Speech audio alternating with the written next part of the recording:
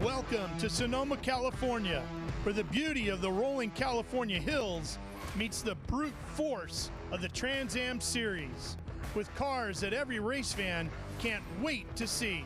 You keep coming back to the cars. I have not driven a car that's more fun. On asphalt, these are by far the coolest cars I've ever driven. It's the most exciting race car to drive. If you love driving a race car, you are missing out by not driving a Trans Am car. It's as plain as that.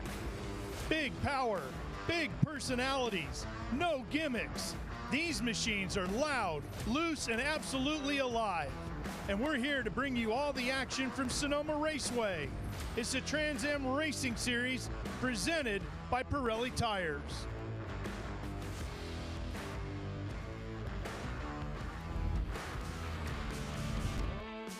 Good afternoon, everybody, and welcome to the Speed Tour here at Sonoma Raceway in Northern California as we get set for our Cube 3 Architecture TA2 event live here today on Speed Sport 1. Glad to have you with us.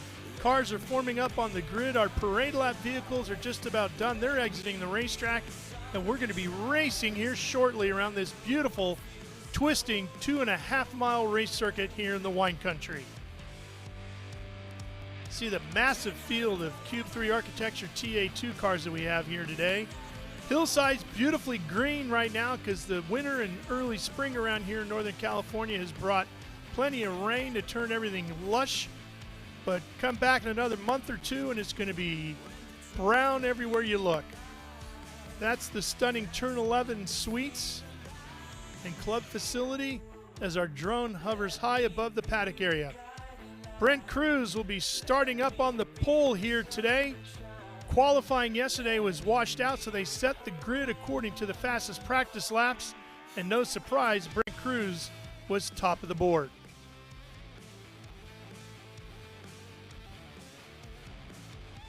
Good to have Brent back with us in the TA2 category.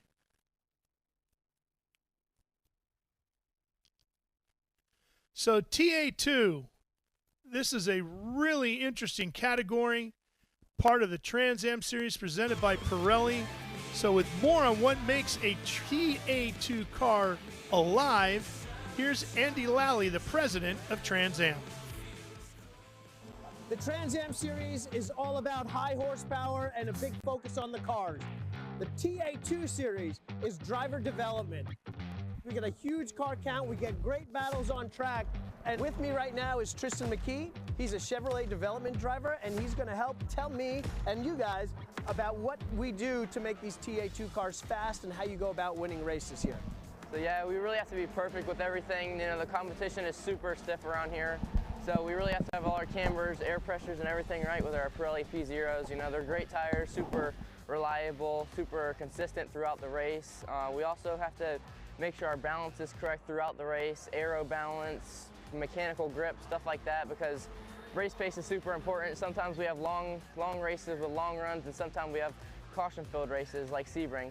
So you're playing with shocks, springs, you're adjusting rear wings, so that, and your thought is, maybe this is going to be a short run race with a lot of yellow, so I've got to be able to fire off really good, or man, maybe this is a race every year that doesn't have a lot of yellow, so I've got to have my rear tires still hooked up at the end of this race so I can come through these guys, right? Yep, exactly. We missed it a little bit at Sebring. You know, we were expecting some long runs, so we had a little bit of a long run setup, and we just missed it because there was a lot of caution. All the snake, and another one around the 61. Our TA2 cars are over 500 horsepower, a little over 2,800 pounds. And so as a development driver and you're coming up through the ranks, being able to just rake, tow, Ackerman, all sorts of things on this. This is the full package. So I imagine you're working with engineers and learning as much as you can from them, right? Yeah, I've learned a lot driving these cars. You know, I come from circle track world, so this is very different from what I'm used to. I'm really enjoying it. So the difference from running the circle track cars to running the road course stuff, what has been your biggest thing that you've been learning with your driving style? I've had to work on myself a lot because usually driver's fine, it's more the car, so I've had to, you know, redo all of my braking techniques because it's all different for this style of racing. So I've learned a lot doing this, and I think it's helped me a lot in the oval world, so I think it's really cool. Awesome. Well, thank you. Good to see you and good luck this week. Thank you. All right, guys, thank you for the instructions about what makes a TA2 car special. Josh Hurley joining me in the booth now. Josh, great to have you with us. What are your thoughts on a TA2 car? Well, I've raced a lot of things on a lot of different road courses here in the U.S., and I can say for sure the TA2 has been my absolute favorite to race. It is really becoming one of the most popular road racing machines in the country, isn't it? It is, and for good reason. The no ABS, the no traction control, they're really challenging to drive. As a driver, you make a lot of difference. And another cool thing, the teams make a lot of difference. They're not homologated parts where you can only change a few things. You could do a lot of development work, and I really enjoy that, working with the crew to make the car better. Their dirty air is not bad in them. You can pass. The racing's hard. They're hot. And it's the only car in a long time where you still get to shift your own gears. It's no more paddle shift. Yeah. You're responsible for it. It's a lot of connection. The other thing that's interesting, too, when you talk to the team owners in the paddock, they all say, man, my phone is ringing off the hook. Every day they're fielding 2, 3, 4 calls about how do I get into a TA2 car. Quickly becoming, if not already, the most popular development series in road racing these days when it comes to running a full-bodied machine. So grid activity, pre-race activity continuing here at Sonoma Raceway. And while that takes place, we'll take care of some business real quick. So stay with us here. We'll be right back with more live on Speed Sport 1 from Sonoma Raceway.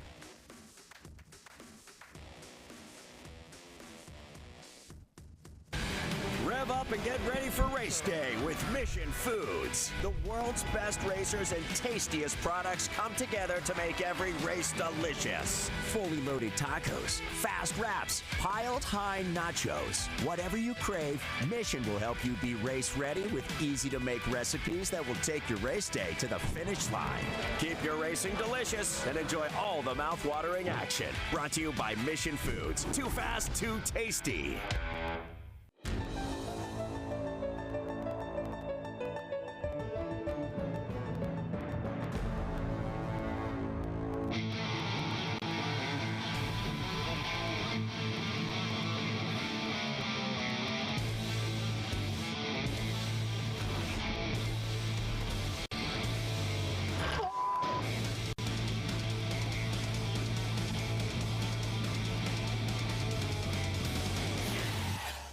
Okay, so pretend this is your race car. It's on the trailer, and you have an accident.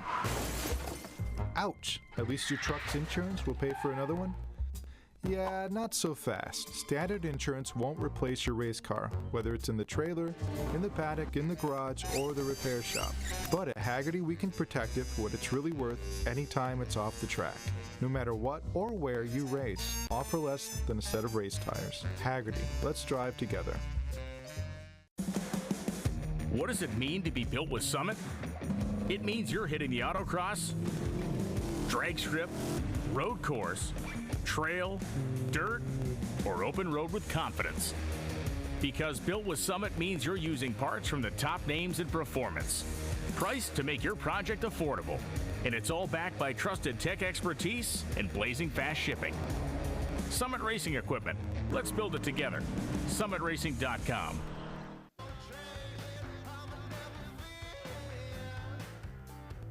We're getting closer to the command to fire up the engines and get this one underway. So you can see the activity down on the grid is very active here today. So let's go ahead and send you down there and introduce the third member of our broadcast crew. Here's Ben Sissel. Well, ladies and gentlemen, we're down here at the Sonoma SpeedTour fan walk for the Cube 3 Architecture TA2 Series. I was kind of talking quietly there because our friend Bill Knox was praying with Brent Cruz, who is up front because we didn't have qualifying because of the rain. He had the fastest practice by about 0.3 of a second. Brent is the 2023 TA2 champion, the 2024 champion starting right next to him, about 0.3 of a second behind. This is going to be a tight race. Do you like Sonoma? I love Sonoma. This is a really historic racetrack, and it's cool that, you know, Toyota is the main sponsor here. So being able to race under the banners of Toyota Racing and have a super fast Toyota Camry by Mobil 1 this weekend is super, super cool, and it's cool to be on the front row. And the Toyota Camrys were absolutely dominant last round at Michelin Raceway Road, Atlanta. Now I think you guys have 5 of them. Are you excited to be back in TA2? Yeah, I'm super excited, and it's my first race with this Camry. I'm so glad we got this in the series. It feels great this weekend. It's super fast all around. I'm just grateful to be here, grateful to be in a TA2 car again. I've missed it. It's been a while. So, yeah, Nick Tucker did an amazing job on this piece, Brian Kozlowski, and everybody that, worked on this thing during the off weeks at the shop, and it's an honor to be able to drive it. Nice. And then we're also going to see him tomorrow in the Pancho Weaver car in TA, the car that he won last year in Road America. So he's doing a Saturday and Sunday races. Brent Cruz, Rafa Matos, like I said, is starting right next to him. Then we have Corey Day in the HendrickCars.com qualifying near the front, which is unbelievable because he's somewhat new to the series. His first race was at Sebring. Thomas Annunziata, who is always fast, running the Chipboys car, the GR Toyota Camry. So that's awesome to have him out here. Tristan McKee in the Gainbridge Chevrolet Development, HendrickCars.com. Franklin Road with Team M1 SLR. Carson Brown also had his first start with us at Sebring here up front. Now, let me explain something. So if you see anybody out here like Noah Harmon's car with the blue banner over their windshield with the Cube 3, that means they're running for the National. This is all the Cube 3 Architecture TA2 Series, but we've got 3 races in here. We've got the Pro-Am, we've got the National, and we also have the Western Championship. So the Western is running yellow, and the Pro-Am is running like a gray. So we see, here's Noah Harmon. Let's talk to Noah here with the Street Side Classics. Noah, have you run here at Sonoma before? No, this is my first time here. It's been really fun so far, though. But as a momentum driver like you coming out of the MX-5 Cup car, you're going to be pretty fast in these TA2 cars with silver hair. Yeah, of course. These silver hair guys bring a great package, so just super excited to start. Our Cube 3 Street Side Classics Camaro's been really fast this week. Yeah, we're looking to move forward. Nice. I love it. I love it. Well, there goes Laura and Maurice there with Silver Hair Racing, supporting Noah Harmon. Sam Corey, look at all this real estate for Sam Corey, guys. He's very fast, finished 4th at Road Atlanta, running Stilo here on the hood. Are you excited to be at Sonoma? I am. This is an awesome place, and there's a lot of history here, so excited to get things going. Nice, yeah. Trans Am, when I was growing up, lots of championships were decided here back in the Sears Point days, and we've had some unbelievable races here, so have fun out there, Sam. Thanks for coming out. So we've got Barry Bose over here running Pro-Am and Western. Barry was our Pro-Am champion last year in 2024. Speaking of 2024, our first Western, check this out, the yellow. Michael LaPaglia, come by your car here. Always the beautiful Ford Mustang, Papini's Garage. This car looks a lot like your championship-winning car, but it's a brand-new Howe chassis. Yeah, it is. You give us so much praise for having the good-looking car. We brought the livery back, brand new 2025 Howe chassis, and couldn't be more excited to have it. Last year's car was great, and this year's car is even better. So hope we'll get some good laps out there today and show everybody, what the West Coast Howe car can do. I love it. Well, Michael LaPaglia, actually, I think is Barry running Western and Pro-Am this weekend? I think so. Technically, you're not the front Western starter, right? Unless he's under the banner of just Pro-Am. I don't know, but definitely the goal is to get around him early. So, yeah, whether he's in our class or not, he's in front of me. So that's what we're doing. Now, last year we were here, and I think race 1 you had some bad luck and a little bit of a mechanical. And we know in TA2, you can't have any like DNFs. It's so close in the championship. So everything feels tight. Papini's Garage has prepared you a nice monster here. Oh, absolutely.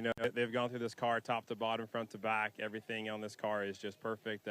Robert, Richard, and Alan, the boys at Papini's Garage, worked super hard on this thing and couldn't do it without them. So we're looking forward to 75 minutes. No mechanicals like last year, and hopefully get a good, clean finish. Nice. Good luck, Michael. So we're talking to some champions out here. It's so much fun to be here. Julian DaCosta, always super fast in the all-black kind of Intimidator car. Julian, have you been at Sonoma before? I have not, so new experience. It's a really fun track. I'm pretty excited. I think it'll be good. But I know we talk about this a lot. You coming from like the MX-5 Cup, if you can drive a TA2 car like a momentum car, you're going to have a little bit of an advantage over some of the drivers that drive these things as muscle cars, because this is a really twisty, lots of hills, lots of blind corners. You feel like you're going to do pretty well? I think so, yeah. I think it'll all come together today. It's going to be hard. We're starting a little further back than we wanted to, but I think we can do it. I have a lot of trust in the team that they know what they're doing, and I think they feel the same to me. This track's really fun, so I'm really excited. I think it'll be good. Julian DaCosta out here, unbelievable. Jared Odrick running in the Pro-Am in the 100, putting on his CoolBox shirt. Jared, tell us, what's your approach here? Green flag drops here at Sonoma. Keep it clean. I mean, keep it clean. I mean, we're all excited to get out here since quali was canceled. Everybody has something to prove, but let's prove that after the first lap and race hard. So I'm going to try to make it through the first lap pretty clean and then race hard from there. And a little thing, the drivers, like Jared was just saying, keep it clean. That's going to be such a key because a lot of times we might have 4 to 6 weeks between races. We have, about 4 to 6 days between races because next weekend we're at Mission Foods Laguna Seca Speed Tour. Let's talk to Nick Middleton here with Cube 3 Architecture as he's talking to Misty. We're going back-to-back here, Nick Middleton, and you came back-to-back with us last year in the Western for Sonoma Laguna. We brought out the big show. How you feeling?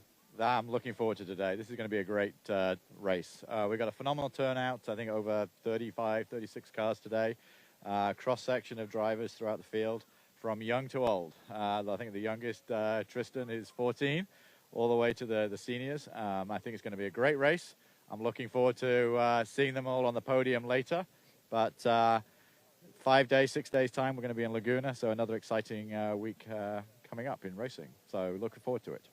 Now, pressure's on. I hope you put on a good race here because your wife's here watching us. Yes, my wife is. She's only come to a few races, so we're looking forward to an exciting race. I'm not sure where we're going to watch it from yet, so I think we're going to go up and probably turn number 4 and watch it from there. Nice, nice. Well, you can go to the Cube 3 sections and watch as well. So thank you so much, Nick Middleton with Cube 3 Architecture.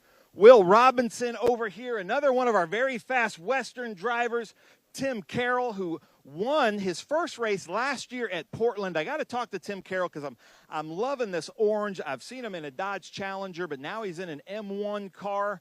And how you feeling about this season? I think you finished 4th last year in Western. You hoping to move up through it this season? Yeah, we'd love to be on the podium for the championship, but then today is just to get to the end. But it's been a great year so far. We had some trouble at Buttonwillow, but I think for just today's goals, we're exactly where we want to be to start for today's goals. Nice. I love it. And again, like he said, we've got to be careful because we're just racing again in, I think, 4 to 5 days. Then we see I was talking about the windshield banners. So Keith Prochuk, who's doing really well in the Pro-Am this year, all the way out from Chicago. But this is what the Pro-Am color looks like. And Keith, you've run here before with us a couple of years ago. Do you like Sonoma? Sonoma is probably one of the hardest tracks we come at. So for a driver, yeah, it's hard not to like it. It's very challenging.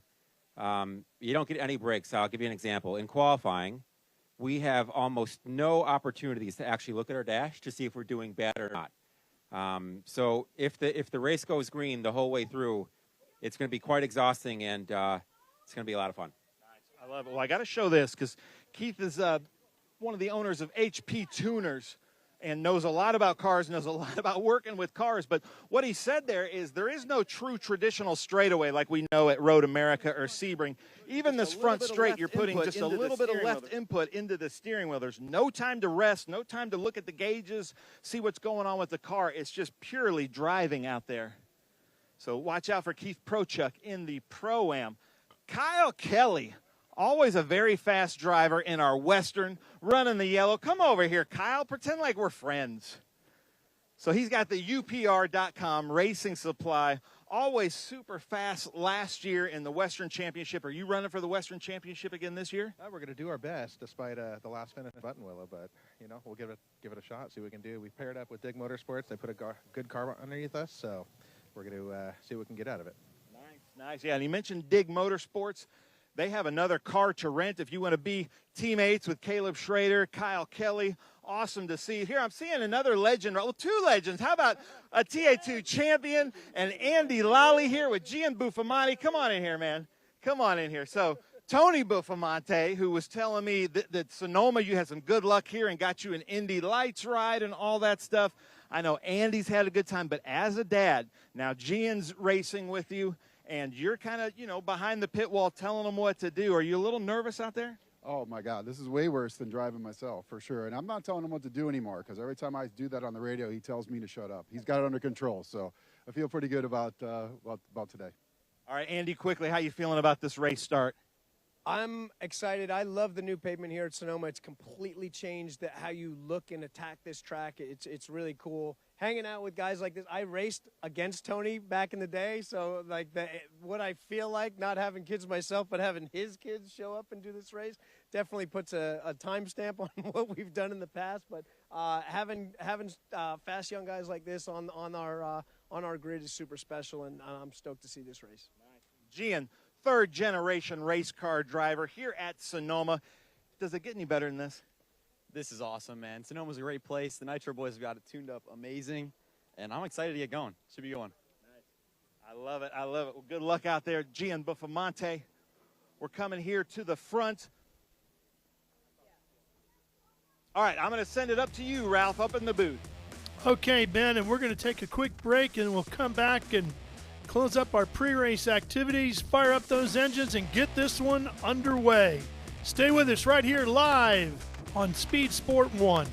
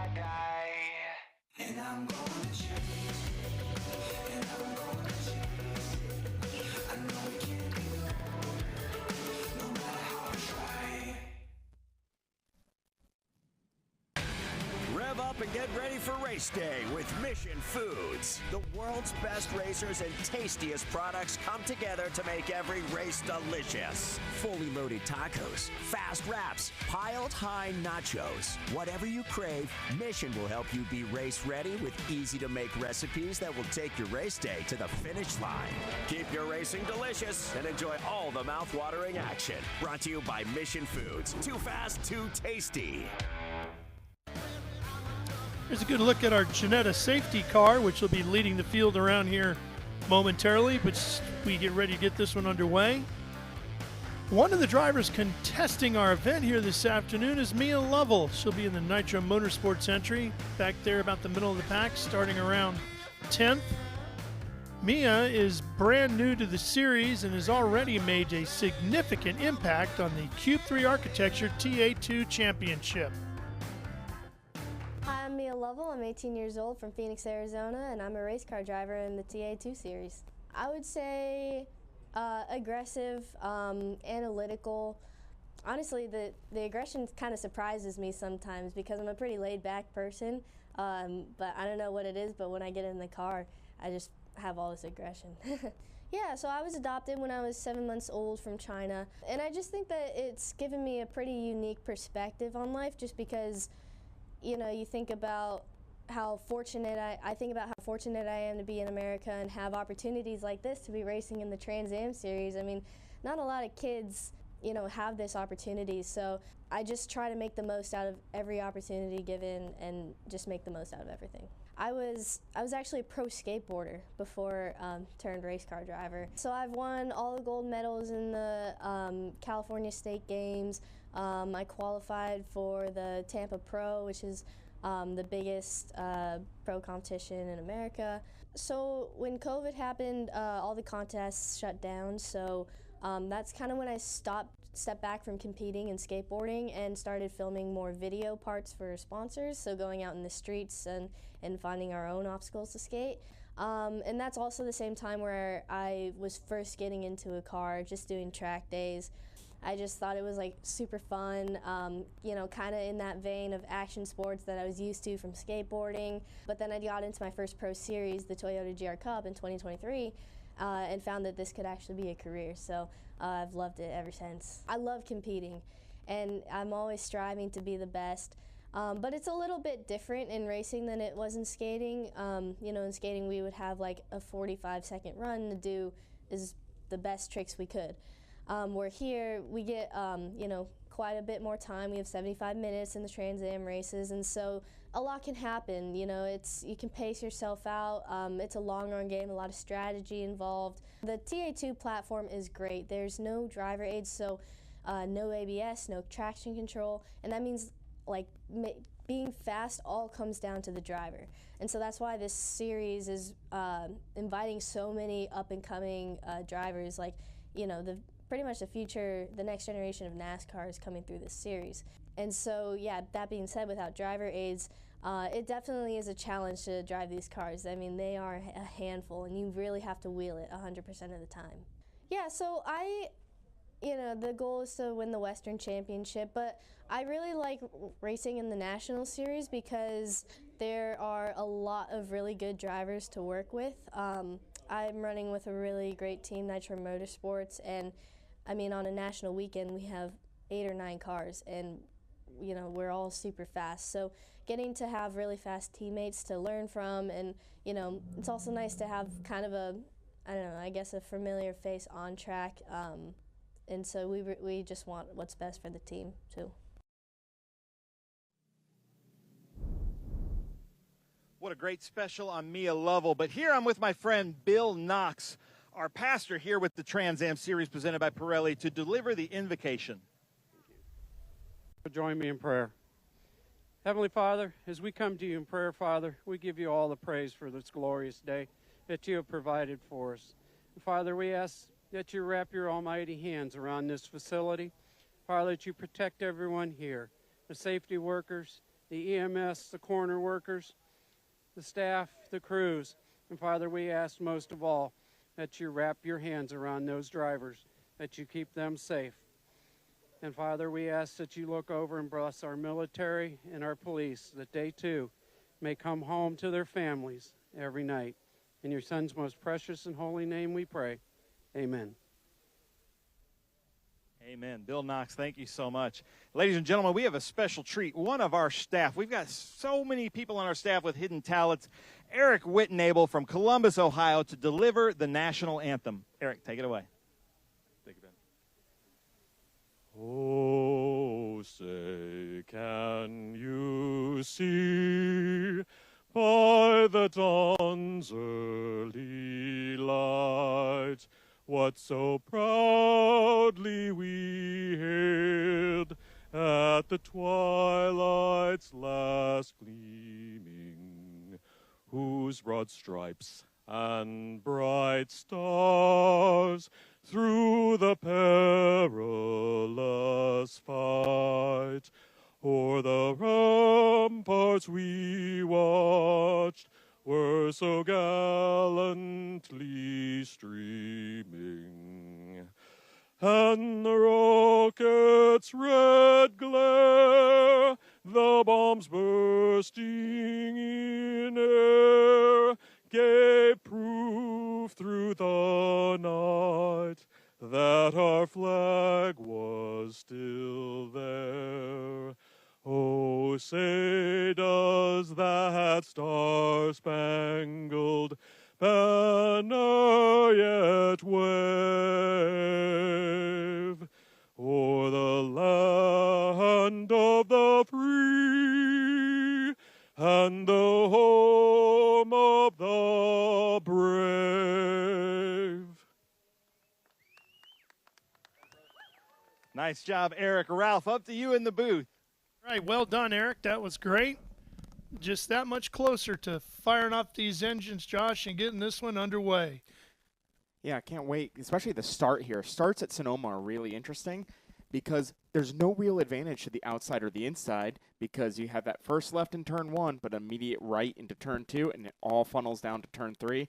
So we're going to see a really exciting start that gets very busy. You may see him 3 wide up in there. It could be a lot of fun. And one of the guys we'll be paying close attention to at the start is Thomas Annunziata, who's been on fire so far this season, winning the first 2 rounds of the 2025 championship.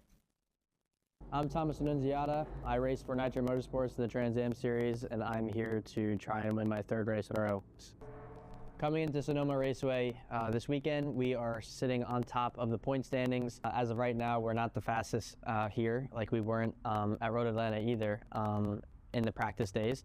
But we're going to continue to work on the race car. I'm going to try to continue to be the only winner this year. But no, I wouldn't say invincible. It's not been easy to win these 2 races, but it happened. So we got to continue that momentum. As of right now, I'm right here right now. I want to win this race. I feel like I don't necessarily have quite the speed at the moment to do that. So we got to find that speed. But until it's the last lap of the race and it's near impossible to win the race unless there's an issue up front, that's what I'll start conserving and saving and trying to get some points on the board, right? But as of right now, until qualifying ends, I'm going to continue to work on the race car and see if we could get to the top spot. If I had to describe myself, I'd say controlled, aggressive, and kamikaze. Yeah, I feel like I've worked really hard on my racecraft over the last couple of years, and I feel like my limit's higher than some drivers, or most drivers, so I'm able, if I back down my aggression just a little bit, it's still higher than what most can do. So that's when I'm able to think a little bit more, have more capacity to think about things smarter, and that's when I'm able to be a killer on the racetrack and attack when I need to. Well, if you really think about it, you sign up to do this for a living to be the one chased, so I have to get used to being chased, right? It's never, the best feeling, but it also feels good too because you're the only guy they're chasing. So I plan on doing that for the rest of my career. But yeah, there's some pressures. There's pressures with chasing too, right? When you're chasing someone else, you can't afford to make those mistakes. You have to be perfect to catch the guy in front of you. But for us, we're going to focus on minimizing those mistakes and taking home the points that we need to, and in the meantime, try to keep the streak alive of winning races. Nick Tucker gave me a ride to race for Nitro Motorsports this year again. The goal is to win the championship, and so far we have won the first 2 races, so good start. Yeah, it's that number 10 car is a house car, so I'm going to be racing that car all year. That car is for all the Toyota development drivers to be jumping in. So Gonzalez, very talented race car driver, he was in that car for the first 2 races, and I feel like I deserve a chance from a manufacturer too, so I felt like I needed to beat him, and we did. We beat him the first 2 races, and I plan on beating Brent Cruz too. Really good friends with him, but obviously he wants to beat me as bad as I want to beat him. And I feel like I work harder, so we'll see what happens. I started racing cars and go-karts later than Tyler or Brent, and I had to work harder to get my name. I've built my social media platforms to 150,000 followers across all, which is 50 times the amount that they have. Appearance-wise, networking-wise, I've had to do it all the hard way and find my own sponsors. And I've now built my own name for myself, and I'm now beating those drivers, so I feel like I deserve a chance. Overall, I've worked harder, and I feel like I want it more. Yeah, it's difficult, especially when I was younger too. You're not fully mature, and I'm still not, but you're still hanging out with friends, you're going to school, you're racing. You don't really want to be posting yourself on social media. You're worried about what other people say. You still have to listen to your parents. So yeah, my dad said he was pulling the plug if I didn't work harder, because obviously I'm not going to go get to the top cars and do it the same path. I had to work harder. So he said, if I don't work harder, I'm done. So I had to either sink or swim in that moment. And did I really want this, or did I not? And I did. So I put hours and hours of effort in and grew my channel, had a video that blew up at almost 20 million views, and really built myself a platform to promote brands and companies as well. And I can now tackle companies from all different aspects, and on top of that, I'm fast. So,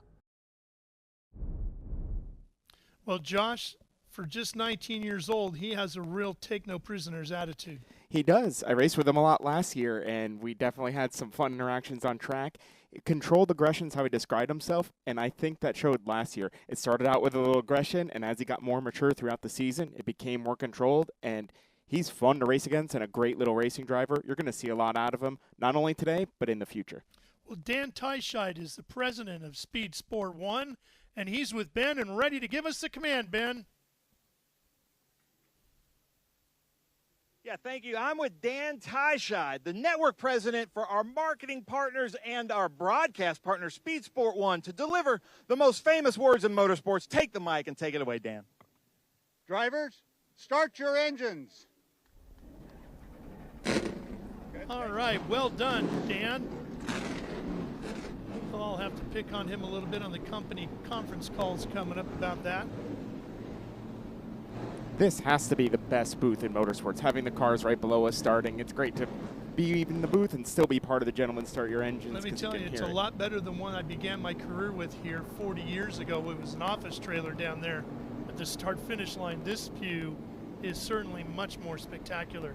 Of course, this grandstand didn't exist back then. This whole tower's still fairly new here.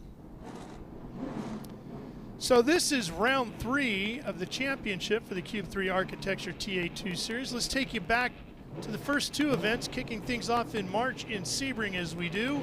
This is how things went there, and again, a huge field of cars to get the year underway.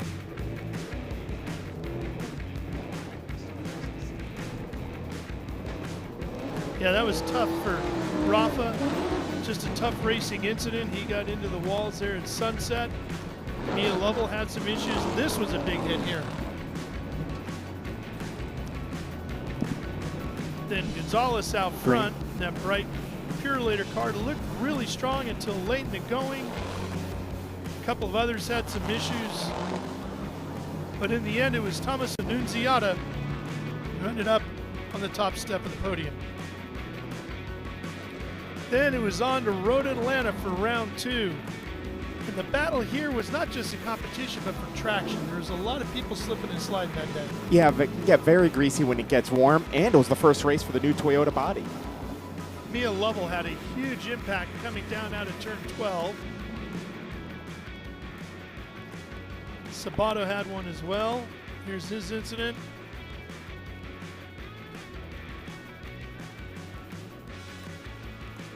Always sad when Sheehan has some damage. Great guy, big stalwart in the series.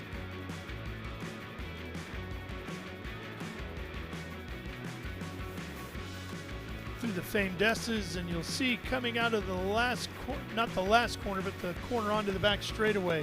Yeah, drivers are having a lot of issues there. That curb is scary in these cars with the Husky Right down here. the S's.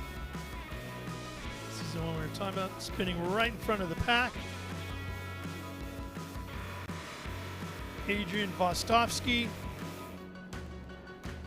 got to be very careful when you see one of your fellow competitors getting all 4 off there, don't you? Oh, that is a heart in your throat moment. Same here where you see the 10 car out. That is bumpy and rough and hard to hang on. Now here's Sonoma Raceway. Let's take you around with our track map and show you some of the elevation and some of the different corners here.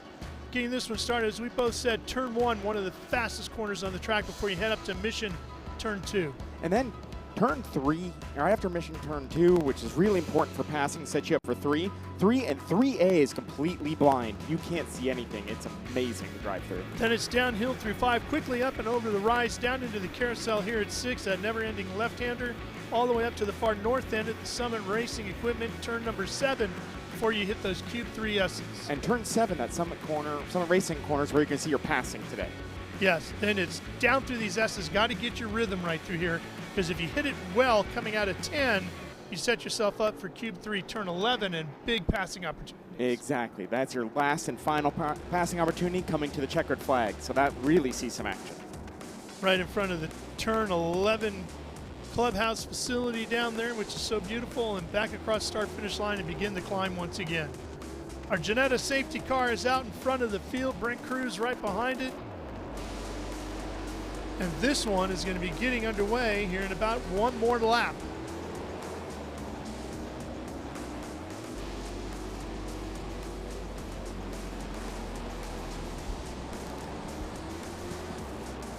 So Brent Cruz in that Mobile one-back machine is going to start on the pole, and looks like you got Rafa Matos right alongside of him, right?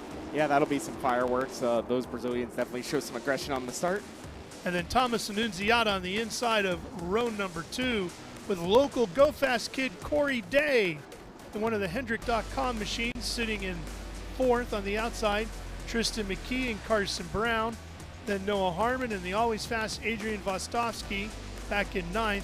Sam Corey and Barry Bowes are going to round out the first 11 positions. And Barry Bowes is your first Pro-Am competitor and Western competitor.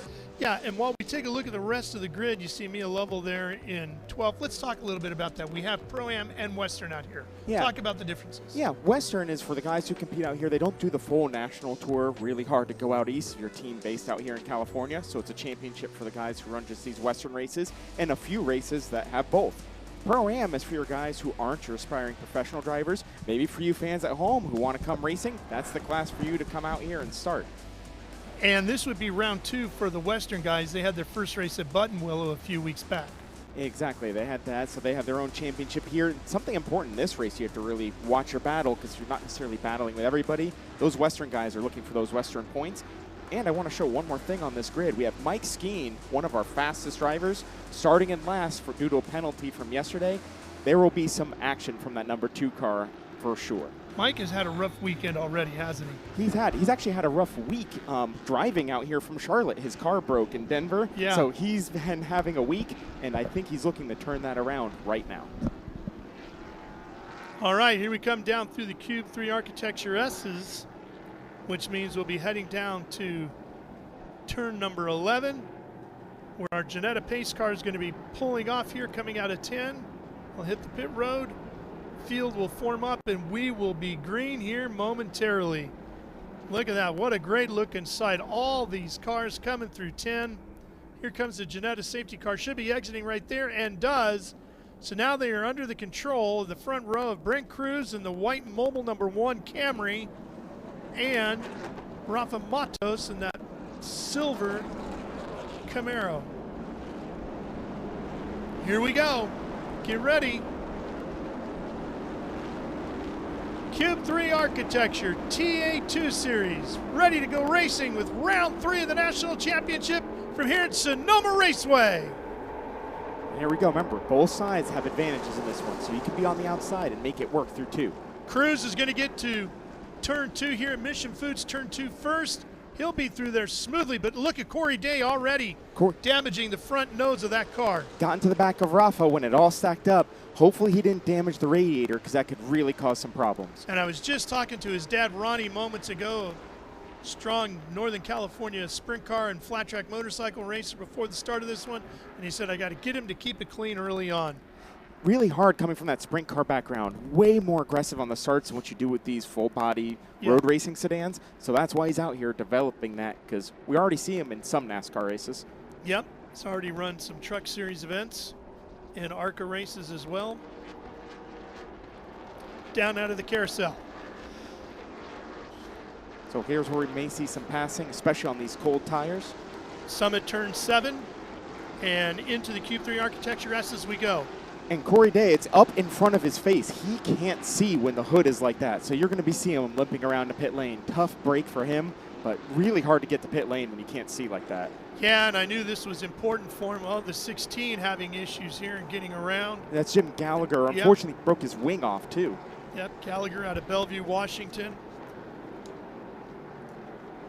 Here's a braking passing opportunity setting up going into Cube 3 Architecture turn number 11. Looks like it didn't really develop into too much. Still side by side coming out of there. And now if you're Brent Cruz and Thomas Annunziata, you're putting your head down, trying to cruise away from everybody else. Well, this is exactly what we wanted to see, right? Cruz and Annunziata going at it. Oh, crash right in front of us in the booth on the front straight into turn 1. Car in the wall. There you go. It's number 28. Oh, what a shame for Barry. Now, having not seen that, any indication as to what you saw might have caused that? Did he? That's an odd spot to have a. I saw the last second of it right in front of us under a start-finish line. 2 cars touched and pitched one of them into the wall. You can see the impact right across from our booth. You can see the mark in the wall. Yes, yes. Huh. I've seen bad crashes here at the apex of one. Bob Wolick had a legendary wreck here in a Porsche 962 once. Here's a look at it. Let's see if we can figure out what happened. Oh, they've already made the contact there. Is that LaPaglia as well? No, that's the Guthrie. That's Mike Skeen. Mike That's Mike Skeen Skeen and the 28. The Guthrie's Garage Chevrolet Camaro, and then the 28, of course, is Bose. No, that's J.C. Minette. That's the other 28. Oh, the other one. Yeah. So J.C. Minette. Yeah. The B-Bar Ranch, Killer Shrimp RTR Chevrolet Camaro out of Woodland Hills, California. And what a tough break for Mike Skeen. He is just not having the week. Not his week. No. But he doesn't have time to drive back to Charlotte because he's got to be at WeatherTech Raceway Laguna Seca in just a couple of days. And it looks like we're going to go full course due to that accident to clean that up. We got to fetch JC's in kind of a tough position. Well, he's turned it around and is driving back down. So once the field goes past and through turn 1, he should be able to scoot across counter course and onto the pit lane and back into the paddock. Now this will help out Corey Day because they will be able to get that hood strapped back down, and as long as the radiator's working. Yeah, he's already at the tail end of the field. You can see the heavy damage to the right side of the 28 of Maynette. And that's the hard part. Like, something about Sonoma, it is one of the best tracks in the world to drive. It is very difficult to race here. It's so hard to pass. You have this straightaway in the front, which isn't even straight, and that's where we saw the interaction. And Mike Skeen's in a hurry coming through the field because these races, while it's an hour, over an hour, it's still a sprint race. You can't rely on pit stops or strategy to get by. No, and it's a very unforgiving racetrack. There's not a lot of runoff room anywhere around this place. No, but I can tell you who is happy about this is Rafa. Now he's going to get another chance at those Toyota boys. Yeah. So got to work, keep those tires clean. These things are really sensitive to that. That's why you see a lot of that scrubbing as the cars are hot. They pick up a lot of garbage rubber off the track, a lot of debris. So you're always going to see a lot of tire scrubbing with these things. Just like the bigger, faster Trans Am Series presented by Pirelli, everybody in our Cube 3 Architecture TA2 category utilizing the Pirelli tires as well. And those tires are amazing. Almost too amazing. You can drive them hard the entire stint. Oh, and I think that's why I saw our yellow. There's one of the tire barriers in the S's is kicked out onto the track part way. There's Skeen's car. Poor Mike. Well, hopefully they'll get a little start getting it prepped for Laguna because he will be in the front there for sure.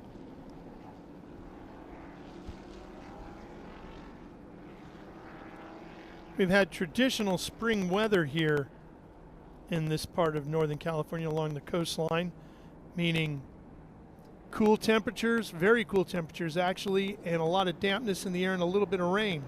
Yeah, I'm not going to lie, I was rooting for some rain today because this track with the new repave is real slippery in the wet, really grippy in the dry. So it was a lot of fun to watch a few of our people brave practice yesterday in the rain. But we'll still have a great show today, especially with this restart packing everybody up. A little more calm since we do single file restarts here, so the field will be in a little order. Also want to give a shout out to Adrian Witowski. He's in a really good spot for them. Looking good, looking to go forward. You see some stuff leaking out of the bottom of the 28. Yeah, that was a big hit, scraping along the wall, but he is in a safe zone. This is the NASCAR section of the course that we bypass. Over in the chute, they call that. So hopefully we should be able to go green fairly soon. Speaking of Adrian Witowski, doing a great job. Really has developed into a great little racing driver. He's already moved up a couple spots too, moving up to 6th and really playing with the big boys now. Pointy end of the stick up here, right? Exactly. Like, remember, he's developing into a pro, and he's up there with all the young kids who have been raised to be pro racing drivers, or Rafa Matos, who comes from IndyCar, and a lot of big guys. You had Corey Day up there, who's won World of Outlaw and high limit races. So the pointy end of this field is tough.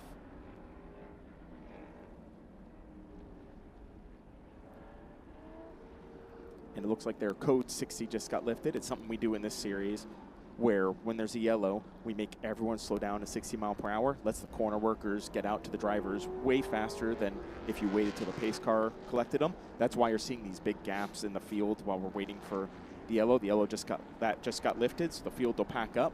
means we're getting fairly close to getting back to the action here. Corey Day is back out on track and hustling to catch up the tail end of the field. And a little more about him. For the people who watch road racing and haven't watched too many sprint cars, I've actually started doing some dirt racing late in my career, and Corey Day was one of the fast local guys out here. Came from micro sprints, went up through that, has won almost everything there is in his young career in sprint cars already, and that's why Hendrick has picked him up. Kyle Larson really spotted him and brought him along there. So you're going to see a lot more from him, even if it's not today, depending on the damage. Oh, yeah. No. And Corey comes from a very significant racing family here in Northern California. His dad, Ronnie, been a good friend for many, many years. Ronnie was a 410 sprint car racer himself and a flat track motorcycle racer. In fact, I was asking Ronnie earlier today, I said, where did you get wins around here? He said, over the hill in Petaluma and over the other hill in Calistoga. Calistoga here is coming back, Coming too. back in September, yep. They're going to have the Louis Vermeil Classic once again over there. The Hunt family, Tommy and Tony and Jeannie, doing a tremendous job in keeping that amazing facility open once again. And since we're talking about dirt, that actually brings me to our leader, Brent Cruz. He's one of the few out here also with dirt experience. Something that really showed, he did a few TA2 races with us last year. It really showed. One of the races we did at St. Louis, Brent, myself, and Ben Mayer, all dirt experience, were the only ones moving around the track, finding the grip. So if the grip starts changing on this track, you'll see Brent to be one of the first guys to start moving the lines around. And that is possible here. That black shiny stuff you see on the track can sometimes get slippy, especially if it gets warm and we have a long green flag run. You may see Brent moving his line to minimize contact with it as much as he can. And he'll be the first guy out there you see doing that due to that dirt experience, him and Corey. Yeah, well, that's the thing about dirt track racing, right? Each lap is different than the one before. The track is never the same. Yeah, I wish I did it when I was younger. I didn't do it till after I'd already been racing sports cars for most of my life, but it's incredible. And that's what's fun about this series, too. You have guys who've done a little bit of everything, from sports cars, stock cars, dirt racing, and everything in between. And with me a level from skateboarding. Who knew? Yeah. So it looks like they have skiing coming in, so we've got to be getting close. And, you know, it's one of the interesting things in talking with Mia about that big wreck she had at Road Atlanta and how she mentally got herself back into the race car and said, I've got to go do this, and was back in the car, you know, the next day. Mia said one of the things that she learned from skateboarding was, you know, you're up on the wall of a pool or whatever, you have a big wreck, you're doing a big crash, you're doing one of the tricks or what have you, you've got to get back up, get right back on the board because the clock is still ticking in the competition. Oh, that's a good point. Yeah, I'm used to us where we get to collect our thoughts. Or right. Unless it's Formula One and the old T-car days where you could run back to the car. The next one, yeah. So that really helped her get mentally focused to get back in the car and get going. So our Janetta safety car is making its way out of turn 10. You see Corey Day has tagged the back end of the field. You can see the elevation going down through those Cube 3 Architecture S's. Well, our pace car, safety car, is staying out one more lap here, Josh. Yep, that one more lap. Hopefully that's only one. But talking about those S's, this is one of the few series that are a pro series where you get to run the full S's. IndyCar and others use the chicane, and they are fast and scary. It is a ton of fun to slide one of these TA2 cars through there. And maybe the scariest corner is turn 10, because you carry all that speedway down to 10, and then 10 really tightens up on exit. Yeah, first you stare at a concrete wall on your way in, then you slide through it at over 100 miles an hour, using all the road, and slide right out to the wall again. Then drive into another concrete canyon at 150 miles an hour, hit the brakes at the last second, and try not to hit the wall at the end of that one. That's part of what makes this track so much fun to drive. The driver really plays a big role in making lap time here. Boris said Jr. is on pit road, so it's been a tough day for the HendrickCars.com entries, both of them having visited pit lane here now early in the goings with this one. And I just got that we're going green next time by, so we should see these lights coming out very soon. Here's why you see these guys amping up their weaving. They all just got the message, so they're getting those tires nice and clean. Get that surface clean so you can have a good start, especially because turn 2, coming over that crest, is very traction limited. It's very hard to put this 500 horsepower down. So you need those tires nice and clean and warm. So they're working that really hard right now.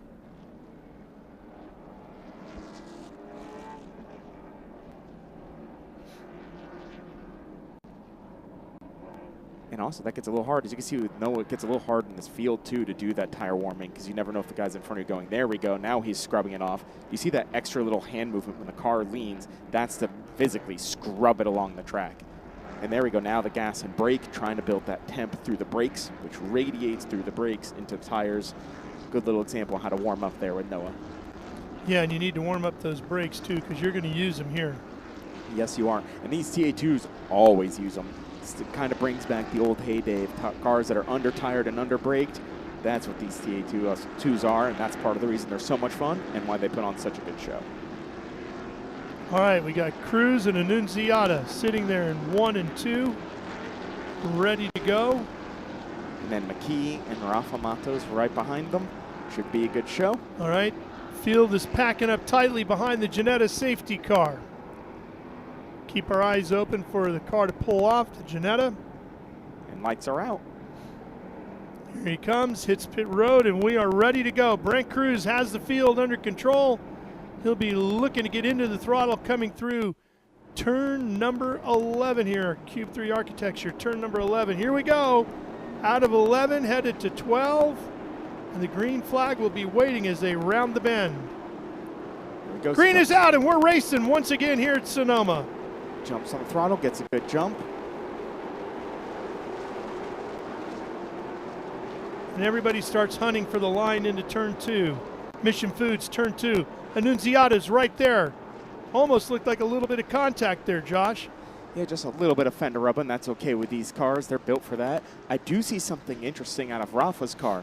It's picking the nose up an awful lot, so I think he's set up for a long run. That softer end takes care of the rear tires, but means it'll take a little bit to come in. Side by side behind Rafa with Brown and Vostovsky.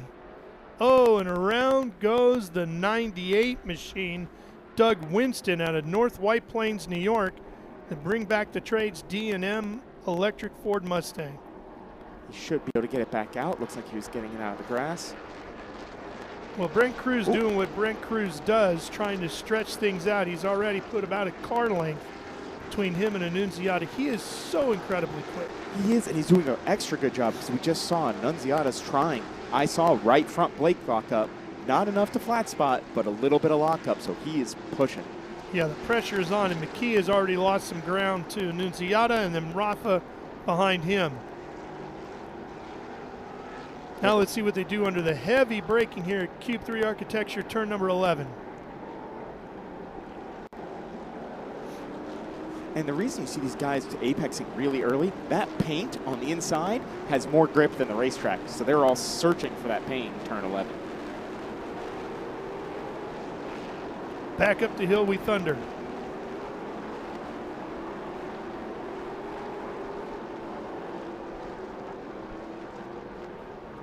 And this becomes the part that's hard. Just start getting in your rhythm, putting in those laps. You can see Tristan's reeling them in a little bit. I think we're going to see those two cars be better in different sectors. Yeah. And looking a little bit further back behind, there's Day's car. You can see the hood all taped up on that machine.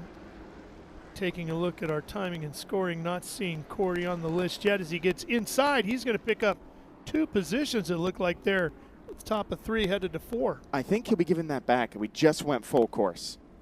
So I think that might be a timing. Just went full course yellow. What a shame.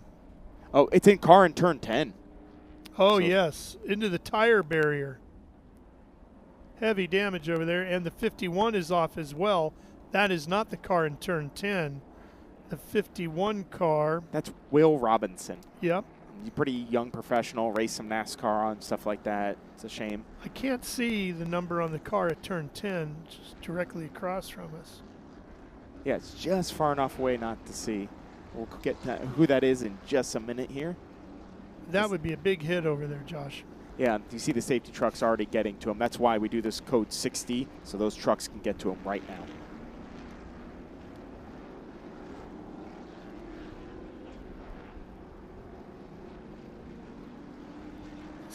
tire barrier pushed back in over there. Yeah, the good thing is these are very safe cars. I actually, Barry Bowes had a hit like that here last year in the Western Championship and was absolutely fine. So we still quite can't see who it is with the safety truck there, but they're attending to him.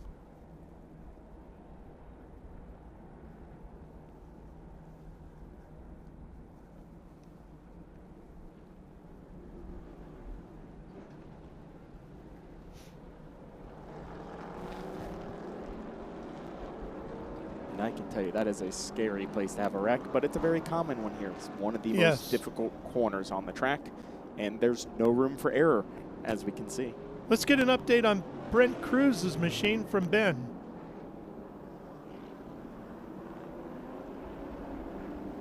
Yeah, hey, I'm here with Brian Kozlowski. His driver, Brent Cruz, currently in the lead. What's he saying on the radio, Brian? Car's just a little free. Has been all weekend. Not quite to his liking yet, but obviously we're pretty fast. This car's been pretty good for both Tyler Gonzalez and Brent to drive. So got a good piece. Just need to work on it just a little bit more yet. So does he have a certain style of setup that he likes? Yeah, he's a little different. Every driver's going to be a little different, right? But Brent has a very good feel for the car. Obviously, he's won championships, won races, so nobody can say anything different. But you know, he just has a little different feel. So working with different drivers, sometimes we just have to change up on the fly. Now, as your drivers are going up to Mission Foods Turn 2, they're seeing some dark clouds. Down here, I'm seeing a lot of wet tires. What's the broadcast? What's the forecast here? Well, I think everybody can see there's a lot of green around, so we're just well prepared. That's all we're really at right now. We're hoping it doesn't rain. Nobody wants to see the rain right now, especially since we haven't practiced in the rain. But you got to be prepared for it. So if push comes to shove, we got enough tires put on, all of them ready to go. And do you guys practice the tire changes? Not as much as I'd like.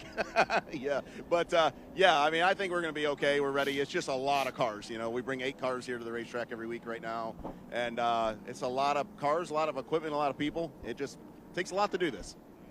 It does. It takes a lot to do this. And Josh Hurley, as you can attest to, the teams aren't used to doing 4 tire changes in one race because it's usually just a 100-mile sprint race. Send it back up to you in the booth. Yeah, they don't get to practice that a lot, but they are pretty good at it. Every couple years we have a race, and inevitably it rains, and the rain comes and goes, and they do a lot of their stops. So they do practice. All right, while they take care of removing this car off the racetrack, we'll take a quick break here on Speed Sport 1. We'll be right back to Sonoma Raceway.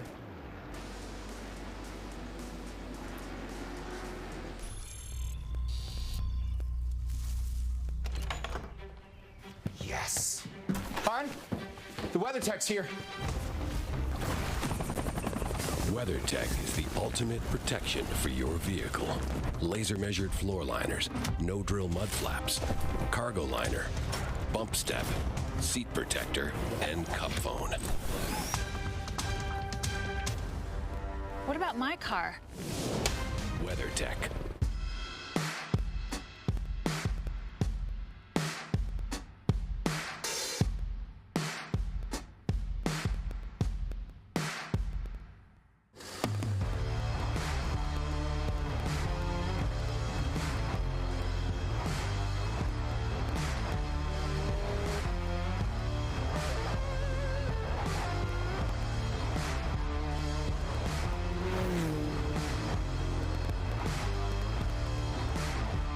Hawk Performance packs 100 years of friction dynamics into every product.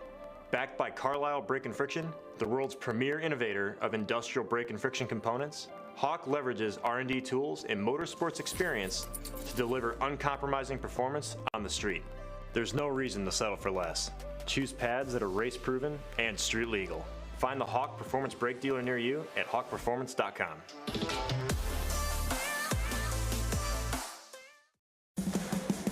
What does it mean to be built with Summit? It means you're hitting the autocross, drag strip, road course, trail, dirt, or open road with confidence. Because built with Summit means you're using parts from the top names in performance. Priced to make your project affordable. And it's all backed by trusted tech expertise and blazing fast shipping. Summit Racing Equipment. Let's build it together. SummitRacing.com.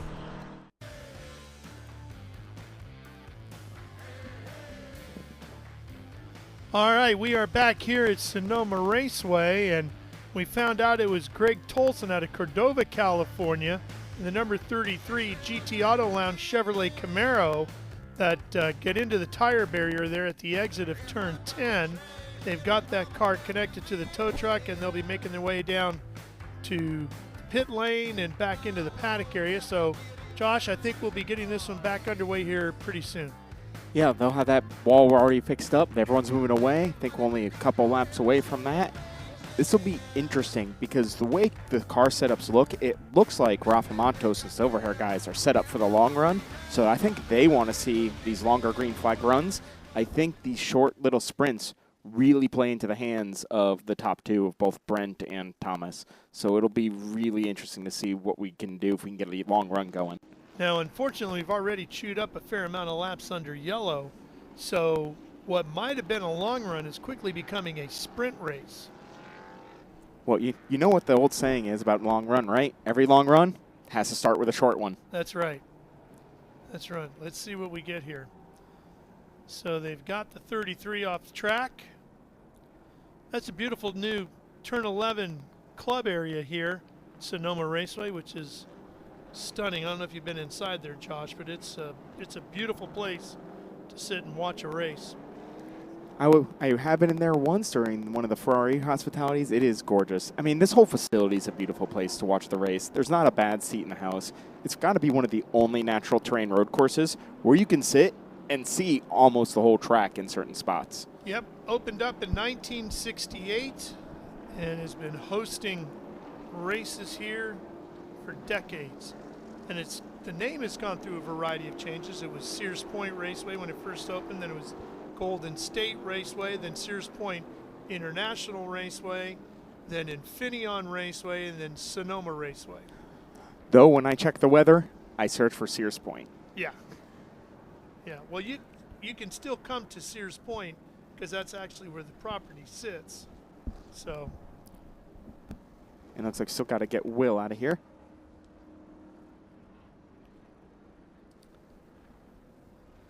So Paul Menard is the reigning Trans Am Series by Pirelli champion, but he's a big fan of the Cube 3 Architecture TA2 Series. You know, you see, we have TA1, then you have TA2, which is, you see a lot of young talent learning, either being a road racer and showing their skills to move to IMSA or NASCAR, or, development drivers, Brent Cruz, for example, Connor Zilic, who's amazing, and Thomas Annunziata, a lot of young guys that have the talent to move up, and it's where they get their feet wet. I like to see TA1 kind of become the next step for them to, feel more powerful cars and a little edgier cars. The TA2 cars, you can slide around a lot. The TA1 cars are much less forgiving, more on edge. So I can see TA1 kind of becoming what TA2 is now, as far as the young guys getting big car experience.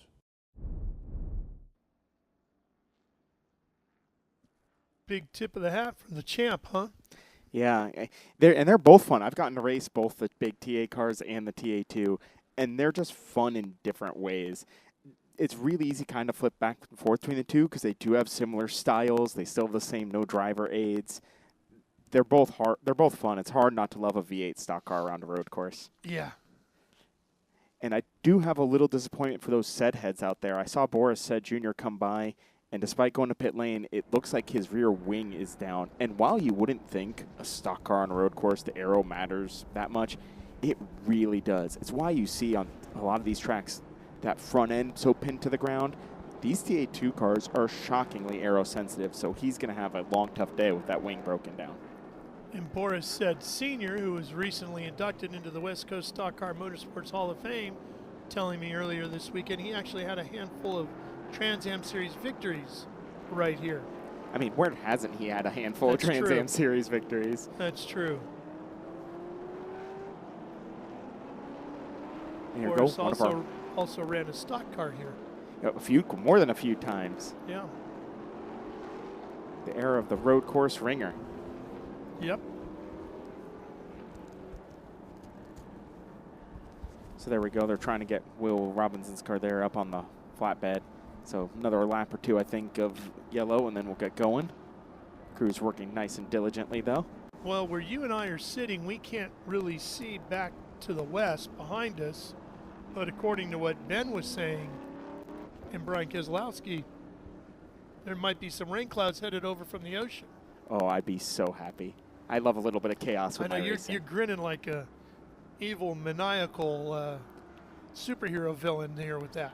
I will say, if it rains, I'll be even more jealous I'm not in the car today, because it's so much fun to drive these things in the wet. They're slippery, no ABS, no TC, you're sideways, you're having to manage everything. They're so much fun when there's no grip. So apparently the 99 car, just getting word, Cole Moore out of Orangevale, California in the Sacramento area, that Moore Motorsports JME Environmental Ford Mustang, has to do a drive-through penalty. He was caught speeding in pit lane. Now he can do that as the field is coming to green. Yeah, it's just really tough because you're only coming to pit lane in Trans Am if you're having a bad day, and that's just taking your bad day and making it a little bit worse. But yeah. Hopefully you get through that, you hope for yellow, and then you get to go back to battle again.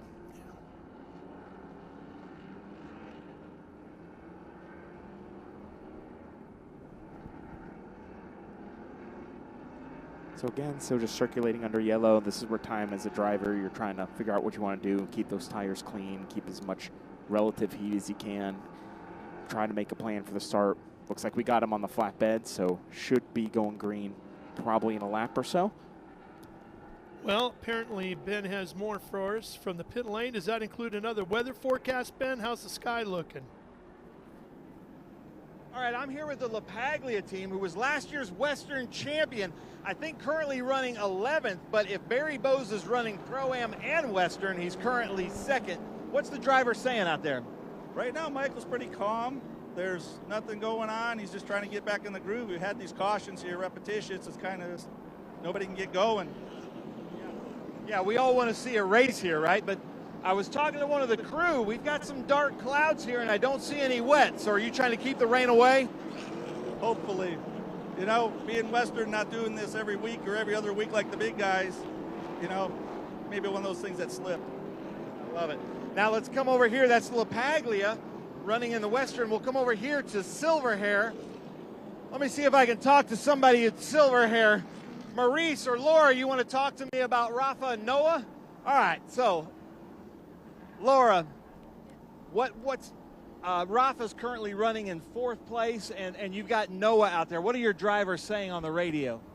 They're saying that the cars are going to come in. They're strong. They're looking good. Of course, we're prepared. If rain happens to come, we're going to pray it doesn't. Got to thank all of our sponsors that are there with us. Concord American Flagpole, Street Side Classics, Q3, of course. So we're just going to hope for the best. Nice, I love it. We're going to hope for the best is what she says. I hope she's right. We're going to go green here. So, gentlemen, back up to you. Yeah, and Ben, as I look to the north here, I can see it does look a little darker up that way, Josh, than more to the east over here in front of us. Oh, it does, but that'll motivate these guys to keep it on track because, remember, this is both a timed or a lap race. So if we get going green, this will be a little bit shorter than that hour and 15 minutes. We can just be that 100 miles. I think we might still be able to get that when we go back green. So again, lots of tire warming. You see that urgency stepping up because we know we're going to go green. So you're trying to get everything cleaned up, everything ready to go do battle. What is interesting, too, these tires tend to change a little bit when you get them warm and cold. Not just slower, but the balance of the car tends to change a little bit because they don't always heat and cool evenly. So when you drive off into turn 1 and 2, you don't know if that car is going to push or be a little bit free for those first few laps. Though it did sound like, talking to Nitro, that Brent knows he's going to be a little bit free, which can get a little difficult and hurt those rear tires around here. So it'll be neat to see how this race evolves with their setups. Looks like our genetic safety car is going to be pulling off, and we'll be ready to go back at it. Brent Cruz, just like he had did in the first 2 races of the season, the Trans Am Series presented by Pirelli, has dominated at the front of the field now. He didn't win either one of those races. He ended up having mechanical issues, We'll see if he can nurse it home to the victory here today in this TA2 race. Here we go, back to green, racing into turn number 1. Oh, and McKee is way closer on this start. He had a great start. McKee in the yellow and white and black entry, sitting in 3rd. And it looked like Rafa has company back there in 4th. He does, in fact, he lost the spot. He did. That looks like Carson Brown getting through. Always tough to pass the reigning champ. Yeah, Brown gets through. Vostovsky right behind Matos in that white with the red stripes. And the field heads into turn number 4. And remember, we have to give a lap or two to see how these balances change. What you see these first laps or so can be a lot different. These cars sometimes take up a lap or two to heat up, especially if you're setting up for that long run. Mia Lovell doing a nice job. She's worked her way up to 8th. She started this race, I believe, back in 11th. Yeah, and again, any pass here is hard to make. So if you've moved up 2 or 3 spots already, you're having a really good day. She earned that Hard Charger award at Road Atlanta. Trying to get herself another one here today. But you can really work the curbing here, can't you? You can, especially in these TA2 cars. They have a lot of travel. You're not allowed to run any bump stops. For those who don't know, bump stop actually keeps the suspension from traveling too far up. This series, they're banned, so those wheels can come way up and absorb really big bumps. You know, Josh, I'm sure you lived through this. Our top 2, Brent Cruz and Thomas Annunziata, are good buddies. They're also fierce competitors and rivals. Do you have anybody like that during your career? I've had quite a few. My biggest one has to be probably in go-karts. It was a kid named Stuart and Marcel. We were both driving for 2 factory teams. The best race ever been was me and him. We were hitting each other all over the track. We came in, and our 2 crews were fighting. We walk up to each other and said, that was some of the most fun we ever had. Yeah. Why are you guys fighting? So it's pretty funny how the rivalry plays out differently between the crews and the drivers. What does make it worse for these 2 or harder is being on the same team and having the same equipment. That really hurts if the other guy beats you versus, no, he's a different car, better setup that day, something. So here it's just you and the same equipment. You really want to beat them. Well, these 2 probably know each other's tendencies very well also, so you're going to be looking to force that guy to make that mistake in a particular way. Exactly. And you do have one interesting wiggle on it here in that Brent isn't running the full season because he's doing some ARCA and some other stuff. Where Thomas, this is his championship. So he might be a little less aggressive, though he's young. You've heard him. He says he's controlled aggression and kamikaze. So emphasis on that might. I still think he's going to want to go get that W. Well, and it's also one of those things, to be the man, you got to beat the man. And he knows he's got to beat Brent Cruz to really prove he's the guy this year. Exactly. And I mean, we all saw on that talk, we saw that Joe Gibbs racing sweater that Brent was wearing. So there's no clue where he's going. There's obviously a clue where he's going. And Thomas, I'm sure, wants to go there as well. Right now, Brent can go just about anywhere he wants. He's got a lot of folks looking at him. And this one is getting hot with about 25 laps to go. Cruz and Annunziata still separated by less than half a second, continuing to battle for the win here. We're also heating up. Look at our timing. Right now, it's highlighted with that Bose and LaPaglia. They're next to each other, and they're running for the Western. So the Western battle, they're right next to each other on track for the lead in that Western class. And we have the Pro-Am category as well. Exactly. They're a little farther separate with Bose. That's that blue, that Bose and Audric. Audric has to get through those 2 other drivers, which is a big challenge, separating yourself with mixed. There goes Corey Day, gaining a position.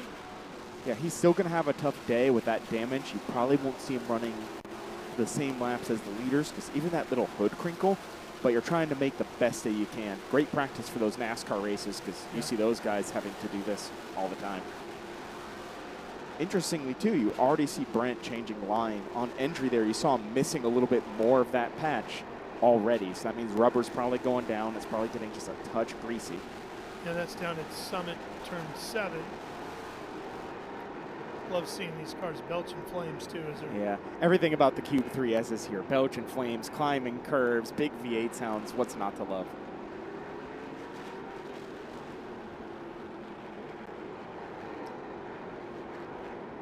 Along the eastern edge of the racetrack here. And on board with Noah as we come into Q3 turn 11, hairpin.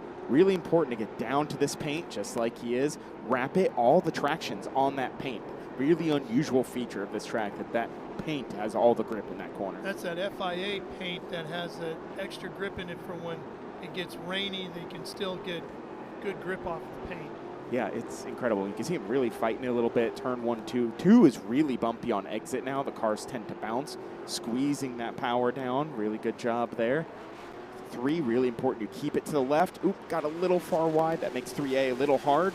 That's why he had to brake a little bit. And it looked like Kostovsky was off driver's right at the top of the exit of 3A. Yeah, really easy to do there because it's so blind. This part's also blind. You have to really be light and smooth on the brake, put that splitter on the ground, try to roll all that speed. You let it come up a little bit. Now he's going to aim back for that hole, try to squeeze the power down right as the pavement changes. Chase it out to the edge. Here's the only spot you get to take a breath before braking into our Summit Racing Turn 7.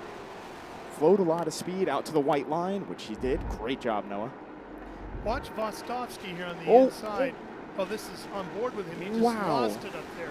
Big tank slapper. But look, he comes all the way around. He's stuck to the inside, and right there, he's in a blind spot as the rest of the cars are cresting the hill at 3A. That is a scary spot. He's lucky he ended up driver's right. If he was in driver's left, that would have been a lot uglier. Oh, we see Brent starting to wiggle coming out of 11. So he said it was free. If the car starts free, they usually don't get better. Yeah, they only get freer. Especially with the fuel tanks in these. The fuel tanks way out the back.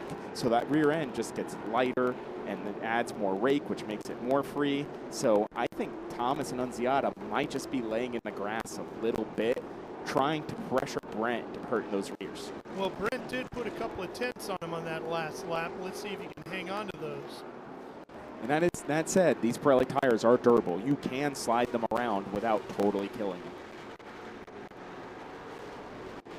Here they come over the hill at 5 and into the carousel. And then McKee right there with Matos behind him. We got Corey right behind him, Brown. too. And Corey behind Matos. Yeah.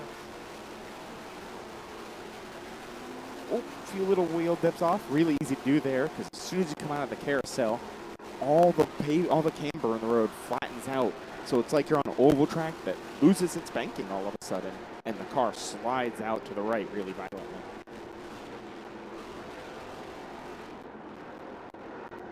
Got a good view there of LaPaglia, one of our Western stalwarts, as well as DaCosta trying to come through. And there's Barry Bowes, your Western and Pro-Am leader right now. And it's amazing what he puts into this. I can't think of a harder working amateur driver than Barry Bowes. He races Western, Nash, Pro-Am, and does even club weekends in this TA2. He really puts the work into this craft to become a better driver. It's amazing to see. Bowes is in that 27, the white with the light green and the orange. Chattanooga, Tennessee driver. Piaggio Data SLR M1 Chevrolet Camaro. On timing, I have Annunziata dropping down a lot. Did we have a problem for Thomas Annunziata? Yeah, he's dropping way out of the. I wonder if something went wrong and we didn't see it. I haven't seen our race leader come by either here. Trying to find where Brent Cruz would be.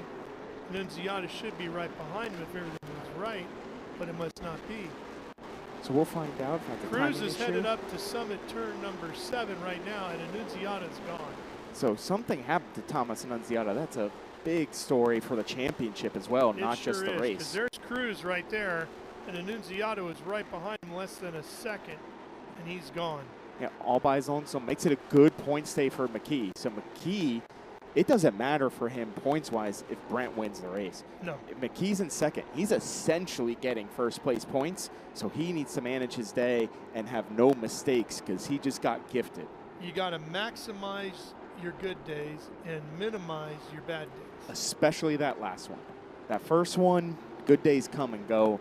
Maximizing those bad days is what really builds a championship. And is that Annunziata in the pit lane? I think so. And that looks like Ben hustling over there to get the story.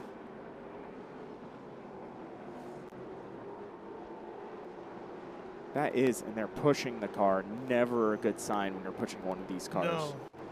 I wonder if it just lost power on him or what went wrong. Driver out of Colts Neck, New Jersey, that Nitro Motorsports Toyota Camry. Speaking of Nitro Motorsports, did you see they just purchased Venturini Racing? I did. They went from not just being the biggest team in Trans Am 2, but they are now the biggest team in ARCA. Big shoes to fill with Venturini, but all really associated with that Toyota. So it just shows Toyota really investing into the series and where these young drivers want to go. The Venturini family, legendary in ARCA competition. Big Bill and then Billy Jr. taking the team over, and of course, good friend and colleague Wendy Venturini on the television side as well. The whole family's been involved in racing for years. So congratulations to both. And here's Woltowski trying to do a recovery drive after that spin. Probably doesn't have much damage. Hopefully didn't flat spot it. But I can't think of a more difficult track to have to do a recovery drive because passing opportunities really come in a premium here. Showing himself in 15th right now. Yeah, and was running what would have been a top 5. He was running Yes. 6th. So really tough for him. He's such a nice guy. Really works on this craft. See, they've got Thomas Annunziata's car up on Jack. Looks like he's still in the car. So this looks like rear end or gearbox to me. Yeah. Both of which are easy to damage, especially here. These gearboxes are amazing, but a few wrong shifts, you damage the dogs or the axles here. Because Sonoma in particular has all these crests, you can get wheel spin, it spins up, and when it lands, it can break the axle. Yeah. So one of our younger drivers maybe not had the experience of managing that, or something could just break. Things also do just happen, so not necessarily his fault, but tough break either way. And Barry Bowes getting under pressure from DaCosta. And it looks like Tom Sheehan has either a puncture or a motor issue right in front of us up turn 2. Looks like right front, maybe? Yeah, right at Mission Foods turn 2. Has something wrong. There he is in the 27. Hopefully not dropping fluid. So we hear rear end for Thomas Annunziata. Blew out the rear end, which... Yeah, that's the 97 of Tom Sheehan at a boat. Oh, and Sheehan's around. Whatever it is over there coming out of 4. Yep. Oh, and another one too. That's the 127. That's John Moore out of Roseville, Sacramento area. So all happening now with. And he's got some damage to the right front there. You can see that hood all crinkled up. And he might be in an impact area, which might bring out a yellow. And it looks like I'm seeing a full course yellow here at the start-finish line. And we got an oil flag out as well.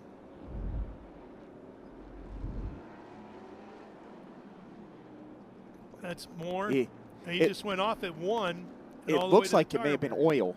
You can see there's a line, a shiny strip. And I wonder if that's from Sheehan. That's my bet that that's from Sheehan. Or it could be rear end stuff from Thomas Annunziata. But sliding off in the oil, which means they'll have to go clean that up. Really tough break. When you hit that oil, there's nothing you can do. It's even, for those of you who've driven in winter, it's even worse than hitting ice. Yeah. And that is not a place you want to have a problem at speed. Yeah, and that's the scariest spot to have it. And you can see that little streak we have going up. Fortunately, the angle that he went in there, he had a little bit of runoff before he got to the tire barrier. Yeah, always nice to see it crinkle like that. Car bends, car crinkles. That's absorbing the energy that's not going into you. So a lot better than just lawn darting it in there. And really tough break. Nothing you can do when you hit that. You just hit that spot at the wrong time, and you were one of the first guys through the oil.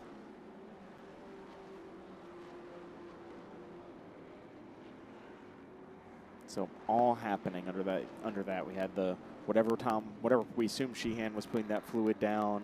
Moore in the wall and Annunziata out with that rear end. Really, really a shame. And there's our dark clouds. Yeah. All right, let's go to Bend to hear from Thomas Annunziata.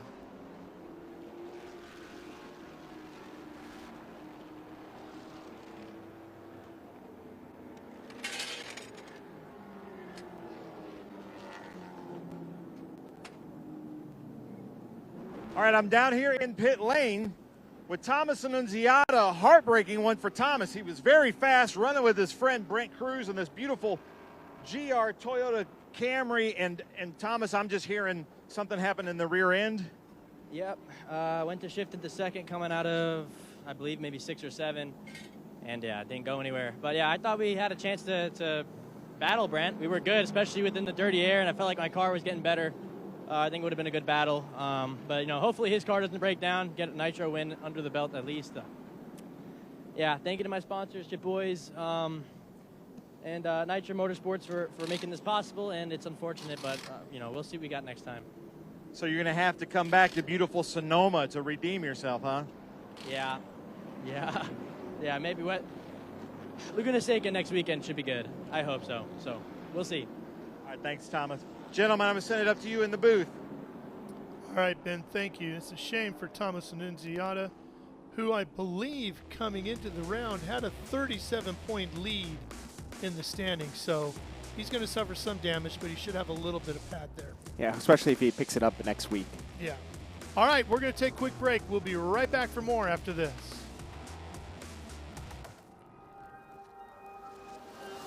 How good is this? Look at this view from Losowski.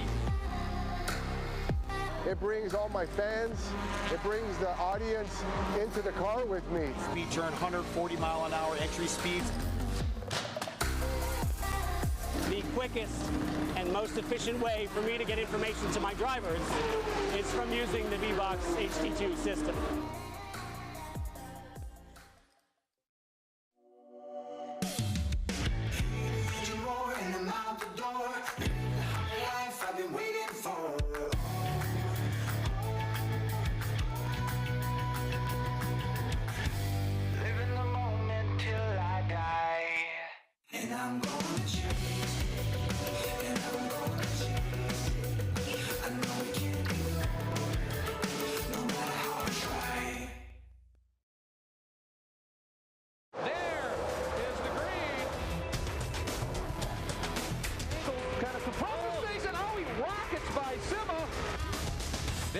Said. One of the ways you overtake here at Sebring is really good in the braking zones, like this one right here.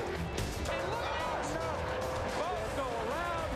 There's the green. We are back and at it. Watch this. Oh, look out, Miller, look out.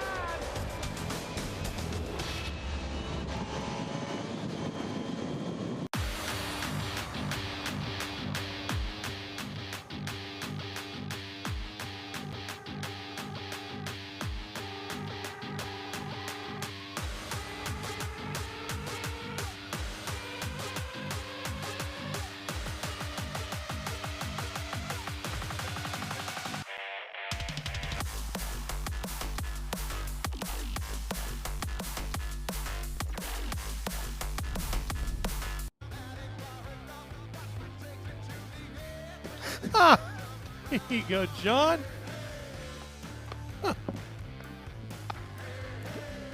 Light that baby up.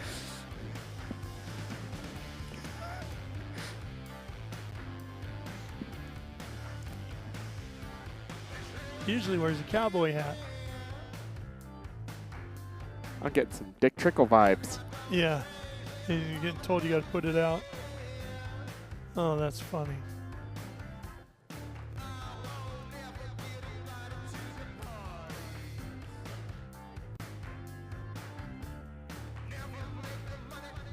Were you here when Wolick hit the wall? No. He came in a 9.62. It was an IMSA weekend. Comes across start finish, flat out goes into one, and had a mechanical failure, and that thing just went straight to the embankment there, and it cartwheeled all the way up underneath that bridge. My favorite here was the Australian guy in the NASCAR who's swearing at it. All right, we are back here at Sonoma Raceway. You're watching live and free on Speed Sport 1. Hope you're enjoying the coverage of our Cube 3 Architecture TA2 category. Here's Sheehan's car that is on pit lane. That we believe, yep, you can see all the kitty litter underneath. The reason for the problems with the oil in the turn 1 area, Josh. Yeah, you see they spent a see lot the of time cleaning that up. Yeah, really unfortunate to have that happen. Who knows what happened, either misshift or motor just let go. Really tough day for Tom Sheehan, and really tough day for Mr. Annunziata, who has joined us up here in the booth. Yeah, unfortunately, Thomas, we get to have you in the booth because we'd rather see you in the race car, but fortunately for us, you always do a great job up here. Tell us about what went wrong. Yeah, it's unfortunate. I felt like I was super fast. There's a lot of dirty air, so even in the dirty air, I felt like I could still catch Brent. It would have been a good race, I think, between us. But yeah, just rear end broke is what it sounds like. So she went to shift to second gear, and it went nowhere. Yeah, no, there's no doubt you had the pace. You were right on him all day, even with all the restarts. Yeah, it is what it is, right? It's racing, so you're gonna have good and bad days, and it's fine. Is the dirty air worse behind the fellow Toyotas? Yeah, that means yes. I don't know, honestly. I haven't been behind too many people this year. Fair enough. But, yeah, it was decently bad. I had to pick a few different lines within the carousel and the S's, but overall it's currently 33rd. Yeah, overall it's fine. So we'll get the next yeah, you see that currently 33rd, but you did have what, a 37-point lead coming into the weekend? I thought it was more, but I could be wrong. It might be 37 now. Yeah. Okay. Well, hopefully there's enough of a buffer there to get you down to Laguna and ready to go at it again. Yeah, that's the plan. Especially, I mean, this year I'm going to be, I'm going to be racing some NASCAR races during some of the Trans Am races. So I'm going to have to start last in one or two more of these races just to get the NASCAR race in and come back here. I'm going to miss qualifying, so I'm going to start last. But you know, I wanted the points gap before doing that stuff, but it's fine. We could try to build another one soon. Speaking of, really good job at Rockingham, especially considering how hot you were. So, seriously, I know it's a new program and a lot to grow, and you were fast, so it was actually really impressive. That place is tough, too. Thank you. Yeah, I don't do oval racing, so it's been a learning curve for sure, but I've done better than I thought I was going to do. And yeah, we were flying. Our co-family racing car was much faster than it usually was, and we were all putting it together. Unfortunately, we had a problem there at the end, but yeah, it's a whole different style of racing. It's pretty wild. What was your biggest surprise going to the Rock? I mean, with the new tarmac, you're on the gas immediately. So as tight as that track is, I mean, the G's just rip you down into the seat. It's absolutely nuts. After a qualifying lap, your legs are shaking easily over 150 beats per minute with the heart rate. But yeah, crazy, wild experience. Yeah. Not gonna lie, I was super jealous. That place looks fun in those cars, especially those Xfinity cars there. Yeah, it's fun, especially when you know, your cooling systems are working. But so taking a look at our MCO Gears total laps led, Brent Cruz has led every lap so far today, 24 of them to be exact. Yeah, I think it's gonna be hard for anyone to beat Brent. You know, our nitro cars are so fast, and you know, we were pushing each other there for a while in the beginning of that race, but we were pulling away from third, fourth, fifth. So I think it's gonna be hard, but it's gonna be cool, right? For Tristan McKee, very young driver, a lot of potential, and he's running second right now, looking for, I believe, his first podium, which would be super cool for him.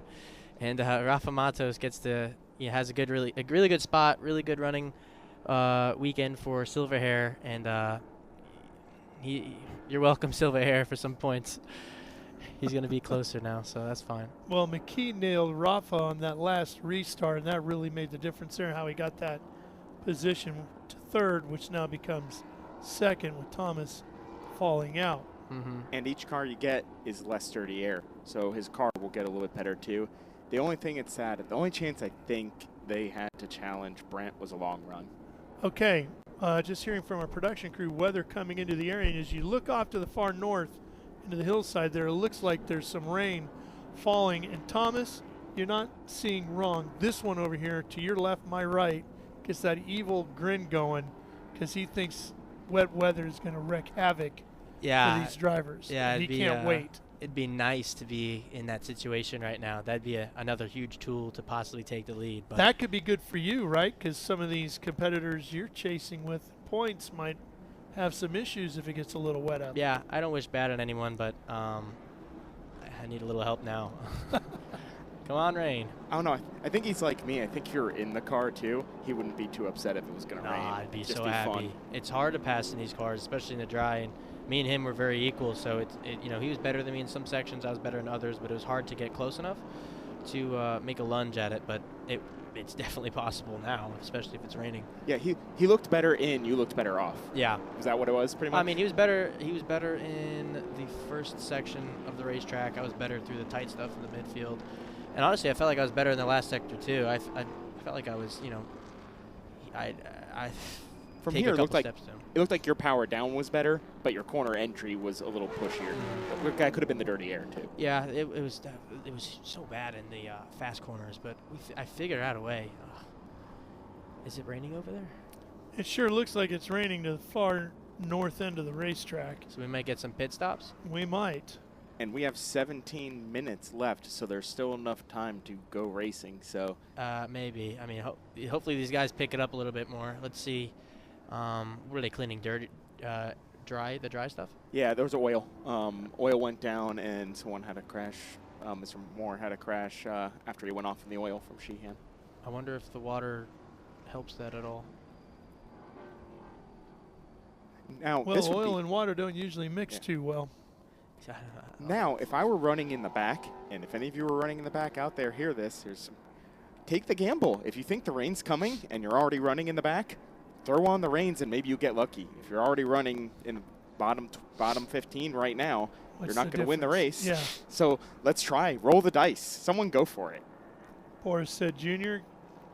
having more issues with his car. He had power steering issues earlier in the weekend. They got through that, but now it looks like something in the rear end of the car. I can't tell if that's wet or not. It looks wet. Bring him in. Thomas, we were talking earlier about how Nitro has purchased Venturini Racing. Is that going to impact things for you at all? I would think so. I would think so. Yeah, I am running with Nick, with Nitro Motorsports for Lime Rock in the ARCA race. That's one, though. We'll see what happens next year, but I just got to keep doing my job in the racetrack, and hopefully opportunities come along, but it'd be cool to get an ARCA win. The grin speaks volumes.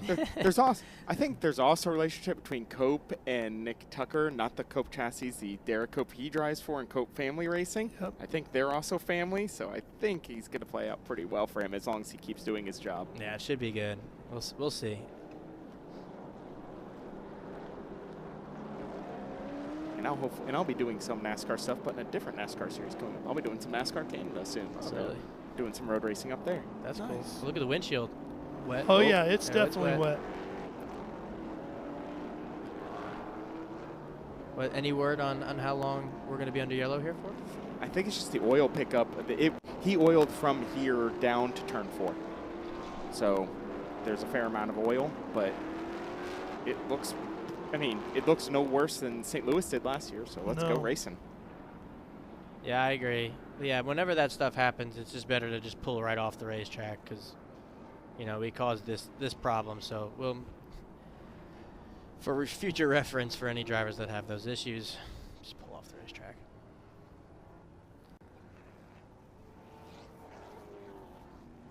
Oh, yeah. Yeah, the moisture is definitely picking up as they get into the hills, isn't it? This is going to be really good. What's the top 10 right now? So I'll bring you up timing right here. So right now we got Brent Cruz, Tristan McKee, Rafa Matos, Carson Brown, Sam Corey, Noah Harmon, Barry Bowes. LaPaglia is out. Oh, no. One of our Western. He was Western. leading the he was Western P2 category. in Western. Was he P2? Yeah, because Barry. That's right. On that puts Barry Bowes to 7th. Speaking of him, Julia DaCosta. Brody Goebel, who started way in the back. He started second to last and is running 9th right now. So unbelievable drive from Brody Goebel and Jared Odrick in P10. Let's go down to the pit lane. Here's Ben Sissel.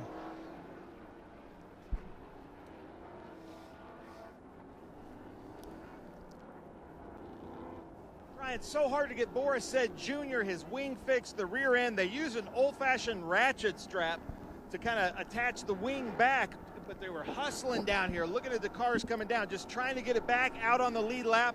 Boris said Jr. is back out and is HendrickCars.com back on the lead lap. Back to you, gentlemen. All right, Ben, thanks. Brian Keselowski over there getting that car ready to go back into the race. I noticed on a camera shot from Summit Racing Turn 7, it is wet. Raining down there. Yeah, I think we're ready to go. We should, come on now. Let's throw the green and get this one underway, huh? Yes, let's go. Especially when I'm in the race car. I mean, some of these yellows take way too long. We need to get going, guys. Let's go. We have some action. We have some fans ready to see a really cool finish here in the wet. Oh, wiper on a one pace more. car. One more to go with the Ginetta safety car staying out. I think they had to get some of the safety vehicles back into position too. Yeah, but I would imagine everyone's coming in. I don't know. It's only 12 minutes. I think it. Would you take the chance and run for it? If I were up front, you think you have to. Well, here's the problem. If everyone else around you is on reins, even on the restart, you could be P1, but you'll wheel spin all the way up to turn 1. Like, it's not. Yeah. I get if there's 3 minutes to go, 5 minutes to go, but this is even 5 minutes to go is late. You're gonna have to come in. Again, if I were one of the guys in the back, I would have already come in and taken the gamble. Like right now, if the pits are open, come get your reins. Are they open? I don't know. They should be. I mean, if you're Corey Day, it'd be the perfect move, right? Exactly. What happened to Corey Day? He got into Rafa on lap 1 and bent the front, and the hood popped up on him.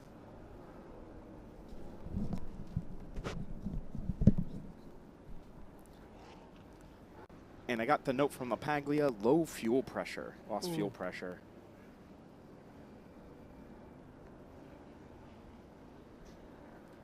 So apparently Thomas's car has been repaired, and that's why he just dropped the headset and ran out of our booth. He's going back to get the last couple of laps in. Which, especially if we have some incidents, can get a few spots. Might.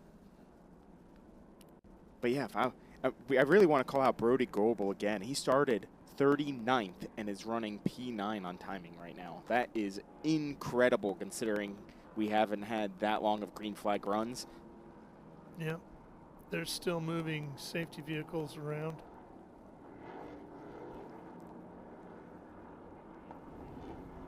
So great job, Brody. But yeah. Look how wet it is down there, Josh. Just somebody in the back, somebody take the gamble, make a commentator happy. Because if it doesn't work out for you, it's just like NASCAR pit strategy. You're not winning by what you're doing now. If you're not in the full season points, roll the dice. Maybe you get something. Yeah. Plus, that's what makes racing fun, is like these moments right here. Yeah, and like you said, if you're running 15th, what's the difference between 15th and 20th if it doesn't work out, right? Exactly. And then if it does work, you're not talking 15th, you're talking 15th to 5th, first 3rd. on the podium, yeah. But if you're the leaders, I think you have to try to just survive it.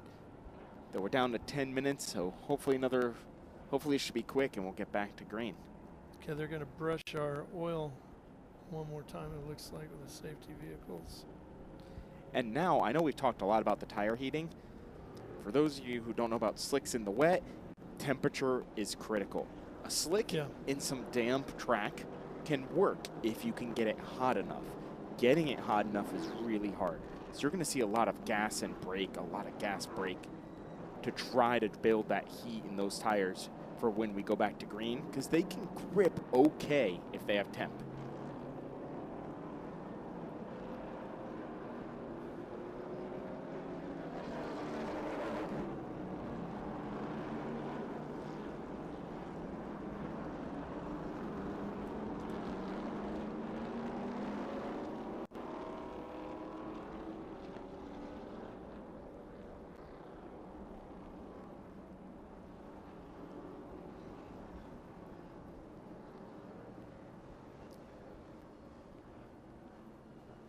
Another neat note, I did notice Rafa's car seems more softly sprung in the back than everyone around him.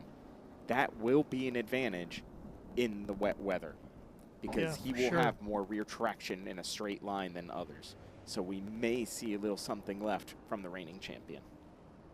Well, these first two races of the year with our Trans Am Series presented by Pirelli, Brent Cruz has been the guy and has dominated the day until the very end, when he had two mechanical issues, knocked him out at Sebring and Road Atlanta. Now here we are at Sonoma, and he's dominated today, and Mother Nature might knock him out. It might, and notice now you see guys running offline because they're looking to see if they can find something. And there's the helmeted Thomas Annunziata getting ready to get back behind the wheel of his Toyota. And notice they're also, since they're there, they're going to put on some reins, it looks like. Can't quite make up a bunch of laps under in the few laps remaining, but he can at least go get a good feel in the rain, see what it's like. But notice all the guys under yellow right now have been driving offline, looking for that grip. The grip in the wet is wherever you weren't in the dry. The dry line is super slick around here, especially with that sealant on the track. Looks like one of the HendrickCars.com machines is on pit road as well. We may... Don't know if it's Corey or Boris. We may be coming back to green. It's going to be close. Right now the lights are still on, but it's going to be close. So might only, if it's not this lap, it might only be one more. And we may get a damp sprint. All right, let's see if we can get the Janetta safety car off. Looks like the lights are still on here. So usually if they're still on at 10, we're going to do one more.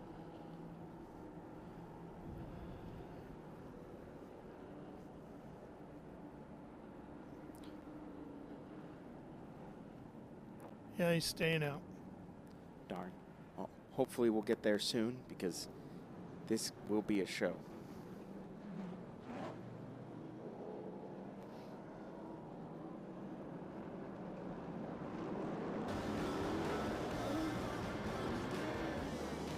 Well, while they continue to circulate here and we get the track ready to get back to green, we will step away and take a quick commercial break here on Speed Sport 1.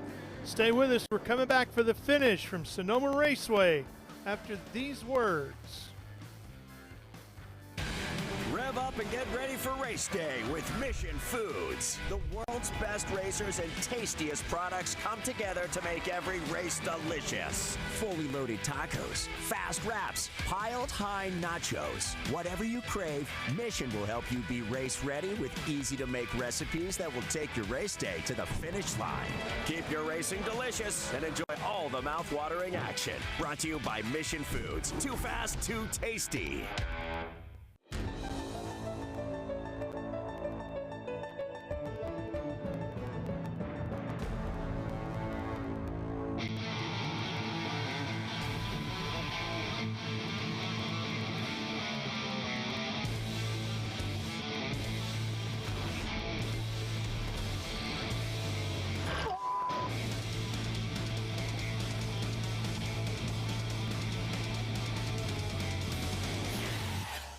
Okay, so pretend this is your race car. It's on the trailer, and you have an accident. Ouch! At least your truck's insurance will pay for another one? Yeah, not so fast. Standard insurance won't replace your race car, whether it's in the trailer, in the paddock, in the garage, or the repair shop. But at Hagerty, we can protect it for what it's really worth anytime it's off the track. No matter what or where you race, all for less than a set of race tires. Hagerty, let's drive together. What does it mean to be built with Summit? It means you're hitting the autocross, drag strip, road course, trail, dirt, or open road with confidence. Because built with Summit means you're using parts from the top names in performance. Priced to make your project affordable. And it's all backed by trusted tech expertise and blazing fast shipping. Summit Racing Equipment. Let's build it together. SummitRacing.com.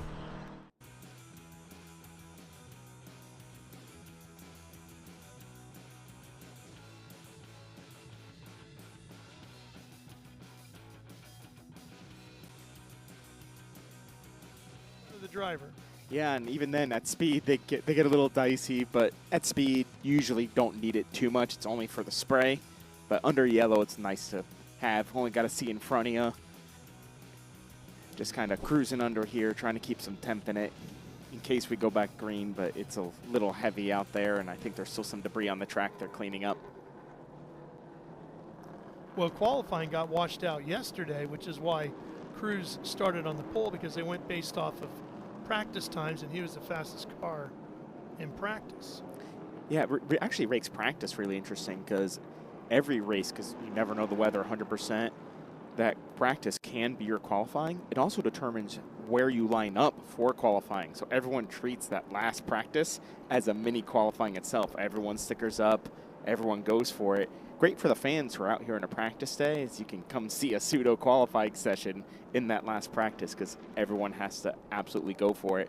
And it looks like we have the white flag So it looks like we'll be ending this under yellow. Oh, that's a shame. Apparently there's still more debris at turn 5, which is really going to hinder this. Though I am sure Brent Cruz is very happy about that development. Hey, they don't necessarily ask you how you got the win, just if you got the win, right? Exactly. So I think he had the win at the Rock and ARCA, and now the win here. So that's 2 wins in a row for him. Really good result for McKee with P2. Great points day for Rafa with P3. Barry Bowes looks like he'll get our Western and the Pro-Am. And then I have to call him out again, but Brody Grobel gaining 30 spots despite the lack of green running. I really want to see his onboard camera from those starts and restarts because he had to be passing them like 4 or 5 at a time. So great job, Brody. Absolutely stellar. Well, and quick look at our radar here on the old phone, and you can see this. That's the cell that just passed overhead. So it doesn't look like there's anything behind us, Josh. So the rest of the day here should be okay. Just a little pop-up. Well, kind of wish it hit us a little earlier because that would have been a fun show because you could see on our camera now as they go in that Summit Racing Turn 7, it is pelting down. It can even be challenging behind the race car depending on how bad it gets. You can see it's even starting to puddle up a little bit on the inside down there at Summit Turn 7. Yeah, they're even sliding around on entry even now at these speeds.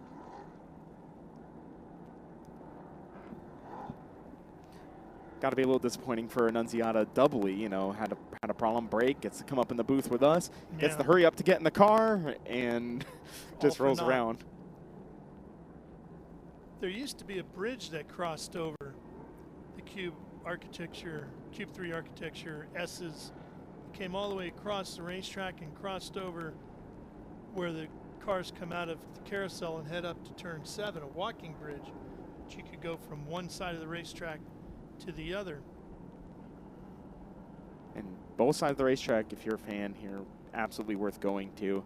You get such different views and perspectives on this place. There's so many hills that any one view doesn't let you get the full perspective of the place. So it's a great place to wander around, see the organic lawnmowers, by which I mean the sheep that reside here, and clean the track. Lawnmowers.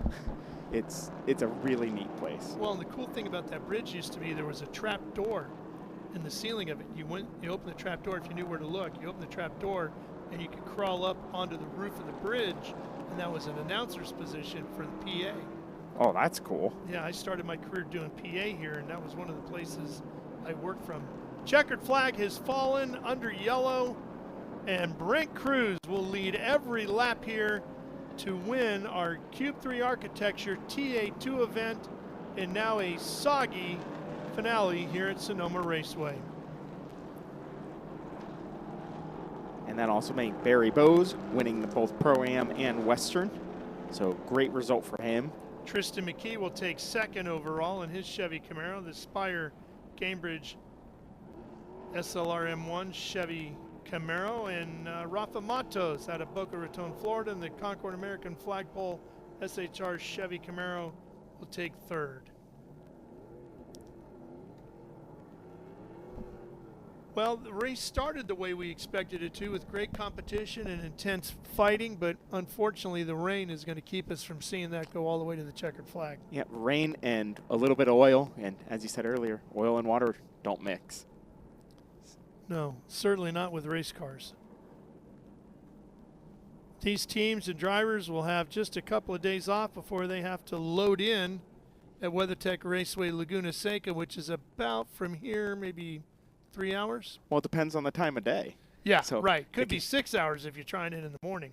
Exactly. I'm looking forward to that one, too. Again, well, I wish I was behind the wheel this year in TA2. I will be back here in the booth with you for Laguna, which is another amazing racetrack for these cars. Yeah, no, we look forward to having you with us. It's going to be their first event. They had the Sea Otter Classic bicycle race down there a week or two ago, but this will be their first motorized event of the year for 2025. When we roll in with our speed tour next weekend. Exactly. And there's Brent Cruz getting ready to climb out of there, having himself a great week between here and ARCA.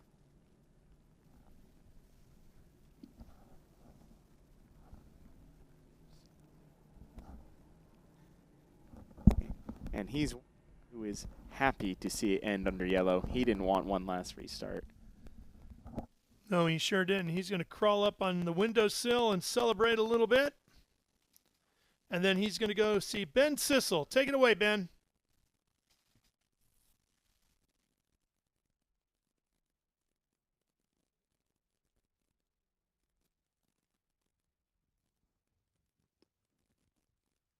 For the big congratulations, Nitro Motorsports. And we also have Barry Bowes down here, who won the Western and the Pro-Am. Right now we're waiting on Brent to take off his helmet, his Hans device. Getting a little congratulations there from Nick Middleton, Brian Keselowski, giving him a big hug.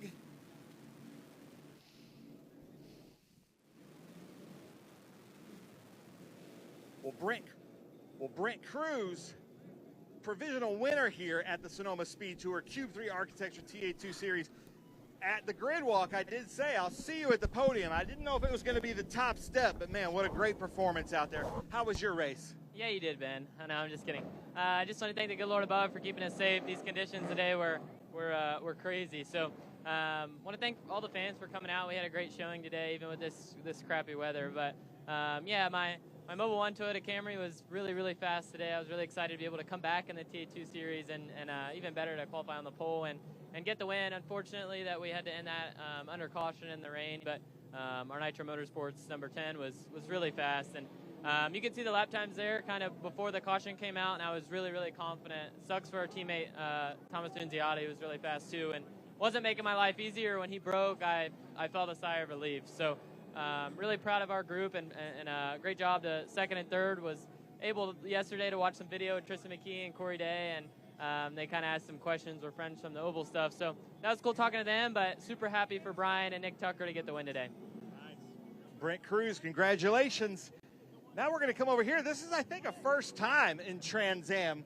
So our Pro-Am and Western winner, last year's Pro-Am champion, Barry Bowes. How does that feel? I think this is a first for us. Oh, this is absolutely a first for me. I think it's a first for the series, with the Pro-Am being a fairly new thing to it. And I'm getting out of the car thinking, do I go 1 because I won, 2 because I won twice? And I think what I end up with, I'm number 1. It feels fantastic.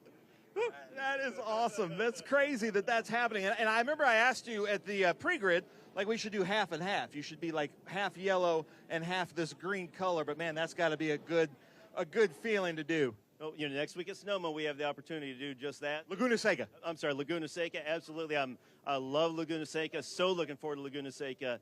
And if I could repeat that experience there, well, I mean, I'm already on top of the world. Where would I go from there? To the moon, I guess. Well, Barry Bowes, ladies and gentlemen, I'm going to send it back up to you in the booth, and we're going to get ready for a great Cube 3 Architecture TA2 Series winner circle. All right, Ben, looking forward to that. Let the celebration begin. And the Mobile 1 car is number 1 here today, as Brent Cruz leads it flag to flag for the victory. Here's a look at the results. Cruz, McKee, Matos, Brown, and Sam Corey, the top 5. And then you see the rest of the field down to Jared Odrick in 10th. And again, Barry winning that Western and Pro-Am, and Goebel with hard charger. Yeah, Mia with a nice strong run on 11th. Adrian trying to battle back from that spin. Yeah, she started in 11th, went up to 8th, and then slipped back to 11th at the end there. Yeah, Adrian ran top 5, top 6 for a bit, had that little spin. Hard to make up time after that, unfortunately for him. Yeah, Gian Bianfamonte, as we saw in the pre-race, battling to a nice 16th, getting used to these cars, doing a great job.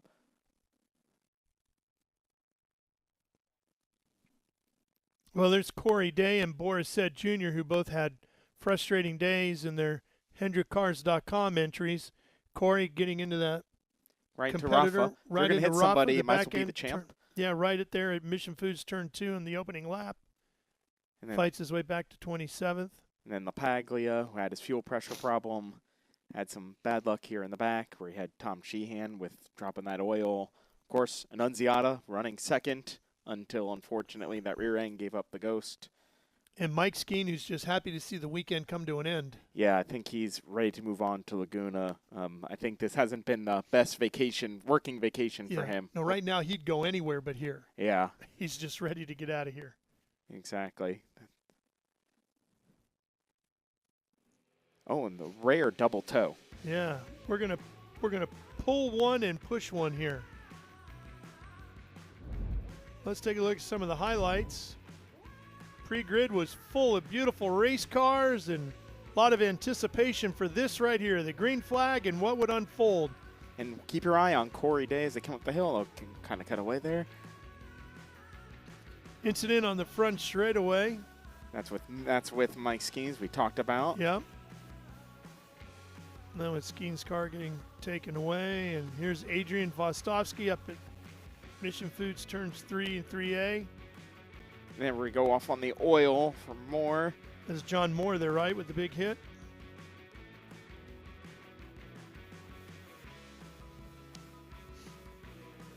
Corey Day fighting his way back through the field.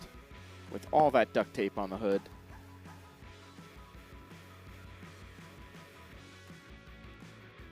Unfortunately, we spent a lot of time under yellow, and then the rains came, and that brought us to a conclusion. With Brent Cruz leading every single lap. And then we get Tristan McKee in second, and Rafa Matos rounding out the podium in third. You would not think those shots from the beginning to the end were the same day, would you? Sure doesn't look like it. Welcome to spring in Northern California. Exactly.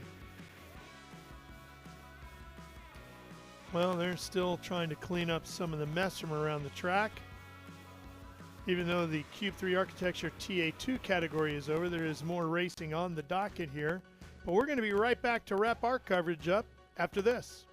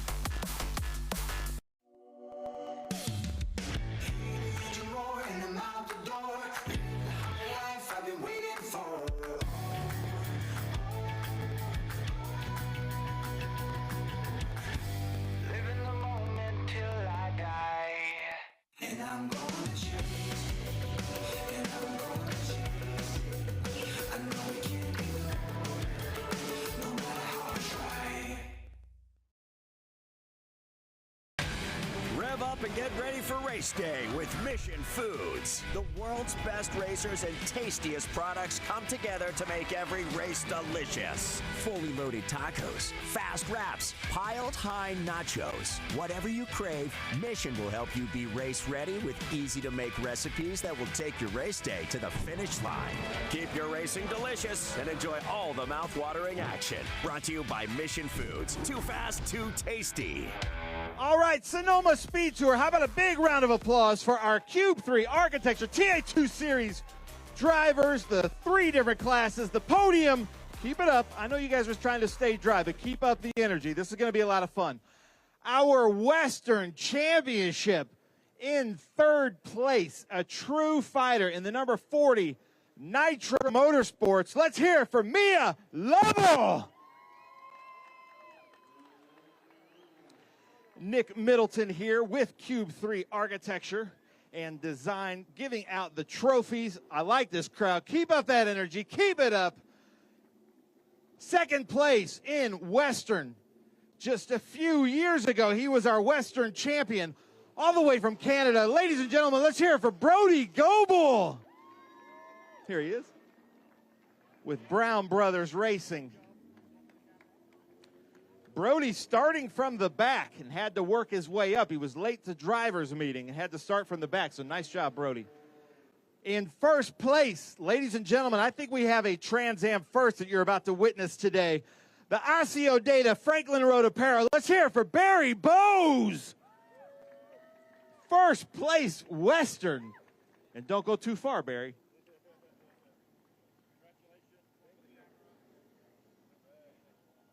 So Nick Middleton, Cube 3, we started out here at Sonoma in the sunshine. We're ending up in the rain. What happened to all that California sun we've been hearing about? Definitely wasn't expecting the rain. Coming from the Northeast, I was expecting a nice 75 degrees and sunshine, and so was my wife at her first race of the season. But congratulations for all the fans that came out here today. All the crew that put on a phenomenal race and a show for all the fans as well. But the drivers as well, congratulations for everybody that is on the podium today.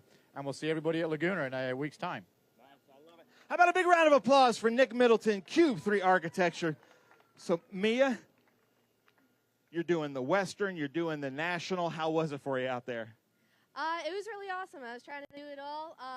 We started 11th, made our way up to 8th, but I made a mistake, so I dropped a couple places. But I was just super grateful to be out here. My team, Nitro Motorsports, worked really hard to get me a brand new car to race here, and it was super fun today.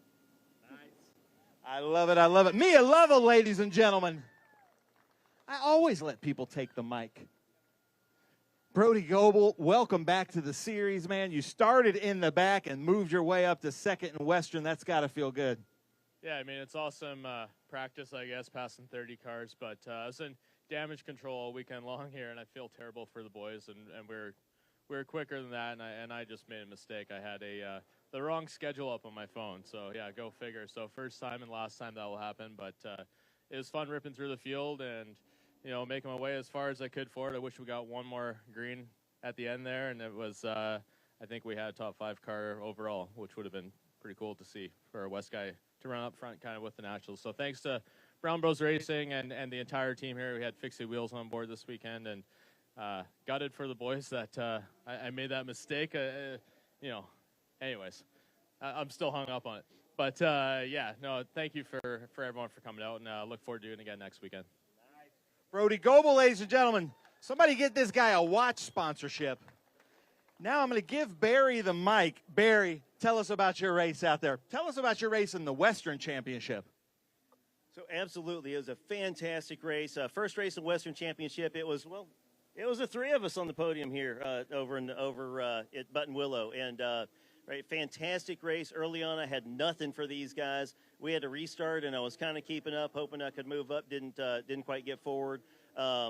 Racing with these guys is absolutely fantastic. Brody, give me your number, and I'll text you for the next drivers meeting. Because right, you're the competition. You're also right a teammate. We're both in M1 cars, which have been fantastic for us for the entire season.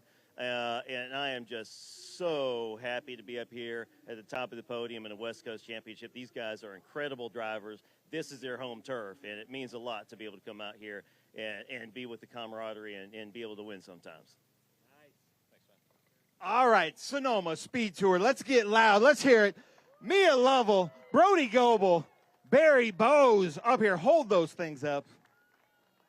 Right here at Sonoma Winner's Circle is where I met Brody just a few years ago, and then he just kept getting on the Winner's Circle. We've got some new hats, some orange hats. You're welcome to throw those out to the crowd because the crowd's out here in the rain if you want to. Or you can take them home for your trophy case. There we go. Look at that. Oh, man, I'm even hearing from the directors that they want some hats. But you got to get louder than that for the hats. All right? We're hearing some hats over here. I like this. Come on, Sonoma. Keep it up. Mia Lovell, Brody Goebel, Barry Bowes out here. Now we've got the Pirelli hats. Mia, you're keeping your hats, huh? There we go. Oh. Nick Middleton's about to fight you for that one. Who wants a hat, Barry says. Oh, Seth Dito's. All right, Sonoma, come on. Give it up for your Western competitors. Let's hear it. Get loud. Mia Lovell, Brody Goebel, Barry Bowes. Nick Tucker, I'll give you a hat. That'll make up for it, right? I'm sorry. Truly sorry. Uh-oh. All right, so some champagne for some of the drivers and some sparkling water for others. Last chance, Sonoma, for the Western Championship. Let's hear it. Mia Lovell, Brody Goebel, Barry Bowes. A great round 1 and 2 for all 3 of these competitors. All of them were on the podium last round at Button Willow. Yeah, Mia, you brought a knife to a gunfight. Sorry about that. It's hard to spray the sparkling water when everybody's spraying champagne. All right, come on. Round of applause. Hold on. Eric, do we have one more thing for them? That's it. All right, one more time. Western, Mia Lovell, Brody Goebel, Barry Bowes. Nice job. That was a good race. I just heard Barry say that was fundraising with you, Mia. I love the camaraderie here. Now we're going to go Pro-Am, ladies and gentlemen, all the way from Chicago, Illinois, with the HP Tuners, Mike Cope Race Cars. Let's hear it for Keith Prochuk. Come on, Sonoma, we can get louder than that. There you go, Troy. In second place in the 1-0-0. And these two were both on, actually all three of these guys were on the podium just a few weeks ago at Road Atlanta in the Pro-Am. Let's hear it. Jared Odrick, black underwear, CoolBox. How about that? And then in first place in Pro-Am, and I believe this is a Trans Am first. Let's hear it again. Barry Bowes, Osseo Data, Franklin Road Apparel. That's crazy.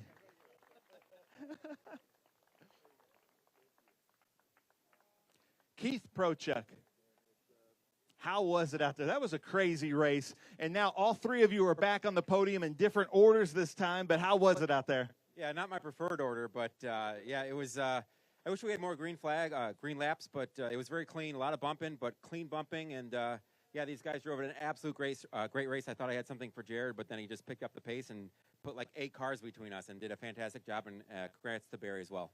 Nice. How about that? Nice job. We kind of need to change the podium steps here. It's like perfect order, though. I love that. Jared Odrick, second in Pro-Am. How's it feel? You're doing really good in points this season. Yeah, no, it feels great. You know, running with Troy over at TRB and Evan Slater, and you know, everybody's been a massive help in getting me further up the field. You know, we were talking today that this is furthest up the grid that we had to walk at the start of the race, and so it felt pretty good, and seeing some new rear ends up there. And so, yeah, my goal was to keep those in my sights, you know, be aggressive enough, but really just, you know, I think everybody's thinking about both races out here, but I really wish we would have been able to give more green flags racing to the fans and to the people that came out. You know, I really wanted to put on a show. It's really, I think if we got a lot of green laps here, it'd be some really great racing, and I look forward to coming back. Nice. How about that? Whew, that is a good-looking man right there, Jared Odrick. How about that, ladies and gentlemen? Barry, tell us about your Pro-Am race.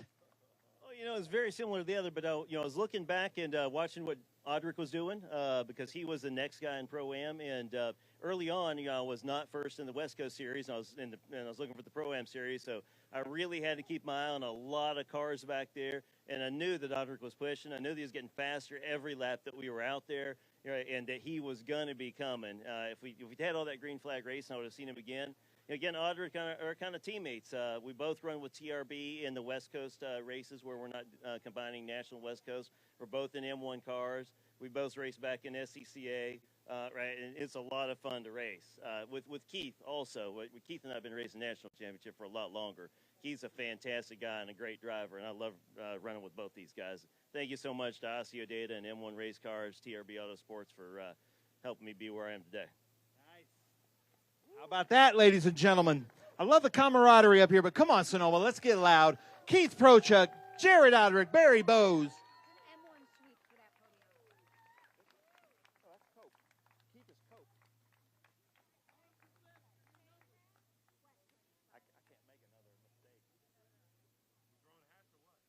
Yeah, we're throwing hats, he says. Jared's got an arm on him. Oh, right to Troy. Look at that. Nice job. There we go, Keith. All right. Ooh, look at that. You can put that on eBay. All right, come on, Sonoma. We got to get a little bit louder than this. If you get loud, it actually warms you up. Let's hear it. Keith Prochuk, Jared Odrick, Barry Bowes. Who wants a Cube 3 stress cube? Let's see who's got an arm here. There we go. Nice. I love it. Now, one more. Sonoma, stay with us because we got the Nationals coming up here. Oh. Keith, where are you going? Oh, there we go. Come on, Bowser. You can come and get it. There we go. Put on the Pirelli hats. Wait, did you throw the wrong hat? Wait, where's that Pirelli hat? We'll give it back to you. Who's got it? We'll give it back to you. We need that for photos, but we'll give it back to you. Trust me. I can't make any more people mad today. And I've lost my coordination. I'm trying, guys. I'm sorry. Don't throw that hat yet. All right, come on now. One more time, Sonoma. Keith Prochuk, Jared Odrick, Barry Bowes in Pro-Am. But we owe that guy in the Toyota hat the hat. All three of these gentlemen can have champagne. And they're racing next week now. They both go for Barry. That's the one thing about being on the top step. Nice job. One more round of applause, guys. Pro-Am, nice job, Jared. Barry, nice job. Megan, you wore the good luck pants. Nice job on that. All right, Cube 3 Architecture TA2 National. Ladies and gentlemen, our 2024 Series champion in third place, running with Silver Hair Racing, Concord American Flagpole. Let's hear it. Rafa Matos, the most winning driver in TA2 history.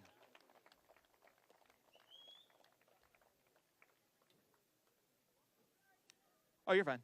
In second place, running with Team SLR M1 and Chevy. Let's hear it, ladies and gentlemen, Tristan McKee.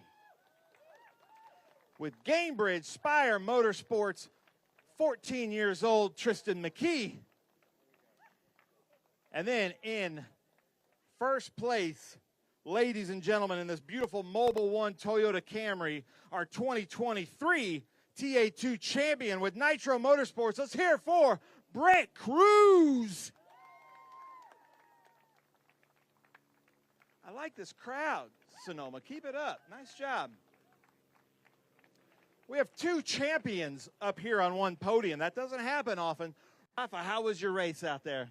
It was fun. It was a difficult one, obviously, in the end. We were always, hoping for a full dry race, but, I don't think I had enough for the number 10 today, but we definitely had enough for Tristan, and I was looking, to get after on that last restart, but it didn't happen. It was a good points day indeed. A fantastic job by the Silver Hair boys, giving me and Noah really fast race cars, and, we're just going to build on this result and go to Laguna, and hopefully we'll have a good weekend there. Super proud of Concord American Flag Pole Company allowing us to compete at the highest level. Maurice and Laura Hull, giving us the best of the best, and, just super proud of everyone. Nice. How about that? Rafa Matos. First of probably many to come podiums in the Cube 3 Architecture TA2 Series. Ladies and gentlemen, Tristan McKee. Tristan, tell us about your race. How was it out there? It was interesting. I got off to a really good start. I went from 5th to 3rd in the first one and pretty much stayed there the whole race till Thomas had an issue. It was a good race. Need a little bit more for the 10 car there. I just got to work on a few things on my part and make my cars a little bit better, but I really have to thank all my people, Spire Motorsports, Hendrick Cars, all the SLR guys who helped get this car to the track and helped me throughout the weekend. I just got to thank all of them. They helped me a lot and get here, and I just got to thank them. How about that, ladies and gentlemen? Tristan McKee. Brent Cruz, take the mic. How was your race out there? Yeah, it was really good. I just want to thank everybody at Nitro Motorsports for bringing me another hot rod. I feel like every time we come to these things, we have a really good shot to win, and I'm just grateful to be able to show up when I can and get in a hot rod like I had today. I want to thank everybody at Nitro, Brian, and all the guys there. Nick did an amazing job. So happy for him and his group on the ARCA side of the things, too. They did great today. And can't thank everybody at Mobile One enough, and my Toyota Camry was as fast as it could be today. I want to thank my dad up above for spotting me. My mom's here watching, so cool to get a win in front of her. Really sucked we couldn't go green there, but I feel like it was the right decision. Driving in the wet with oil on the racetrack, wasn't a good idea. So, yeah, great to be able to race. Thomas' teammate, sucks that he had to go to the back, but yeah, great job to Tristan and Rafa here, and glad to stand beside of them. How about that, ladies and gentlemen? All right, hold those up. We've got Rafa Matos third. Come on, Sonoma, get loud. Tristan McKee second. Brent Cruz in first. Turn your trophies. There we go. I do want to point out 3 different teams up here on the podium in Cube 3 Architecture TA2. Now we're going to do this. This is pretty neat. CoolBox, one of our sponsors, and actually Rivkin and Victor Chopla own CoolBox. They race in TA2, but Rafa Matos gets 2. Actually, you guys are flipped, I think, right? Rafa Matos gets 150. Tristan gets 250, and Brent Cruz gets 500 towards CoolBox and CoolBox accessories. Let's hear it for CoolBox. Nice. I like that. You guys are good. And don't throw those certificates out, but you're welcome to throw the hats out to whoever's loud out there. There we go. Maurice, Laura, I got to hear you if you want a hat. There we go. Boo! Nice. Right at the Ferrari. All right. All right, come on. What, you guys throwing the hats? Oh, there we go. Uh-oh. Hold on. Don't throw out the stress cubes yet. Hold on, Rafa. I got to give you another one. Here you go. All right. Wait. Hold on, Brent. Hold on. Hold those real quick, and then you can throw them out. And then we're going to see who's got the best arm. We're going to see who's the winner of the best arm up here. One more time. Come on. Rafa Matos, Tristan McKee, Brent Cruz. Boo! Rafa. Ooh, Rafa's got an arm. Brent Cruz with the height. That's a pretty good tie right there. Ooh, Rafa Matos going deep. Right to Chris. A little bit of a boomerang. So put the Pirelli hats on now, gentlemen. All right, Sonoma, we're getting to the end of it here. Let's get really loud. Cube 3 Architecture TA2 Series. Let's hear it for Rafa Matos, Tristan McKee, Brent Cruz up here. We've got Silver Hair, Team SLR, and Nitro Motorsports on the podium. I feel like we're going to see a lot of that this year. All right, Rafa. Rafa is bringing some champagne, and these two guys have sparkling water. So let's see what happens here, ladies and gentlemen. Rafa Matos, ouch, right into the eyes. Why are you ducking? That's just sparkling water. Nice. Sonoma, one more time. Rafa Matos, Tristan McKee, Brent Cruz. Nice job right there up here, Brent. All right, one more. Our Omo Legato Fast Lap Award, getting a brand new watch. Oh, I see how it is. You get up on the top step, man. Brent Cruz, where's our officials, was about a second away from being late to driver's meeting. So this watch is going to come in handy. Hold that and show them. Let's hear for Brent Cruz, our Omo Legato fastest lap, Cube 3 Architecture TA2 Series. How about that? Nice job. Ladies and gentlemen, that does it for us. The Cube 3 Architecture TA2 Series, the Trans Am Series presented by Pirelli, will be back tomorrow. Stay with us on our live stream because we have some absolutely fantastic SVRA races coming up. We'll see you here in a little bit.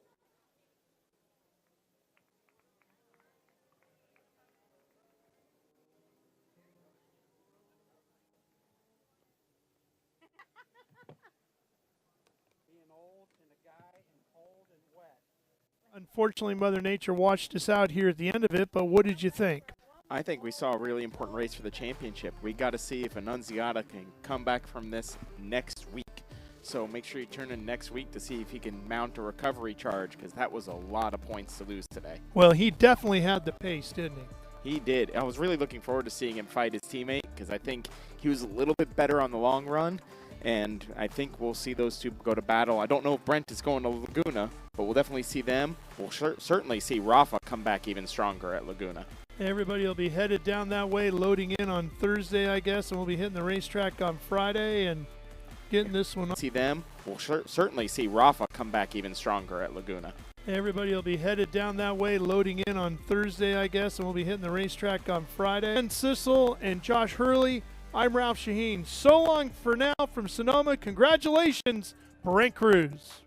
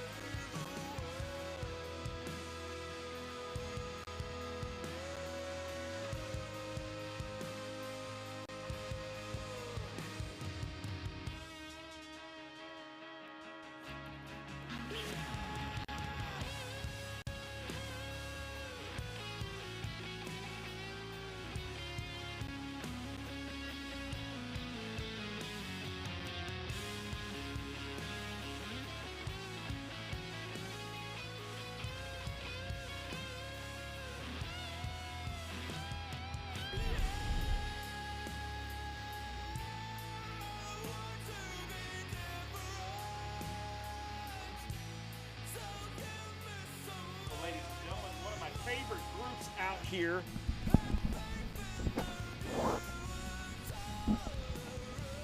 Well, ladies and gentlemen, one of my favorite groups out here at the Sonoma Speed Tour, any vintage event, anytime you have the small bore British cars, I absolutely love it.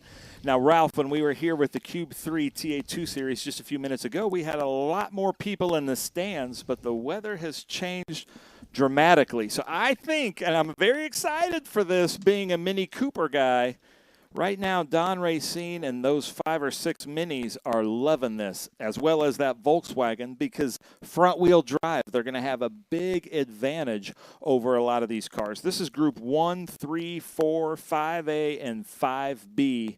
And, ladies and gentlemen, that's a normal-looking man looking into the window of that number 20. That's just an average-sized man. That isn't a giant.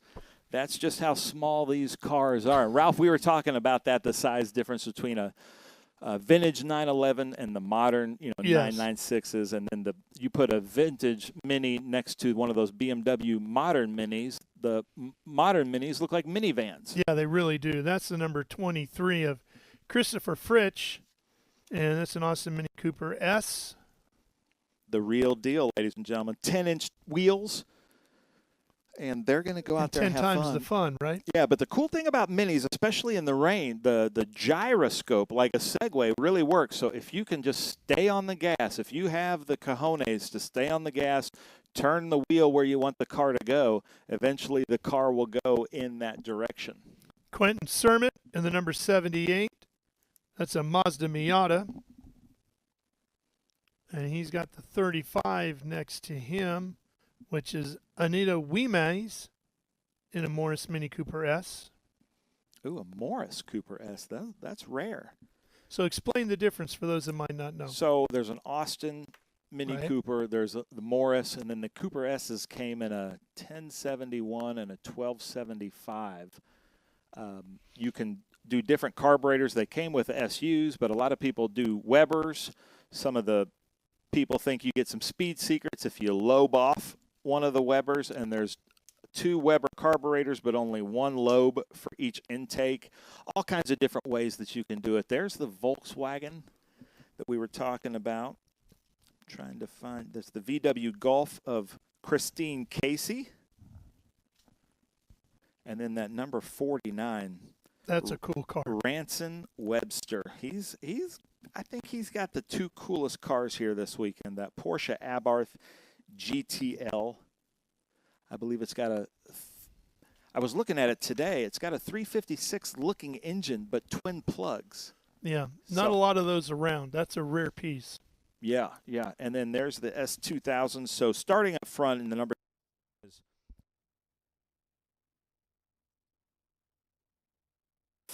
people with SVRA. Troy Tinsley in the Lola T492 is a commercial airline pilot for United. Then we've got Steve Hoogs in the Tiga SC80. But we got to talk about this car here, that Jaguar XK120. James Alder. James Alder drives that car, not on a trailer, from Reno, Nevada. Maybe changes the wheels and tires, drives it home back to Reno, Nevada. And he's been with us at Sonoma, Laguna. A couple of years ago at Portland, he broke a wheel assembly, and so we all had to kind of pitch in to help him just to make sure he gets home. Well, the rain right now is the least of his issues because it is snowing at the top of Donner Summit right now, up I-80, which is the way you would go from here back to Reno. But nothing bad happens on Donner Pass and the snow, nothing, right? nothing. Yeah, it's No. fine.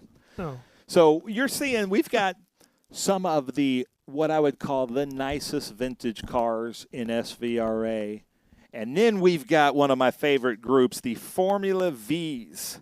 So we've got Hunter Barron, Elliott Barron, Jason White, Scott McDaniel, Mike Rogers, John Carter, and James Lynch. They were just with us a few weeks ago at NOLA. Those are Volkswagen Beetles from the 60s or 70s, cut up. They use the front end, the rear end, the engine, and then you could kind of make whatever car you wanted out of those components based on a rules package, a wheelbase, a weight, and everything like that. But the front and rear wheels had to be Volkswagen Beetle from a junkyard with a Volkswagen air-cooled engine. And speaking of Reno, Steve Yarborough with his Devon 295, and you know the reason why it's a 295, right? I think I told you that before. Do you remember? We talked about it, I think. Yes, but I don't Road remember what Atlanta. it was. The car body, the Devon body, which is fiberglass, cost $295. So that's why it's a Devon 295. That is crazy. He was with us at Sebring. Yeah. You can see the different paint colors there. And then he had it off, hit a wall. In just a few weeks, they went back to Texas at Duntov. He and his partner, his mechanic, they worked on the fiberglass, got it back, and he's still here. And he did, NOLA with us in the meantime. Yeah, and he ran Road Atlanta as well. Yeah, it's crazy. Hasn't missed a weekend so far. And you were telling me also he's the gas man, right? Yeah, he owns a couple of Sunoco gas stations up in Reno, and that's where he got the nickname. And I can't. He races a beautiful big block Corvette, and he's got a Formula Ford. Formula Ford. I can't think of Reno without thinking about that Johnny Cash song. Well, let me go through the group here just so we can talk about everybody. So Troy, one around even under yellow. Look at that. Uh-oh. That's Indicator Troy of what's- Tinsley. That's, ladies and gentlemen, we're flying at 30,000 feet. My friend Troy Tinsley. Now, Troy, you are an SVRA official, so you're just going to have to join up where you come in. You can't go get your position back, and he should know that, being an official. He is waving to us. Hi, Troy. He's like, I know. But it is cold, wet tires at Summit Point, turn 7. So Steve Hoogs is now first. Matt Thunder Rose in a Lola T492. David Hagan didn't go out in the Porsche 910. David Jalen in a Swift DB2. Mark Brannon, Lotus 23C. I didn't see that out there. Steve Lang, Kevin Capone, Kyle Breslow, Gary Dreen, Donald Racine, Alex Malkassian, Alec Hugo, Steve Yarborough, Daniel Schwartz, Edward Hugo, Christine Casey in that cool VW Golf, Ranson Webster in that Porsche Abarth, Duncan Williams, Anita Wiemace in that Morris Mini Cooper S, Quentin Sermit, Mark Hugo, Christoph Frisch, Thomas Turner, Michael Helgren. Oh, they're all coming back in. Well, congratulations, Steve Hoogs. I'm just kidding, ladies and gentlemen, but they are being called in for some reason. There must be something on the surface. Maybe it's that oil from the TA2 race still mixing up with the Look at that Jaguar, though. It's beautiful. And arguably, when it came out, was known as the fastest car. Production car, Production car of the time. And they did like a commercial where it raced a locomotive. So the Ginetta is out in pit lane, but for some reason the lights are off, and you're only supposed to follow the pace car if the lights are on. Well, I'm going to switch off here real quick, Ralph, and listen to race control. They must have got word on the radio to make their way in. Obviously not thinking the conditions were ready yet. Isn't a Mini Cooper race car driver in the world that doesn't want to go out in these conditions. But now our open-wheeled portion of the field, they stayed on and they're going green. Huh. I have no idea. That's one of the strangest things What's I've happening? seen at a racetrack. All right, well, ladies and gentlemen, let's follow this Formula V race up the hill. I believe that's Simon Hughes up front going around Mission Foods turn 2, followed by Hunter Barron. Sorry, Elliot O'Barron, I believe, in the 114. Unbelievable. I've never seen this before, Ralph. I think they followed the pace car even though the pace car lights were out. That's what I'm hearing. Yeah, that was we've got a spin right there. Not surprised, coming out of turn 4, saves it, gets it going again. Well, I'm hearing from race control that they're going to black flag this group and try to reassess what is happening out there. But right now, Simon is leading. and they're going to grid the Formula Vs behind these cars. Well, ladies and gentlemen, I'm glad you've tuned in because you're seeing everything that happens in a vintage weekend in about 5 minutes. Yeah.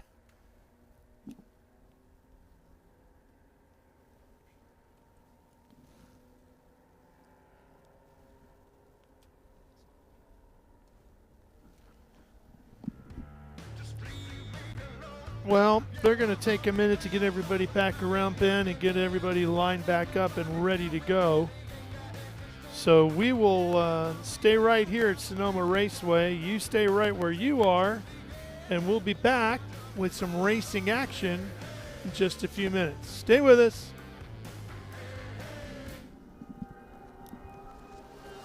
How good is this? Look at this view from Losowski.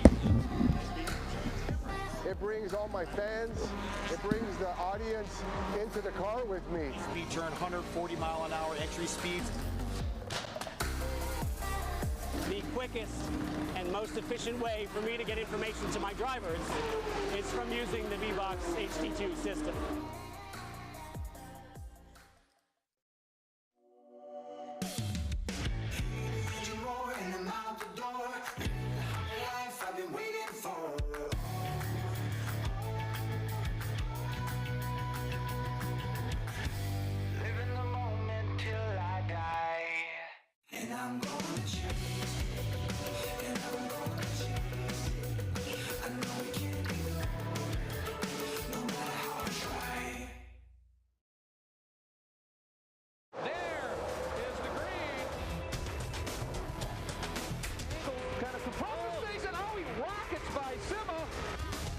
There's Boris said. One of the ways you overtake here at Sebring is really good in the braking zone, like this one right here.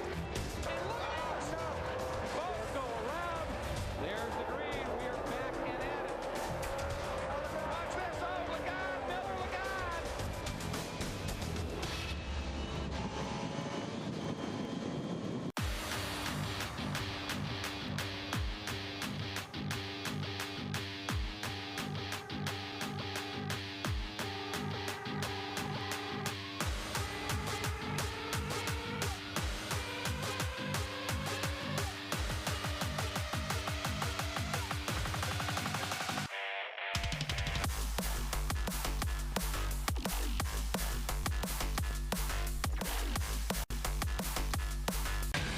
Rev up and get ready for race day with Mission Foods. The world's best racers and tastiest products come together to make every race delicious. Fully loaded tacos, fast wraps, piled high nachos. Whatever you crave, Mission will help you be race ready with easy to make recipes that will take your race day to the finish line.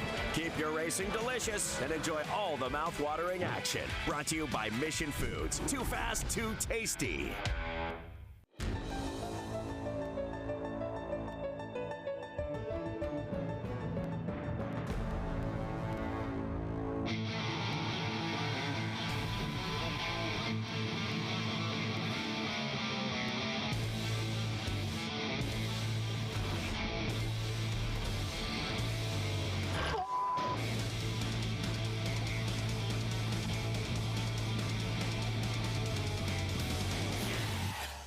Okay, so pretend this is your race car. It's on the trailer, and you have an accident. Ouch! At least your truck's insurance will pay for another one? Yeah, not so fast. Standard insurance won't replace your race car, whether it's in the trailer, in the paddock, in the garage, or the repair shop. But at Hagerty, we can protect it for what it's really worth anytime it's off the track. No matter what or where you race, all for less than a set of race tires. Hagerty, let's drive together. What does it mean to be built with Summit? It means you're hitting the autocross, drag strip, road course, trail, dirt, or open road with confidence. Because built with Summit means you're using parts from the top names in performance. Priced to make your project affordable. And it's all backed by trusted tech expertise and blazing fast shipping. Summit Racing Equipment. Let's build it together. SummitRacing.com. Well, Ralph, That's one of the craziest things I've seen in vintage racing. I think we've gotten to the bottom of it. I think what happened, the pace car did everything right, turned its lights off, so hats off to you, Bob Pengraff. You did everything right. But the second car, I think, just wanted to come in, wasn't real comfortable out there, but now he's going back out in that 26A. But what happened is everybody followed that one car thinking it was something happening. Then the Formula Vs took the green, and John in race control did the wise thing to just bring everybody in and basically do a restart. So right now they're on their second formation lap. And we're going to get this group SVRA groups 1, 3, 4, 5A, and 5B. So group 1 is the real small bore production cars. Group 3 are the little bit more modern or a little bit bigger bore production cars. Group 4 are like a lot of specials or kind of one-offs or like that Devon. 5A are the sports racers like the 26A or the number 61 of Troy Tinsley or the 50A of David Jalen. And then the 5Bs are like the Lotus 23s. And then there's also Group 1B, which is the Formula Vs. And the Formula Vs, even though they're rear-wheel drive, they're pretty good in the rain. And the drivers that drive these Formula Vs are also very good in the rain. They had a championship at Pit Race a few years ago in a total downpour, and it ended up being a very good race. But if I were to put my money on this, I'd put my money on those front-wheel drive Mini Coopers and probably the number 63 Mini Cooper there of Don Racine or Gary Dreen in that Austin Cooper S in that 424. So look for Gary Dreen and Don Racine. Let's see who has the best wet weather skills, those two front-wheel drive. And just in front of them is that S2000 of David Jalen. Looks like the lights are out on our Ginetta safety car. But they were last time, too. Yeah, right. That doesn't mean anything. So, Ralph, welcome to Sonoma SVRA. You know, you've been in racing a long time, but that was a first even for you. That was a first for sure. I've done a tremendous amount of races here at this track, and I've never seen anything like that happen. Well, the Ginetta is off, and the field stayed on the track this time, so I think we're going to go green for real. Coming out of 12, waiting on the green.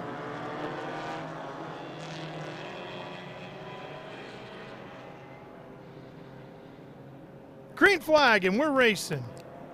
Well, Don Racine came into the pits. And the Mini Cooper goes right to the front. That's the 424. That's Gary Dreen and Austin Cooper S. Up through Mission Foods, turn number 2. Ooh, gas man. Yeah, the Devon getting a little squirrely.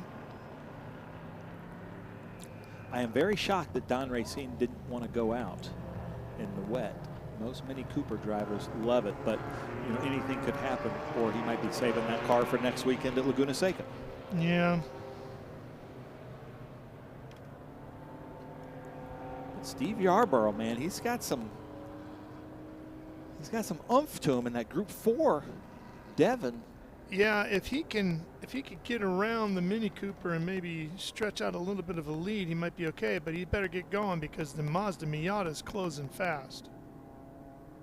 Outside in the carousel, ooh, that's a gutsy pass. That is a gutsy pass, but he's making it work. Now, this is a new surface. On some tracks, you know, the rain line would be basically the anti-line because there's more grip, but I doubt that's the case here at Sonoma because it's such a new surface. Look how quick that Miata's catching the Mini Cooper.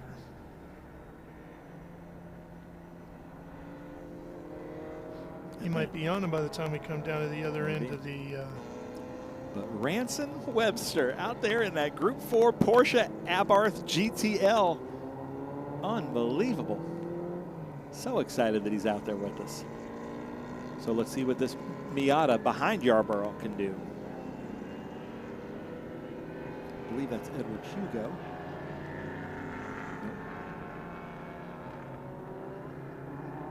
It's Quentin Sermon. Tell you what, this is a corner that would sketch me out a little bit. 10 right there in the wet.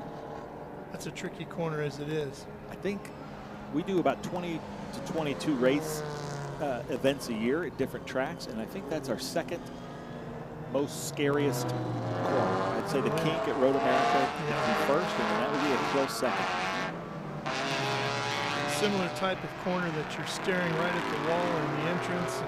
And it's high speed. High speed, and it takes you all the way to the exit, all the way out to the edge of the racetrack. But Gary Dream taking off, man. I called it. You just point and shoot these Mini Coopers, front wheel drive in the rain. This is a sunny day in London right now. Yeah, that it is. That it is. And now, coming up into Mission Foods turn 2, look at Yarborough and that thing. Now, this is a lot of horsepower, ladies and gentlemen. Yeah. That's an Austin Healey frame with a Corvette, I believe, 327 engine. Yeah, and a Ford rear end, right? Yeah. A little bit of everything mixed into a Devon. There comes one of the Formula V's in. But this Whoa, hang on, Steve.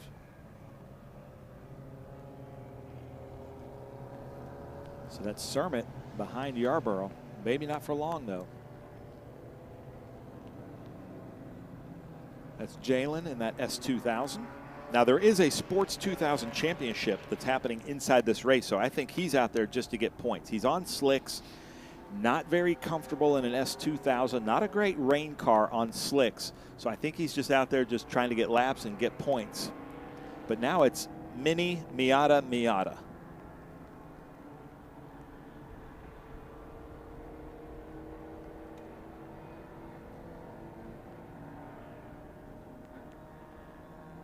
So Allison Malkasian is in that number 93 Miata. Here's a look from our drone down to Summit Turn 7. Look at this backpack, and you can see the Formula V's coming up behind Ranson. These 3 Formula V's up there in the front, the 3 Formula open-wheel cars. Watch out for them. They're very good in the rain. They all race together. They're from Dallas, Texas, so they're used to racing in the rain. They're coming through there pretty quick, working their way through the traffic. Now They're hounding that Porsche. That is an air-cooled Porsche in front of you guys. There we go. Ranson Webster sees them. The thing, we don't like to do this, ladies and gentlemen. We don't like to have production cars out there with these open-wheel cars because sometimes they're hard to see. So it's up to the Volkswagens. In any vintage racing, it's up to the passing car to make a safe pass, which I think they have all now successfully done. That's John Carter there in the 1.9. They did a good job of getting through there. They were patient, made their move when it was appropriate, and off after the next car. We appreciate that. Christine Casey in that Volkswagen. Look at that. That's just a piece of art.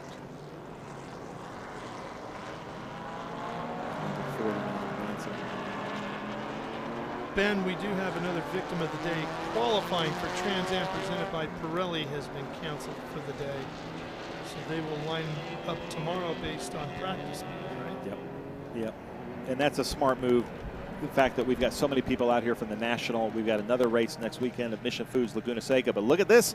We've got a Mini Cooper, a Miata, and the 3 Formula V's going up Mission Foods Turn 2, Ralph. That's just great racing. Fun to watch. The Devon still trying to find some traction. Up and over Turn 3A. That is impressive, though. Edward Savajan, I hope you're watching Yarborough out here in the rain. There is our leader, Gary Dreen. I'm sure he was disappointed to see Don Racine come in the wet. Don Racine and his son Dennis, 2 of our best mini drivers, 2 of our best vintage racers, actually. Yeah, they were ready to have a good battle, weren't they? Yeah, I was really excited. And there's nothing mini fans love more than like getting a little bit of rain to go out there, just because it's a totally different race at that point. Yeah.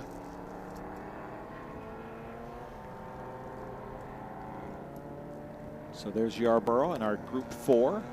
Ranson Webster is also a Group 4 car in that Porsche Abarth GTL. And I like watching this right here. That's a great shot from our camera operators. And it's pretty miserable out there, ladies and gentlemen. But just that kind of one corner, one turn. If you watch their hands go through there. I'd love to see what Alder's hands are like in that Jaguar, because he's got a big school bus wheel in that thing. So John Carter now ahead of Simon Hughes. John Carter showing us some range skills, but I don't know if that's John Carter. That looks like Hunter.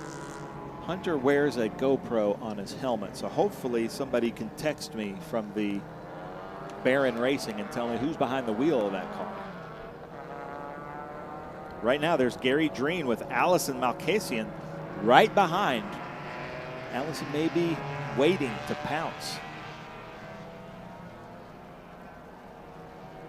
There's the 114 of Elliot Barron going around turn 11. And this is just enough rain, Ralph, to get the oil to come up through the asphalt. You know, it's just enough to make it like slick.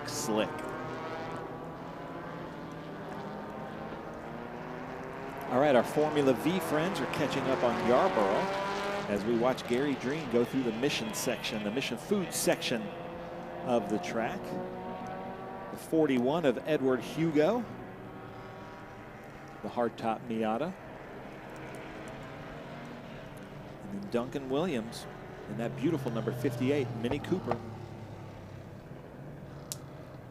You can tell the year of the Mini Cooper. It was at 67.5 that they went to the square taillights, and the roundy taillights, the oval taillights of the Mini Cooper S's are the really sought after ones. And then sometimes the Morrises are even more just because there's fewer of them. But they made, until the Miata came out and like the Taurus and all that stuff, the Camrys, they were the most produced cars in the world. Do you have a favorite generation of Mini Cooper? Oh yeah, the 66 Mini Cooper S, 60, you know, any of the early Mark I Cooper S's. The 1071 engines are a lot more rare than the 1275s, but I like them all. Even, you know, they made them up until the 90s or early 2000s. Rover did, and there isn't one I don't like. They made pickup trucks, they made vans, they made the Mini Coopers. Then people have chopped them and squished them and made them even smaller, 2 feet shorter in wheelbase. There's all kinds of different ways to do it. But what's funny about them is they were the cheapest cars. They were like the disposable cars. But because they were so cool, all the stars had them. David Bowie, Steve McQueen, Paul McCartney, Ringo Starr. Everybody wanted to be seen in a Mini Cooper. Was it the Italian job scene that really made the Mini Cooper hip? I think so. And just, I think they just accidentally, kind of like the Datsun 510, made a very well-balanced, great race. They were trying to make, during the oil crisis in Suez, they were trying to make a good family economical car that could hold 4, hold a bunch of luggage. The tailgate comes down and can hold even more luggage. Paddy Hopkirk and John Cooper and a bunch of race car drivers just figured out they're just really well balanced. They accidentally made for fantastic race cars. But here's the race up front, Ralph, and it's coming to a race here. And the Mini Cooper, the 424, that's the car of Gary Dreen, I should say. Austin Cooper S, trying to fend off the closing rapidly Mazda Miata. One of the most famous British sports cars ever, being followed by the Japanese British sports car. They took a Lotus Elan and some MG midgets and a bunch of stuff, and that's how they came up with that first generation 1989 Miata, based on kind of a modern version of a Lotus Elan. And they've been some of the best cars ever made. Everybody always says Miata stands for Miata is always the answer. What's the most fun car to drive? Miata. What's the most economical way to race? But here we go, Ralph. Call this thing. Yeah, this is going to be a horsepower race down to Summit Turn 7. And the Miata is going to tuck back in line. The Mini Cooper is going to hang on for now. I'm surprised the Mini was able to outdrag the Miata. Yeah. But I like that the Miata, I like cars that have a smile. Miatas of that generation have a smile. I like that. I like the Mini Coopers kind of grin. Looks like it's having fun out there. The Bug-Eye Sprites always have a big smile. Modern cars now look so angry to me. Yeah. Look at that. It's got the window net. And we're coming to near the end of this thing. So, Dreen, can you hold it on? Come on, man. As a Mini Cooper fan, let's see it. The Miata is closing they've fast, coming up the lap going traffic. down to Cube 3 Architecture, turn number 3. Lap traffic. The Mini Cooper found the gas pretty quick coming out of 10. Now can he woe that thing down here at 11? Hang on. You see him just tap the brakes there, going in. Oh my gosh. Now those S2 cars should, in normal conditions, would have lapped the Mini Cooper and the Miata. Sure. And in this, the Mini Cooper is lapping it. There we go, Gary. Come on now. Huh? They didn't throw the white flag though. No, we got at least. I bet you he is looking up there like, where is this white flag? They paved Sonoma about 2 years ago, and I'm sure you remember they had the first weekend, there was stuff coming up, and so I'm surprised to see how many patches are already out there in the pavement. There are a couple of different surfaces. So again, this is front-wheel drive, 10-inch wheels on this Mini Cooper. They barely have any kind of like shocks or suspension, and it's just point and shoot.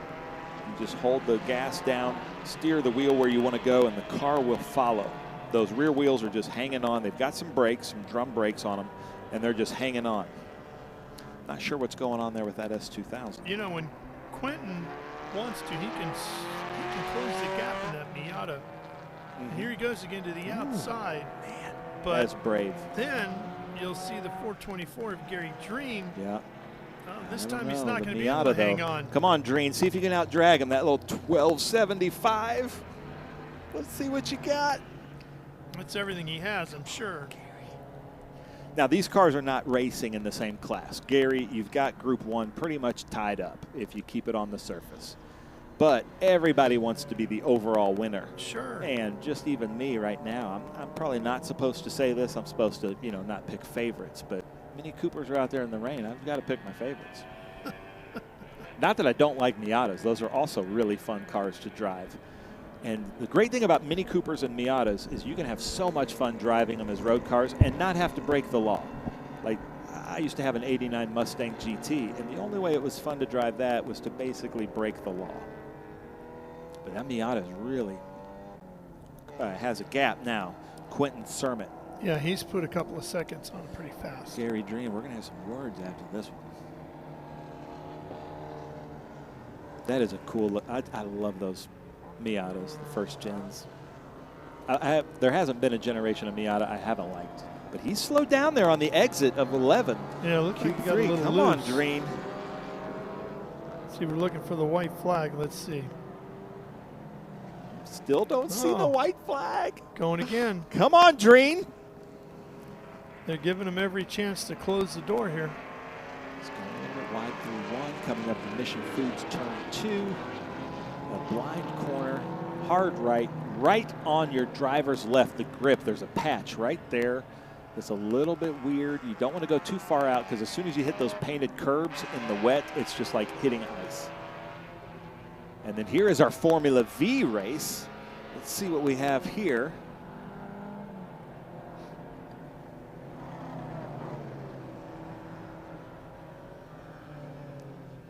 So they're saying John Carter is the first Formula V, then Simon Hughes, then Elliott Barron. Ooh, look at that. They're hanging. I mean, they are on the edge there, Ralph. Yeah, going down into turn number 4. Just hunting for grip. As he just tops of the roll bars through there.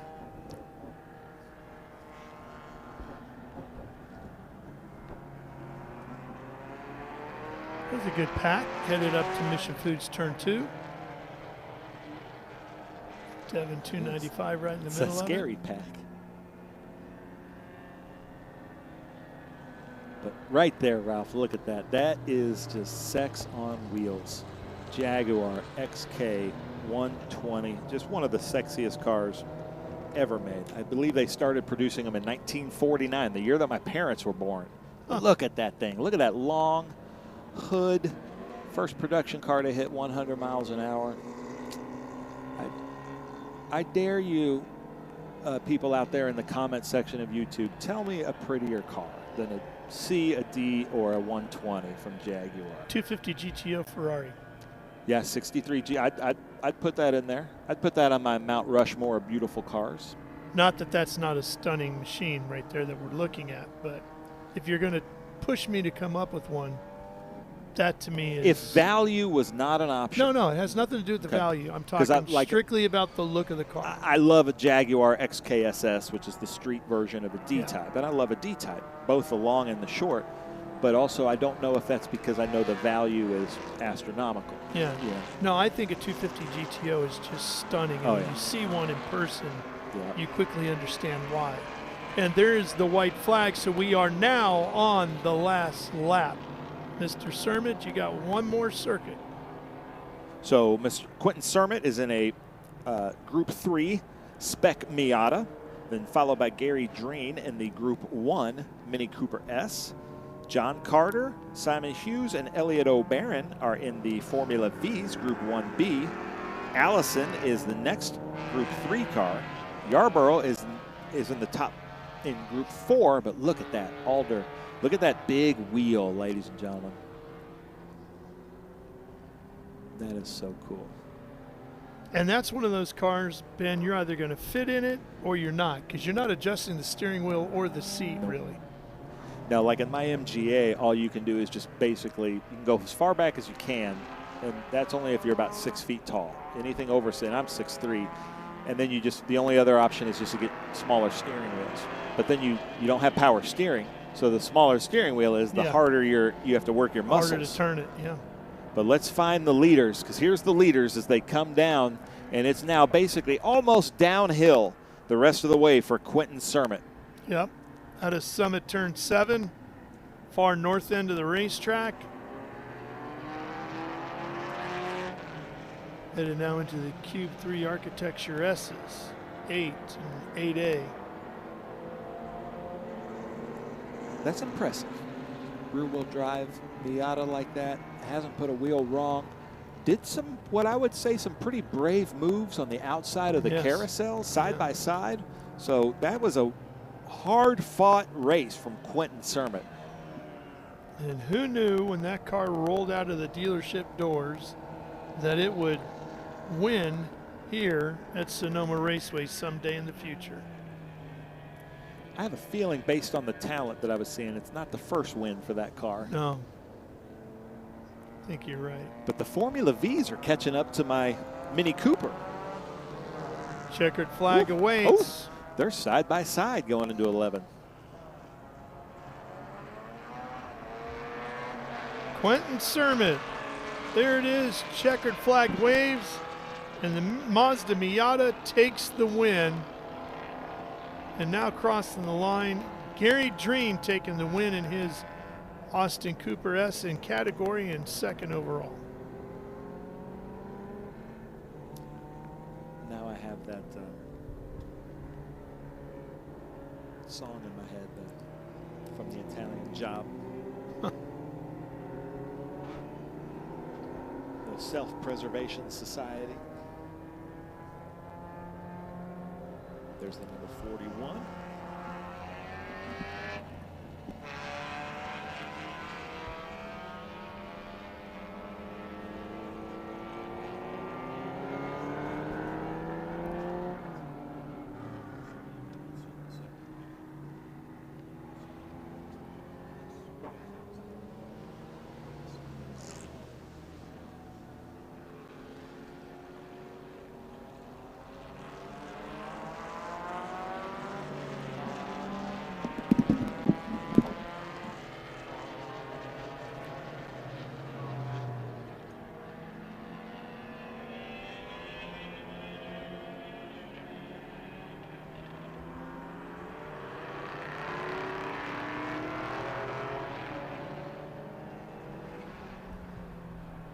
The last few cars making their way down out of turn number 11 here now. Steve Yarborough is across the line. He was 10th overall.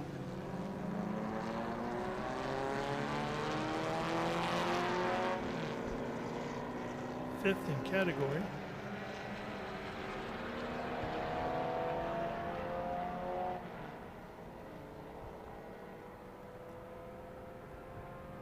There goes the Jag.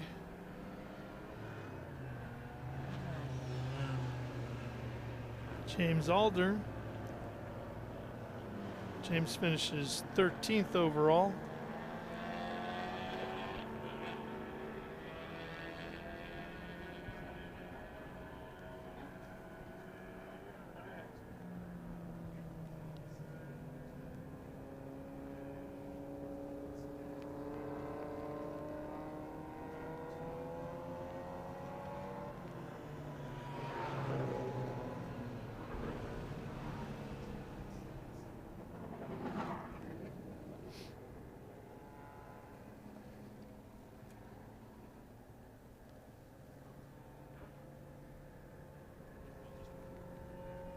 Here's a look at our results from that race, which included Group 1, 3, 4, 5A, and 5B. Quinn Sermett the win, Gary Dreen second, John Carter third overall. Elliot O'Barron in the Formula car worked his way all the way up to fourth, Ben.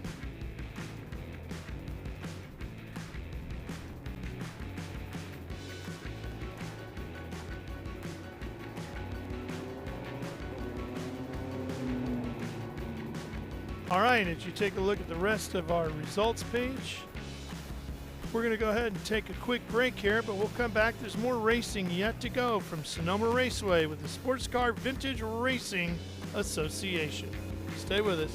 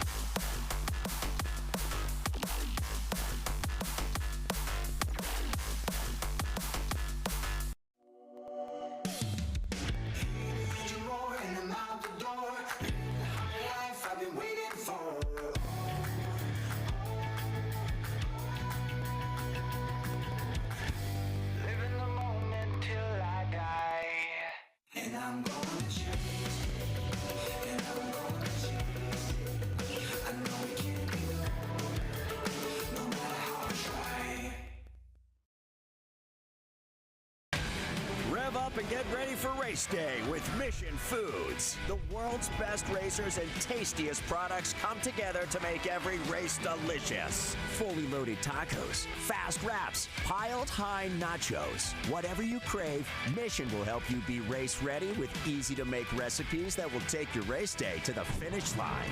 Keep your racing delicious and enjoy all the mouth-watering action. Brought to you by Mission Foods. Too fast, too tasty.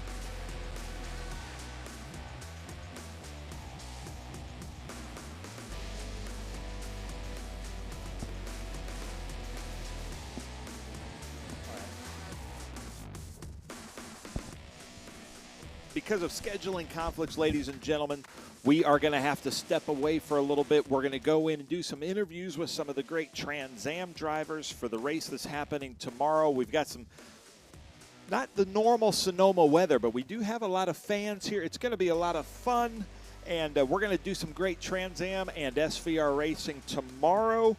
We've got one more SVRA group today. Is that correct? And so we'll be back for the Group 6 and 12, but right now we got to step away for a few minutes, but we'll be back for SVRA Group 6 and 12.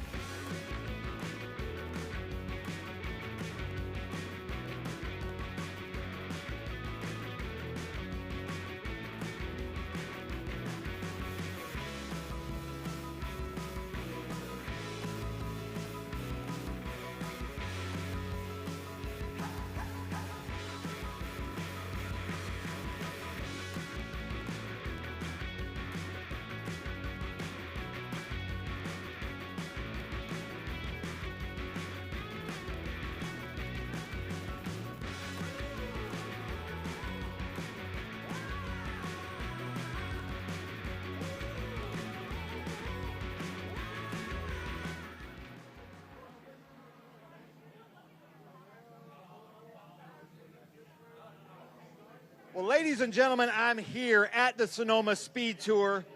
I've got a bunch of TA drivers, TA Cup, GT drivers here. We're going to talk to them. Right now, qualifying would be happening in Trans Am, but because we're racing in the Mission Foods Laguna Seca Speed Tour next weekend, all the teams voted at drivers' meeting. They don't want to go out in the rain. They want to save their cars.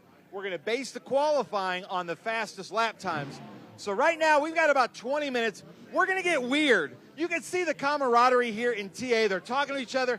Adam's over here asking what tire pressures they're going to run. But before we do that, I want to introduce my friend Dave. Dave just wanted to be on TV. He helped me set up this whole time. He was watching the races from a few weekends ago. Are you having fun here this weekend? Absolutely. It's a blast. I love it. See, there's Dave. Dave, you're on TV now, so we can mark that off here. But now let's go get weird. This shows kind of the friendships and camaraderie. So this is kind of neat here. We've got Paul Menard, the Indy Brickyard NASCAR winning Paul Menard. Adam Andretti is with us. Adam Andretti has won in TA2 in all three marks. Now you got to win in a Toyota. And is longtime Trans Am TA racer. We've got our president over there, Andy Lally. Then we've got a champion here in Chris Dyson. Three-time champion of Chris Dyson. Last year's champion, Paul Menard in TA. Then Tommy Dreesy, of course, is not paying attention to us right now, which is normal. Then today, wait, where are you going? Then today's winner in the Q3 Architecture TA2 Series, Brent Cruz. So, Brent, you're running in TA. You won with us last year in the same car you're in TA at Road America. That was your first TA race? Yeah. First TA race you won. Brent, take the mic. You've got all this TA experience here. No holds barred here, guys. You got to tell the truth. This is all truth. Brent Cruz is about to ask you guys anything you want about the setup. Go ahead, Brent. What do you want to know from three-time champion Chris Dyson? How do I gain some speed? Just put your right foot down, kid. You know, my best advice for you is this whole track is flat out. You never have to lift. Your problem is you're lifting. So even down here at 11, it's flat. You just got to ride the brake a little bit. So do that. First lap tomorrow in the race is when I would do it if I were you. That's where the speed. That's where the speed is. How to gain more speed, more lap time. When you go to turn 4, go straight around to turn 7.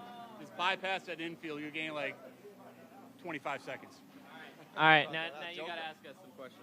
Wait, hold on. But I want to say, though, of all three of those answers, Paul Menard gave you probably the safest. The safest. Like, Adam's just trying to just throw you into the wall at full speed. Yeah. But and then we got Jim Guthrie. Come on in here. Jim Guthrie's running TA Cup. He ran the TA2 Series with us in the Western, but also won an IndyCar at Phoenix a few years ago. But tell everybody and tell these guys, you're running TA Cup, but tell these guys what you're wanting to do out on the track, because you will experience these TA drivers out there tomorrow. So take the mic, tell them what you want to see from them. All right, well, when I come up behind you, just hold your spot. I'll go by you safely. Ari Leindyke told me that once, my first time at Phoenix, 1996. We're in the driver's meeting. He says, all you rookies here, you know, he has that great accent. He says, when I come up behind you, you just slow down and hold your line. I will pass you safely. So just do that, and everybody will be fine. Nice. Now, would you also give them the same advice, Dyson? Which advice? Just hold your line, and we'll get by you. Yeah, I mean, you look, the passing's on us, you know, at the end of the day, but people are free to get out of the way. Dreesy, we haven't talked to you yet. So, Dreesy, one of the best TA races, I know it's crazy, Dreesy hasn't talked yet. It's a first in Trans Am, but one of the best races I've seen here at Sonoma, you and Greg Pickett, we could have thrown a blanket over you almost the whole race, and you guys had so much fun. This track does make for some great racing. Also, like we're seeing right now with the rain just a few years ago, remember, we leave grid and it starts raining, and that made for a crazy race for you. But tell us about some of your experiences here at Sonoma and what they can expect tomorrow. You know, for me, it's 40 laps. You don't rest here, and I think there'll be mistakes at the end of the race. People start getting tired.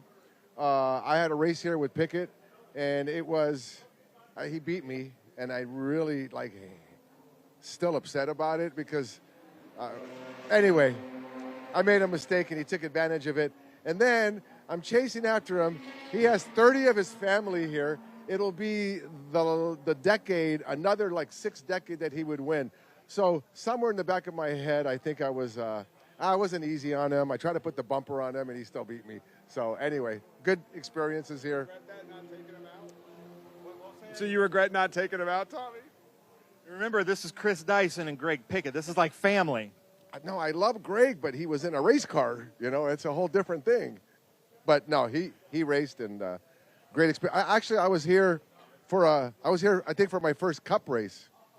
And, like, I came here, Menard was there, and I knew Cousin Carl a little bit, so I got to see my car, and then I got to see Carl Edwards' car, and I'm like, oh, man, that didn't look fair. His car was jewelry, but the team we run on did a great job. It was a great experience here, but the NASCAR guys here, it was insane how good they are, and I was just happy to like be hanging on. Anyway, I think Menard did pretty good that weekend too. So, anyway, Sonoma, great racetrack. Now, Paul, I was doing a live thing here earlier with our camera guy, and there's a Menard's stock car with your name on it. Is that your actual car running SVRA this weekend? Yeah, it surprised me. So I met a guy, Mark Bernardi. So it's a 2003 Andy Petrie racing car. I was going to the bathroom, I saw it. I'm like, I got to go check that thing out. So I actually sat in the seat, different seat. Everything else is the same shifter, all the switches. I was texting with Andy Petrie earlier today, asked him what springs we ran back here in 03. Best I could tell, it's 800s in the front, 250s in the rear, which was period appropriate for the time. So I'm actually going to drive it at Laguna Seca next week. I've never been to Laguna, so I got to get some laps. So when you get in your old car that's, over 20 years ago, does it feel like a time machine? Well, it's after practice, so we'll practice blind. I don't care. You guys are good at protesting, by the way. I'm sorry, what was the question? Did it feel like getting into a time machine when you get in there? Because you were in that car a little over 20 years ago. It doesn't feel like 22 years ago for sure, but that car, we came in 03. I've been to Sonoma one previous time in a Southwest Tour race, and we actually would have won the race, had a flat tire with a couple laps to go. So I felt kind of like Tommy coming into having laps here, running good. Then you go into a NASCAR Cup weekend. You're like, I'm going to run with these guys. First practice, I go through turn 10 and kill the car. We spent the rest of the weekend at Redwood Forest touring around. So I got educated really quickly on how good the NASCAR guys were, how tough this track is, how hard you have to drive a race car around here to be fast, and how unforgiving it is. So I hate that we didn't qualify today, kind of. We were starting first anyways, but anytime you can get laps in the rain is fun, but we're racing Laguna next weekend, and this is a treacherous track for offs. You usually hit something. I love it. And I was at the drivers' meeting, and I would agree. Normally we would qualify in the rain. Normally everybody would go out, but because your shops are 3,000 miles away, it is a weird circumstance, so I agree with that. But Tommy, you were saying you only want to do that if you qualify, or your practice is worse than fifth. How are you feeling about it now? These guys are experienced, and we're all experienced. And I really did want to qualify in the rain because we really do well in the rain. But looking at, we've got to turn around these cars. Risk reward. Yeah. So you know what? I'm over it, and still would have loved to go out there and qualify. But this is the smart thing to do. I love it. Well, hold on. I need to mention everybody's sponsors. So who's helping you out this weekend with the Pancho Weaver car with Brent Cruz? Honestly, nobody. It's my dad and Pancho pretty much. But from the TA2 side, Mobile One was a big sponsor there in Toyota Racing. So just grateful to be able to be here and run both classes. I had a blast in the TA2 today, and being able to win that and be on the pole was super happy. And it honestly gave me flashbacks to 2023. So super fun to be able to come back here and dabble my feet in that, and then be able to come run a fast TA car. Now, speaking of Greg Pickett, Jim Weed, is Pickett coming out this weekend? Well, he's a little bit under the weather, unfortunately, but I'm hopeful we'll get him down to Monterey next week.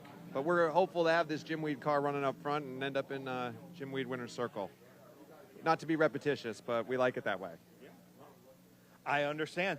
Dreesy, you've got some new sponsors. We're thanking all the sponsors, and I'm going to talk to the TA Cup people. So you got Trent Shoring, Franklin Road. Who else do you want to thank here? Oh, I got to thank Trent Shoring, Tom Malloy, and the whole Malloy family. We're going to be going down to their shop in a couple of days, so it'll be on Road to Glory. We're going to do a little story on Tom Malloy, Trent Shoring, and his racing shop, which is insane. And then the Motul folks, thank you for coming on board, and Franklin Road. So, yeah. Perfect. I love it. Now, last year's TA champ.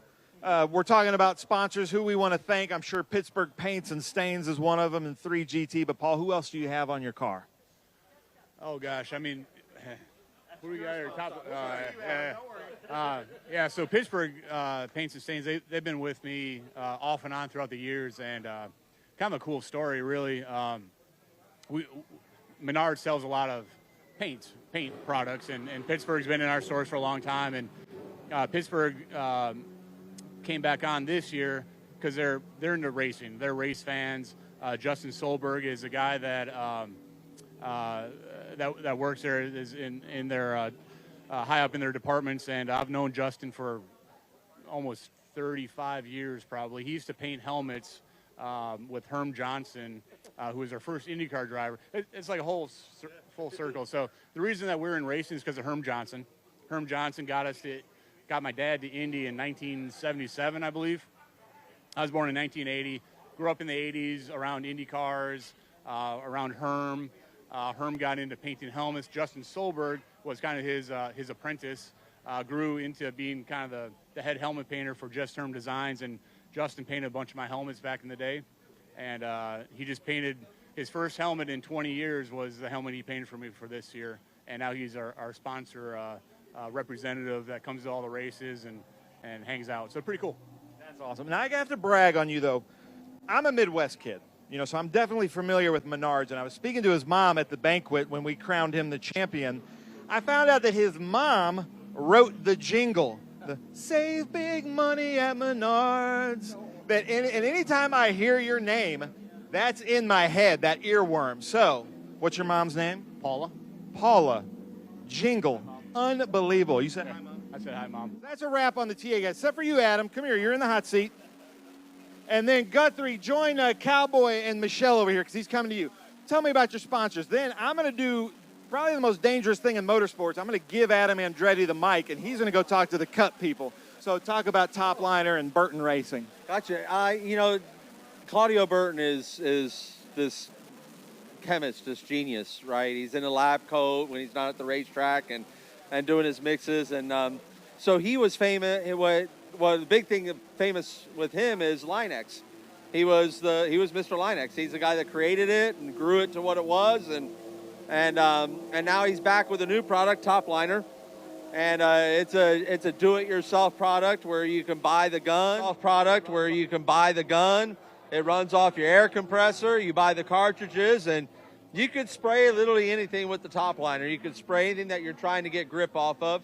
And then stay tuned, because he's got a very exciting Top Liner product coming out that'll revolutionize the market. So keep tuned for that, because that's going to be something you're going to want to go out and buy.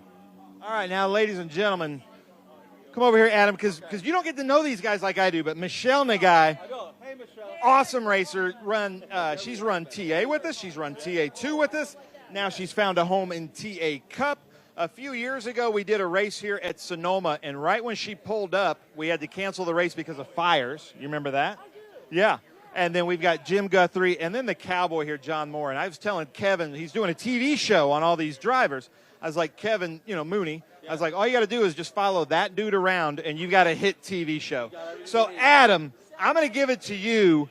You're going to interview some of these drivers that you're going to be on track with tomorrow, and, maybe get some speed seekers from them, because you were kicking butt yesterday. No. All right, Adam, take it away a little bit. Not fair to me. He's lazy. So I'll just take over Ben's job here since he doesn't want to do it anymore. So, yeah. I'll pay you my rate. Okay, yeah. You're going to flip me a quarter? Is that? Zeros or percent? Zeros or percent.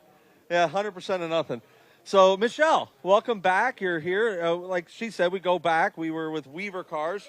No snow. How long ago was that? Do you remember? 2019. 2019. Good times. So what do you think about these TA Cup cars? Do you love being in the TA Cup car here? Because you've been fast. Like, you've been rocket ship fast here all weekend long. Like, it's TA cars, and then it's you. Yeah, and that's what we came here to try to do. You know, I mean, you know the deal. You know the deal. You come here to be as best you can in the entire group. To be number one in my group, its own, that's huge. To be closer to you guys is just a bonus. Let's put it that way. That's what I come here to do, too. What's your favorite part about driving the Cup car? I would like to, I'd say the handling. I would love to pull that restrictor plate out and tag on to you all day long. Let's just say we hope that's coming. Yeah, because the restrictor plates is what keeping that 2 seconds off. Because like the cars look like they're driving really, really well. You know, that's the thing. They drive good. They're a driver-friendly car, and I've got a really good team behind me right now with Mike Nake. We've just been tweaking and tracing on it since last week, and I'm like, yeah, this is what I like. Let's keep it here for now and see how we do. Awesome. Keep your eye out on this one here. She's rocket ship and getting the job done. Jim Guthrie, we go back a long way. Known each other a long time. You've driven like everything, pretty much. Like you've got experience, and yeah. You know, you could have been an Andretti as much as a Guthrie, right? With all the laps that you've done and other things. What about the TA Cup car brought you here?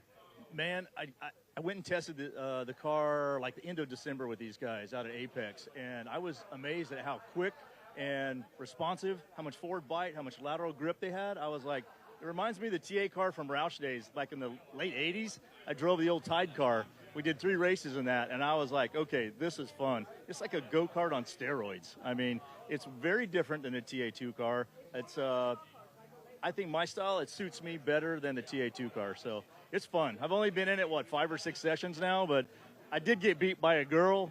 I'm hoping to fix that tomorrow. That's a badass driver, though, behind you. They ain't no shame in that one whatsoever.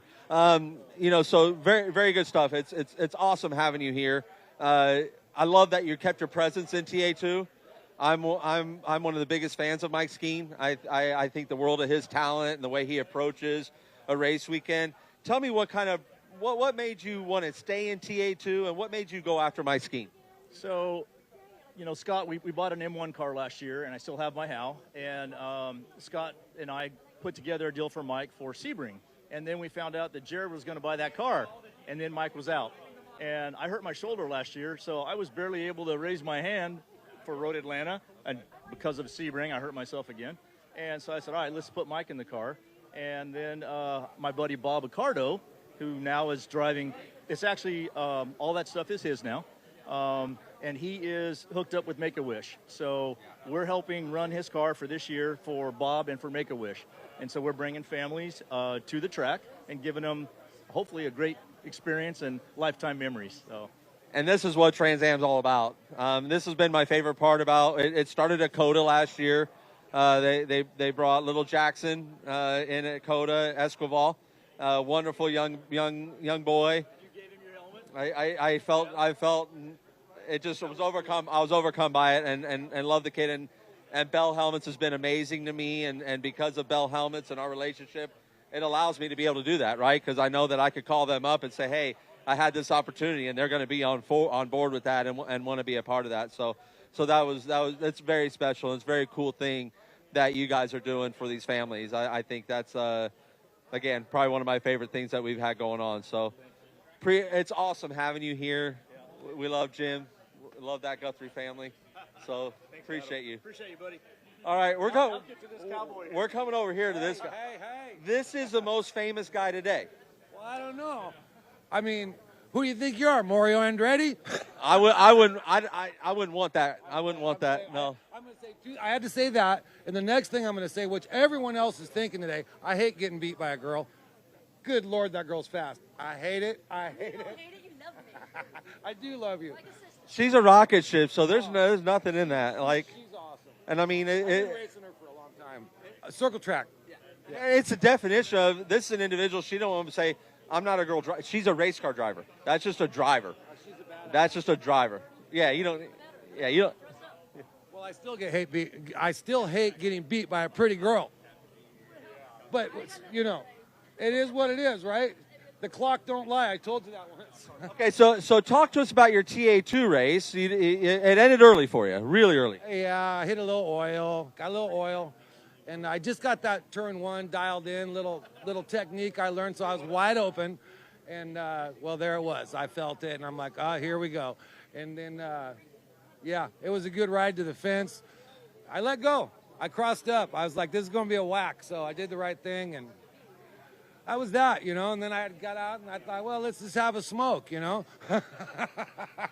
mean, let's just take a look, see, assess the damage and shake it off a little bit. This is how you became the most famous person here today, is because, so if you didn't catch that in the broadcast earlier, I highly recommend you go back. I would love for this to go viral because I think it just speaks to the heart of our series and how really down home it is. But my man here gets out, and the first thing he needs is a grit. Like, that's the first thing he needs is a puff down a dart. Now, my wife, who's a smoker, you won her heart.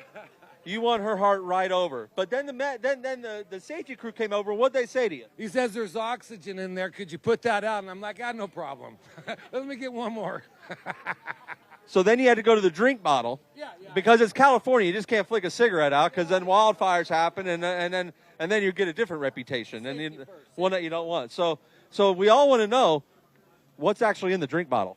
Well, I'm known for a lot of lattes, I hate wasting a latte, but it was time. But I want to say in this Trans Am series, I really feel like I've met my people.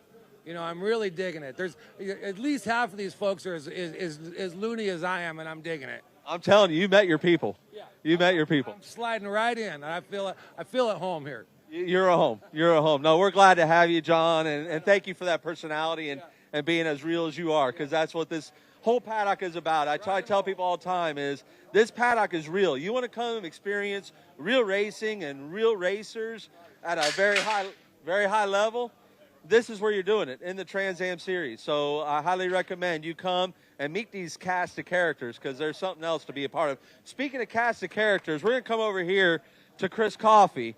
Now, this is the only person that really wanted to qualify today, so go ahead. Go ahead and lay it on the line. Why did you want to qualify so bad today? Oh, yeah. I was looking forward to qualifying, was really hoping that we'd get out there in the rain because in practice yesterday I was fastest overall. And I know the TA guys are they have a lot of horsepower and it's hard to drive those cars in the rain. But yeah, I'll put that one in my hat that I was able to be fastest overall in Trans Am. And do you want to steer the audience to your Instagram post? Oh, yeah. So if you check out at Chris Coffey Racing, there's a video on there you really want to see. Yeah, that's going to be a good one. He showed it to me just before we came on the air here, so you're welcome for that free plug. Even though it doesn't make me look the best, you're welcome for the free plug there. No, it was funny because yesterday they were coming over the radio. They said Chris Coffey just went quicker, and I was like, I can't let a GT car beat me. So then I went out and I'm putting a lap together, and then I hit a river in 10. I'm done. I parked it. So what did you find was your big advantage in the wet yesterday in that GT car? So, I mean, really, I was just driving around and experimenting in different parts of the racetrack, trying to find where grip was. And it's funny because I had almost the same radio conversation with Josh Hurley where he came on the radio and said, hey, we need half a tenth to go fastest. And I was like, oh, okay. And so I just picked up a little bit and went over a second faster. And I was like, oh, we can go faster. And he was like, no, we're good. We're good there. So it was really just experimenting with different locations on the racetrack, trying to stay off the sealer and trying to stay where there was grip to keep the car underneath me and just trying to be smooth. And we are shivering. It's freaking cold. So, no, you gave me the mic. I gotta come do my job again, Adam. You gave me the mic. You asked good questions. I mean, we need to do this more. There was one time at the grid that you actually took the mic from me. Yeah. No, I'm got better questions. trying to help you out. Yeah, no. I got to talk. Thank you, fans. Adam Andretti, top liner. Chris Coffey, GT champion. Adam Andretti, our points leader. I'm going to talk to Josh. I'm going to talk to Josh, though. I'm going to talk to him. All right, Adam, you talk to Josh Carlson here. All right, Josh, tell us about yourself because you're relatively new to our series. You're relatively new to what we're doing here. Yeah. Introduce us to Josh Carlson. I'm from Iowa, and I don't know if there's any other Trans Am drivers out there.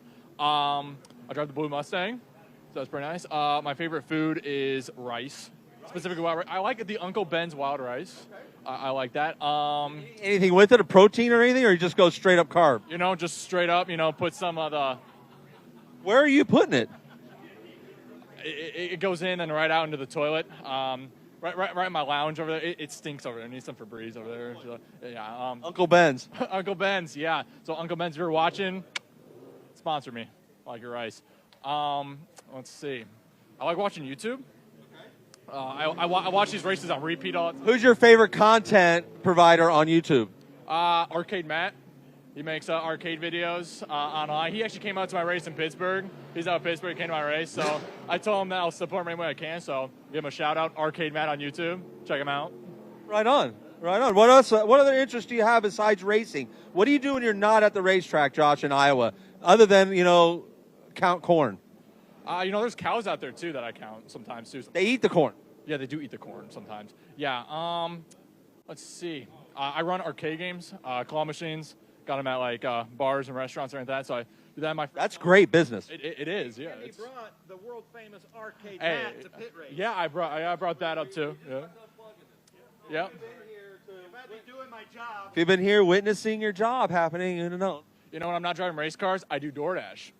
Yeah, so I'm a professional delivery driver for DoorDash. You know, I'm ranked platinum on there, so I say I'm doing pretty good. Do they know that you're driving a race car for a living as well? And are they worried about their food coming, like, in the right position? Do you deliver a lot of pizzas, too? Because that, like, you could slosh that. Start, so we got to go. Oh, we got to go? Yeah. Sorry. Thank you. Josh Carlson, everybody.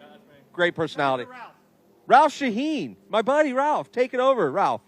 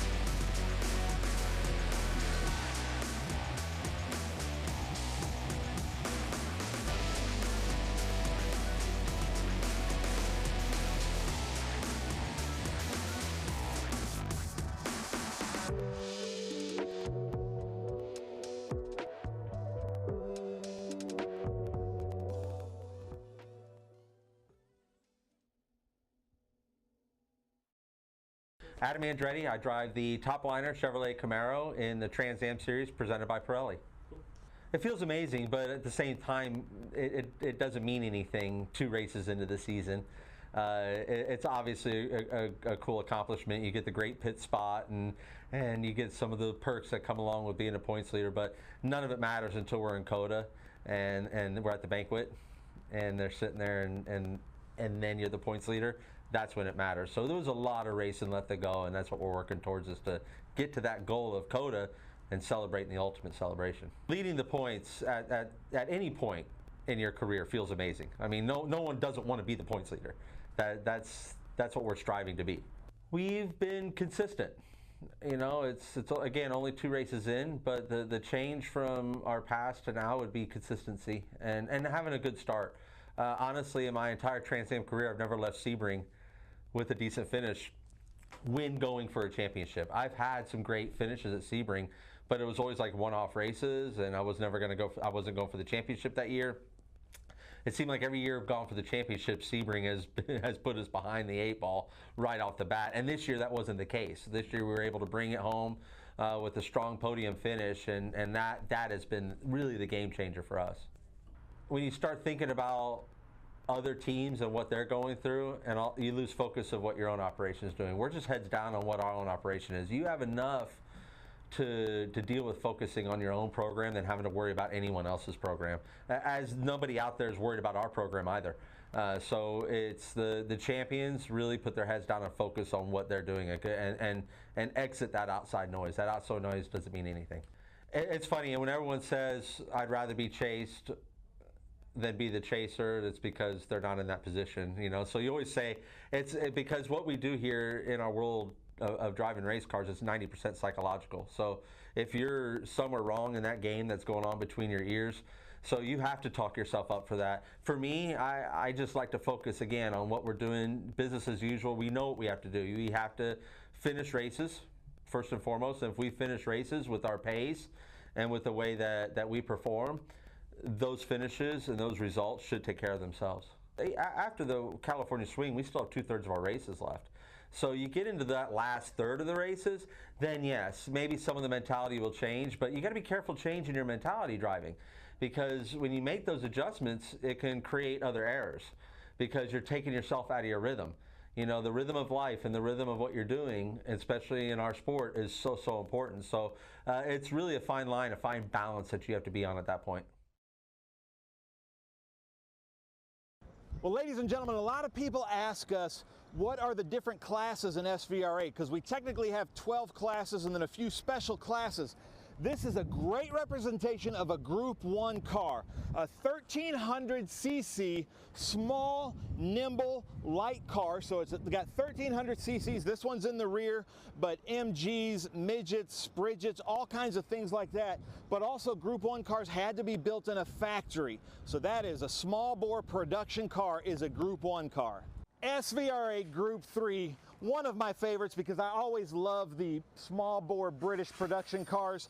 Triumph Spitfire, a great representation. These Triumph Spitfires, very good Group 3 cars, always out there competing against the air-cooled Porsche 356s, the 912s, but I prefer the Spitfires.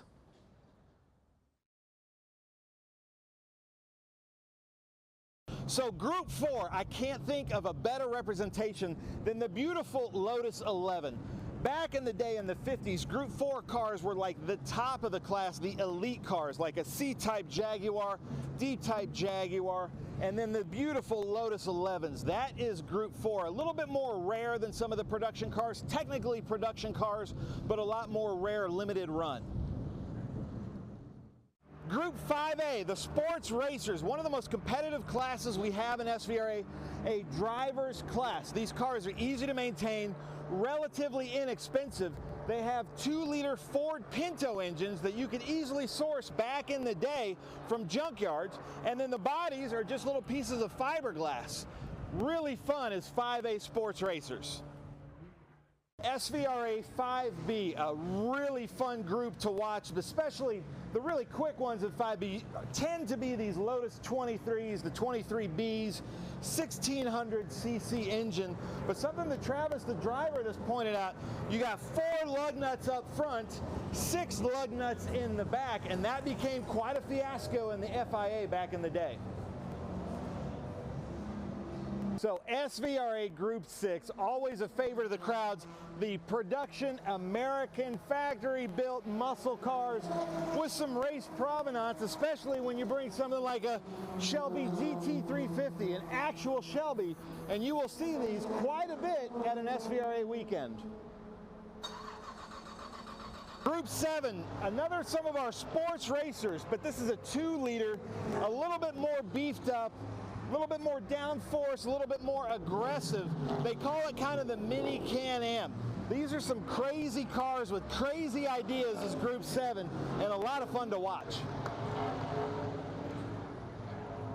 So when I think of Group 8, I think of these air-cooled Porsche 911s, just always been absolutely dominant in Group 8, but also representing Group 8 would be like the Datsun 510s, the B sedans, or the Alfa, the BMW 2002s.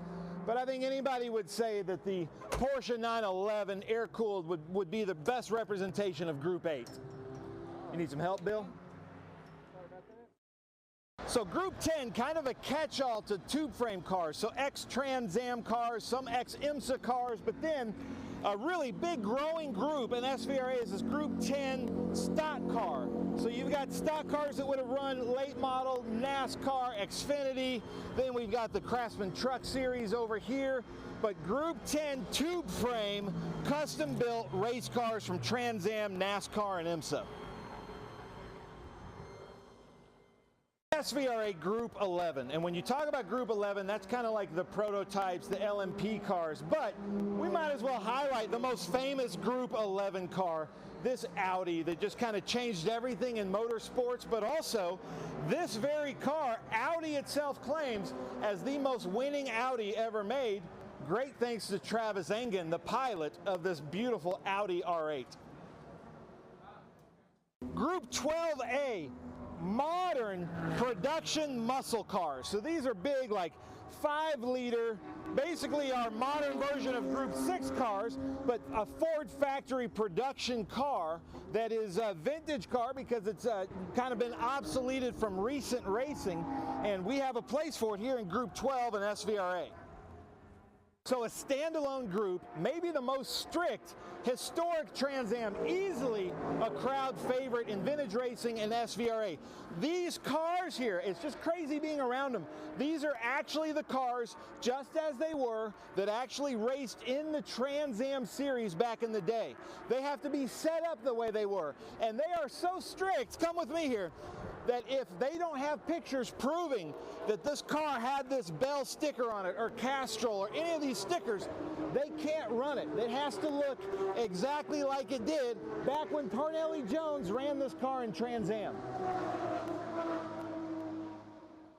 I love Trans Am because it's gritty, it's tough, you know, it's not flashy, and that's what I love about it. It's real racing, it's pure racing, it's the way racing was meant to be. And I think that's what anyone in this paddock would echo those sentiments. The people too make all the difference. The people in the paddock are some of the best I've ever raced. I've been blessed that I can go race in about any paddock out in the United States, and this is the one I always want to come back to because of the people. The people are like family. So yeah, it's a special place to race. We've seen a lot of amazing talent come through this series. I mean, talent that we watch in the Cup Series every weekend. We see Justin Haley, he came through the Trans Am Series. We see Connor Zilic now, and he came through the Trans Am Series. We're going to see Brent Cruz for many years down the road, Thomas Annunziata. So these names and the talent that's come through, Ernie Francis Jr., it's been amazing to watch. And it's been great for me because at this, you know, as I've had a great long career in Trans Am, as we've been over 10 years doing this in this same series, I've gotten to see those, and I've gotten to nurture some of those careers and watch them grow, and it's very rewarding from my point of view to continue to do that. My only desire in my career, beyond where I'm doing in Trans Am, because I love it here, is because I make a good living here and people treat me really, really well, is the Indianapolis 500. It's always been a goal. I grew up in Indianapolis. I grew up just outside of Indianapolis in Brownsburg. That was always something that was on my radar, and always something everything I've ever done in my career, it's been in hopes that I would get a shot there. And so, and this is no different. You know, I'm surrounded by people that in this series that financially, if it came about and they got they got the seed planted and it wanted to grow a little bit, they could make something like that happen. So you never know what could happen in life. I know I'm not getting any younger, but I think as I get even older, being an Andretti, going to the Indianapolis 500 as a rookie, and in your mid-40s, I think there's a heck of a story in there, and a heck of an inspiring story, because I think something that's come to light here, especially here in the last 5 years, is men's mental health, and it really targets that age group, 40 to 50, where men are feeling lost, and if they can feel some inspiration from someone's story, and so, like, trust me, I would have loved to have been there at 18 years old, and that was my goal, was to be at Indy, long before now. But if I got there at 46, 47, 40, I don't care. I'll get there and I'll be competitive, because I've got the desire, I've got the drive, I got the talent to go do it. So, but that's the only thing I have on my radar screen. Other than Indy 500, I don't have nothing on my radar screen. Hi, I'm Mia Lovell. I'm 18 years old from Phoenix, Arizona, and I'm a race car driver in the TA2 Series. I would say aggressive, analytical. Honestly, the aggression kind of surprises me sometimes, because I'm a pretty laid-back person, but I don't know what it is, but when I get in the car, I just have all this aggression. Yeah, so I was adopted when I was 7 months old from China, and I just think that it's given me a pretty unique perspective on life, just because, you know, you think about how fortunate I think about how fortunate I am to be in America and have opportunities like this to be racing in the Trans Am Series. I mean, not a lot of kids, you know, have this opportunity, so I just try to make the most out of every opportunity given and just make the most out of everything. I was actually a pro skateboarder before turned race car driver. So I've won all the gold medals in the California State Games. I qualified for the Tampa Pro, which is the biggest pro competition in America. So when COVID happened, all the contests shut down, so that's kind of when I stepped back from competing in skateboarding and started filming more video parts for sponsors, so going out in the streets and finding our own obstacles to skate. And that's also the same time where I was first getting into a car, just doing track days. I just thought it was like super fun, you know, kind of in that vein of action sports that I was used to from skateboarding. But then I got into my first pro series, the Toyota GR Cup in 2023, and found that this could actually be a career. So I've loved it ever since. I love competing, and I'm always striving to be the best. But it's a little bit different in racing than it was in skating. You know, in skating we would have like a 45-second run to do is the best tricks we could. Where here we get, you know, quite a bit more time. We have 75 minutes in the Trans Am races, and so a lot can happen. You know, you can pace yourself out. It's a long run game, a lot of strategy involved. The TA2 platform is great. There's no driver aids, so no ABS, no traction control, and that means like being fast all comes down to the driver. And so that's why this series is inviting so many up and coming drivers, like, you know, pretty much the next generation of NASCAR is coming through this series. And so, yeah, that being said, without driver aids, it definitely is a challenge to drive these cars. I mean, they are a handful, and you really have to wheel it 100% of the time. Yeah, so you know, the goal is to win the Western Championship, but I really like racing in the National Series because there are a lot of really good drivers to work with. I'm running with a really great team, Nitro Motorsports, and I mean, on a national weekend we have 8 or 9 cars, and you know, we're all super fast. So getting to have really fast teammates to learn from, and you know, it's also nice to have kind of a, I don't know, I guess a familiar face on track. And so we just want what's best for the team too. First few things that come to mind to describe myself: passionate, fun, and giving. Okay. How about as a driver? How would you describe yourself? Aggressive, angry, fast. Curious. They give us a 1 minute to go. I click the visor down, and the world is shut out. My world that I live in, my reality that I live in, is shut off.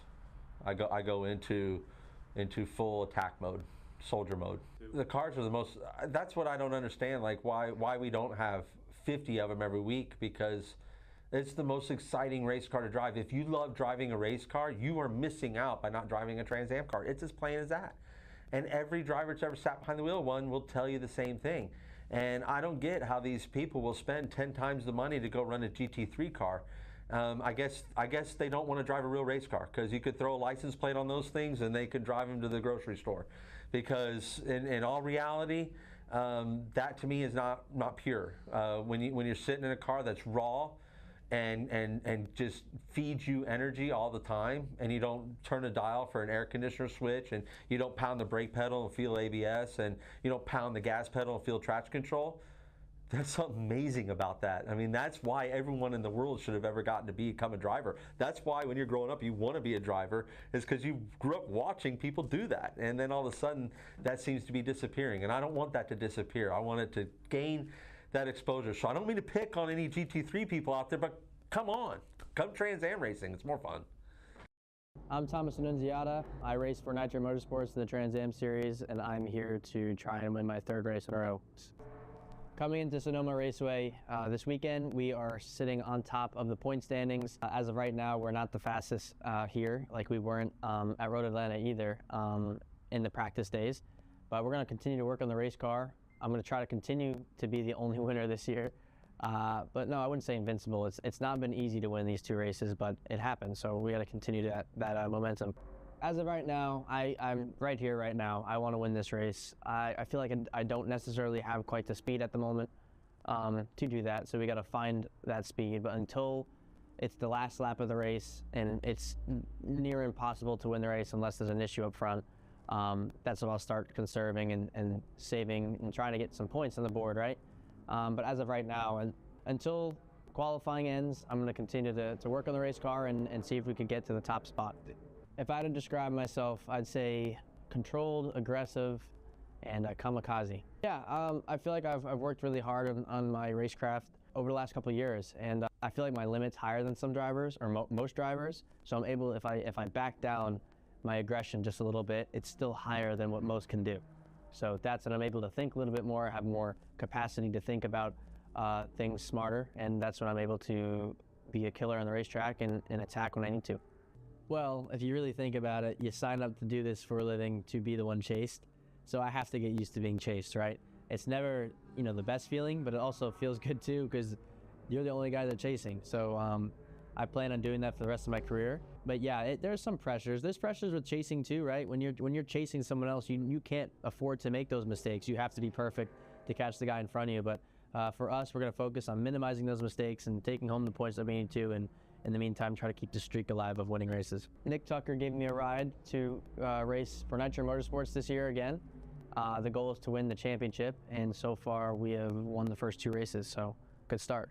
Yeah, it's that number 10 car is a house car, so I'm going to be racing that car all year.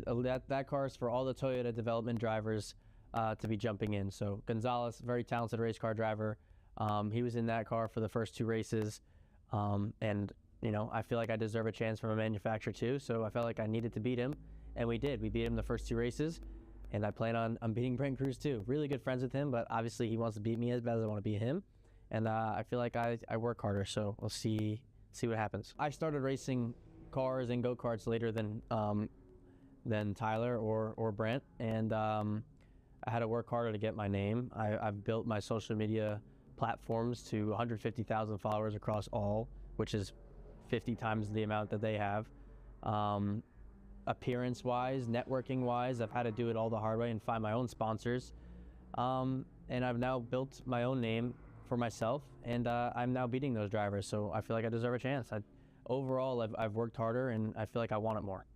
Yeah, it's difficult, especially when I was younger too. You're not fully mature, and I'm still not, but you're still hanging out with friends, you're going to school, you're racing. You don't really want to be posting yourself on social media. You're worried about what other people say. You still have to listen to your parents. So yeah, my dad said he was pulling the plug if I didn't work harder, because obviously I'm not going to go get to the top cars and with the same path. I had to work harder.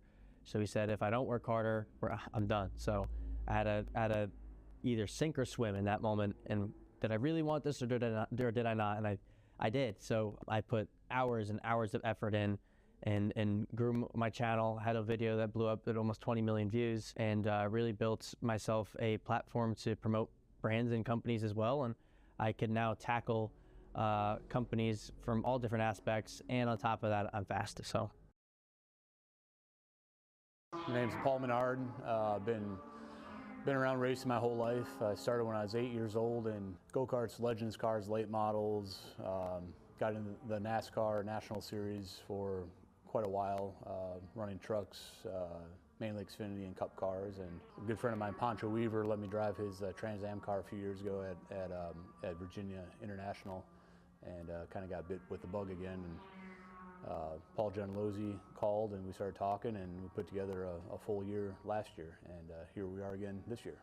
The history, it's the oldest road racing series in America, started in the late 60s, and a who's who of drivers and champions have come through the series and either made it their home or found success other places.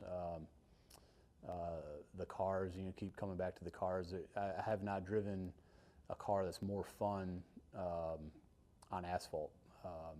There's some dirt cars, and I used to ice race back in the day. Those cars are really fun too, but On asphalt, these are by far the coolest cars I've ever driven. 900 horsepower, no gimmicks, no ABS, no traction control, just raw stock car with wings and some cool aero effects and good looking cars, and some cool tracks, some really historic tracks throughout the country that I've never run at before, that I get the opportunity to race at now and check it off the list. I feel like there's a couple different tiers in the TA class. You have some guys that just want to come out and just drive really cool race cars in a competitive environment. And then the rest are hardcore racers, and Dyson and I and Andretti had a good battle last year. Dreesy was in the mix. Amy's always a threat for the podium. So there's some good racers, and this year it just stepped up. We got the same crews last year with Dyson, with Andretti, with Tommy, with Amy. Brent Cruz, who is he's an up and coming. I think he's 17 years old or something, but he's going to be somebody that you're going to be watching on Sundays for a long time when he gets old enough.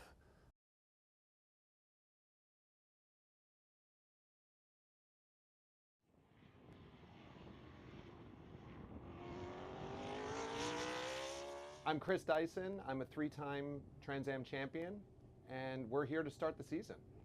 Well, this morning always starts like every morning with good breakfast. Woke up, sort of got my mind focused, remembered it's a race day. We're at the race weekend. It's the happy time, it's the happy place. We try to focus on what's ahead, which is a great day here. Our Mustang, our number 16 Jim Weed car is ready to go. The team is here. I came and checked in with my engineers, and we've talked about our plan for the day, and it's exciting. This is the best time of the year. This is New Year's celebration starting in February for us.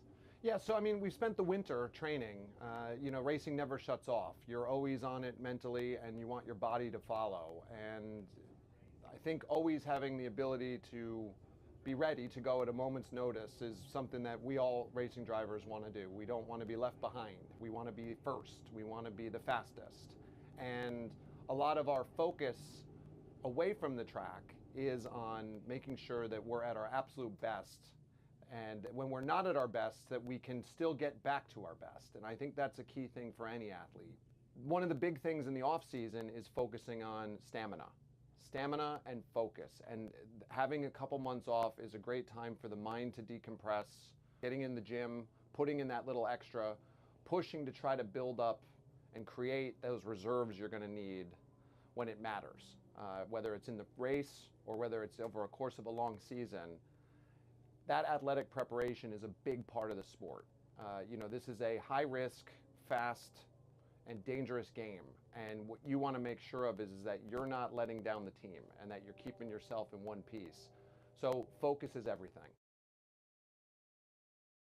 All right, we're going to get in the weeds here from a technical standpoint. This is the CoolBox, the iceless driver cooling system. Very cool technology developed by 2 TA2 drivers. So we've got Victor Chopla here that competed in the Western Championship last year. So tell us about this box and why it was developed. It was developed because you obviously cannot perform as well in a really hot race car, just like the TA2 car, when you're super hot. So, you have to lower your body temperature in order to compete at a better level. But really, the emphasis that I love is it's iceless. You're not carrying around a bunch of weight in a cooler. It doesn't take up a lot of room, obviously, inside the car. Yep, we try to make it as lightweight as possible, but as efficient as possible, where it still works at super high temperatures. And we designed this box to just be bulletproof and work under, all circumstances. If it's 110 outside, it's going to be 160 in the race car, and this box still needs to perform to a point where the driver of the car is not going to overheat, and it's going to feel like he has ice cold water going through his vest. So we basically designed it originally for us because we know what it takes to be in a hot race car like that. So, that's basically the background of why we started the company in the first place. A few years ago, we were at Indy, and Amy Ruman got out of the car. It was about 100 degrees outside. They put a laser in there. It was 175 after her cool down lap inside the car, which is you could legally cook meat at 160. So driver comfort, you can concentrate a lot better when you're comfortable. If you're sweating, if you're irritated, you sort of get the red mist. So Matt Rivkin, talk about the driver comforts when you're in the car. Yeah, it's a really big deal to be comfortable inside the car, and it's not just the comfort aspect. It's also how you're functioning at such a high level when it comes to racing a car that you need to be on top of your game at the highest level. So if you're suffering from not necessarily heat exhaustion, but if you're overcooked in that sense, you're not going to be able to make the same types of decisions. And think about these races; they're 75 minutes long, right? So it's a long time to be in the car at. Even if it's not 175, even if they're typically around 150 inside the cockpit of the car, it takes its toll. So when it matters the most at the end of the race, that's when you need to be your sharpest. And that's something that these units help you do, is they keep you cool and allow you to perform your best throughout the race and not have to worry about the heat aspect of it and focus on the driving. Well, I noticed that last year, our Q3 Architecture TA2 Series champion, Rafa Matos, would get out, top step of the podium, hadn't even broken a sweat. It looks like he just got out of like an air-conditioned car, and that really does help mentally and physically in the car. Absolutely, and Rafa will attest to this as well. He's been using CoolBox. He used it last year, loved it, said it's the only system that actually worked for him throughout the entire race, and it shows. Like, as you said, like he gets out of the car, and it's like, obviously you're working hard inside the car, you're working physically, but if you can be cool and comfortable, it just allows you to perform that much better. Like to add that it's not really only a comfort thing, it really is a safety thing, because your brain at some point just doesn't make the same decisions that it would make when your body is actually at a state where it's cool and functioning properly. Because once you start overheating, your brain goes into fight or flight, and it just doesn't work properly anymore. So I think it's more of a safety aspect having this unit than only a comfort. It's comfort when it's 70 degrees outside, but when it's a hot day out, it's more of a safety thing than anything else. I know you guys race in all kinds of things. You got out of Audis and started running in TA2, but talk about the driver change aspect in sports car racing or endurance racing. It seems like you have the best system for that. Absolutely, yeah. So, for obviously TA2 cars, it's open windows, open passenger windows, but it still gets incredibly hot because of how the exhaust is routed and just the nature of the cars themselves. But in other series where you have factory race cars with closed windows, it's even more important, or as important, because it's getting incredibly hot in there. There's no airflow, even with like the Cup cars, right? So they have factory AC.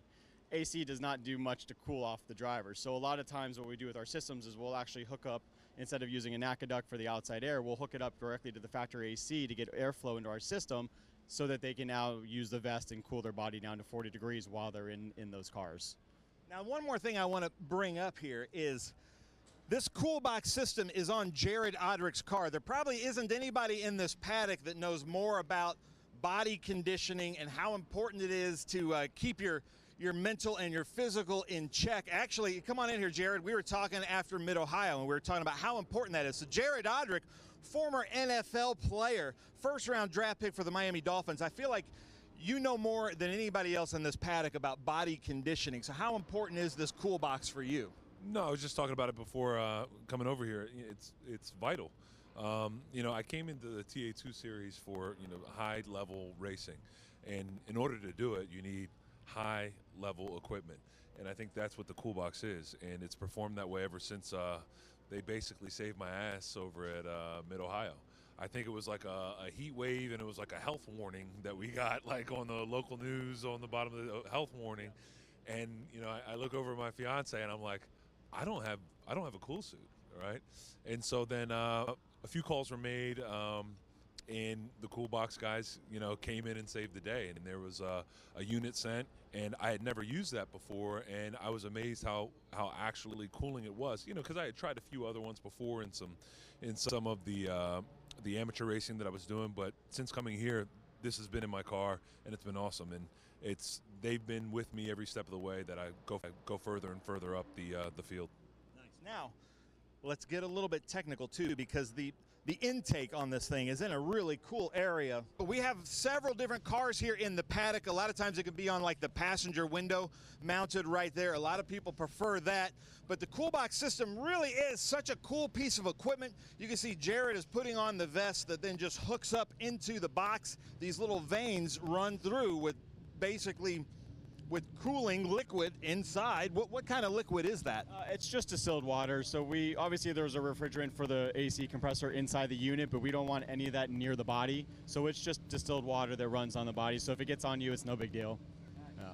And we have actually had in TA2 under different systems, not CoolBox systems, but people were getting burned because the water running through there, the ice would melt and then they'd burn. So having an iceless with a refrigerant is actually, just like you said, such a safety thing, because we've had some drivers get out and they've gotten marks on their bodies because their ice melted halfway through the race, and then it's just basically hot water running through. So I'm with Bob Accardo Jr., who is the longest, kind of the OG of CoolBox with the Make-A-Wish car. But talk about the importance of having a CoolBox in your car while you're driving in the heat. Man, it gets like 150 degrees inside these cars during the race for an hour and 15 minutes. You die without it. So it's absolutely mandatory. I got one of their oldest ones in my car, and man, things never let me down. I think I've used 2 or 3 of the generations now at this point, and now they got a really tiny one out that doesn't add a ton of weight, even better. And yeah, these guys, they make a great product. Nice. So if you want that kind of unfair advantage, the competitive advantage in a race car, make sure you check out CoolBox, the iceless cooling system. They're getting smaller, they're getting more efficient and lighter, but they're keeping drivers like Bob here alive. So check out CoolBox.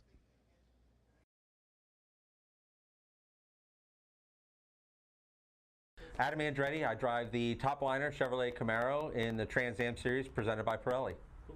It feels amazing, but at the same time, it doesn't mean anything 2 races into the season. It's obviously a cool accomplishment. You get the great pit spot, and you get some of the perks that come along with being a points leader, but none of it matters until we're in COTA and we're at the banquet, and they're sitting there, and then you're the points leader. That's when it matters. So there was a lot of racing left to go, and that's what we're working towards, is to get to that goal of COTA and celebrating the ultimate celebration. Leading the points at any point in your career feels amazing. I mean, no one doesn't want to be the points leader. That's what we're striving to be. We've been consistent. You know, it's again only 2 races in, but the change from our past to now would be consistency and having a good start. Honestly, in my entire Trans Am career, I've never left Sebring with a decent finish when going for a championship. I've had some great finishes at Sebring, but it was always like one-off races, and I was never going to go. I wasn't going for the championship that year. It seemed like every year I've gone for the championship, Sebring has put us behind the 8 ball right off the bat. And this year that wasn't the case. This year we were able to bring it home with a strong podium finish, and that has been really the game changer for us. When you start thinking about other teams and what they're going through, and you lose focus of what your own operation is doing. We're just heads down on what our own operation is. You have enough to deal with focusing on your own program than having to worry about anyone else's program, as nobody out there is worried about our program either. So it's the champions really put their heads down and focus on what they're doing and exit that outside noise. That outside noise doesn't mean anything. It's funny, and when everyone says I'd rather be chased than be the chaser, it's because they're not in that position, you know. So you always say because what we do here in our world of driving race cars is 90% psychological. So if you're somewhere wrong in that game that's going on between your ears, so you have to talk yourself up for that. For me, I just like to focus again on what we're doing, business as usual. We know what we have to do. We have to finish races first and foremost. And if we finish races with our pace and with the way that we perform, those finishes and those results should take care of themselves. After the California swing, we still have 2/3 of our races left. So you get into that last third of the races, then yes, maybe some of the mentality will change, but you got to be careful changing your mentality driving, because when you make those adjustments, it can create other errors because you're taking yourself out of your rhythm. You know, the rhythm of life and the rhythm of what you're doing, especially in our sport, is so important. So it's really a fine line, a fine balance that you have to be on at that point.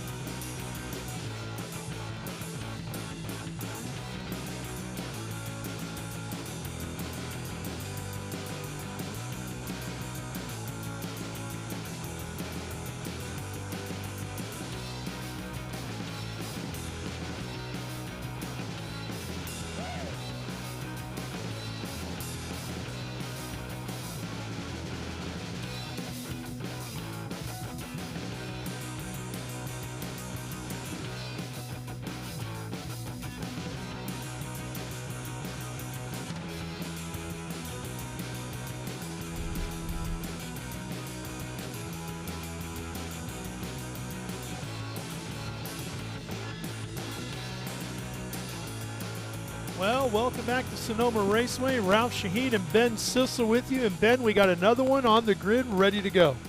Yeah, and we've been looking at this out our window and watching the cars because you're wondering, in a group 6 to 12, it's a high horsepower production cars, usually rear-wheel drive, unbalanced cars in the rain. That's not a good combination. So we're about to see something here. Now, Robert Brown is in that Ford Escort. Sean and Robert Brown have been many races with us. They're from England. They're very good in the rain.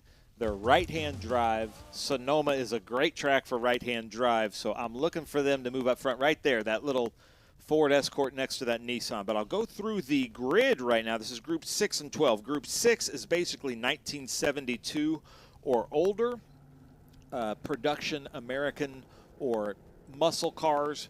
This is an over 3-liter class, but because Sean and Robert Brown are so fast, we thought it would be safer for them to be in this group. So Paul Stuber is out there in that Chevrolet Camaro, the number 19A. Steve Van Meel is in a Chevrolet Camaro, the 43A. Both of those are Group 6. Actually, no, sorry, the first car, Paul Stuber's Group 6. Steve Van Meel is in Group 12A MP1. Robert Brown is Group 12B MP1 in that Ford Escort. J.R. Smith in that Nissan 350Z.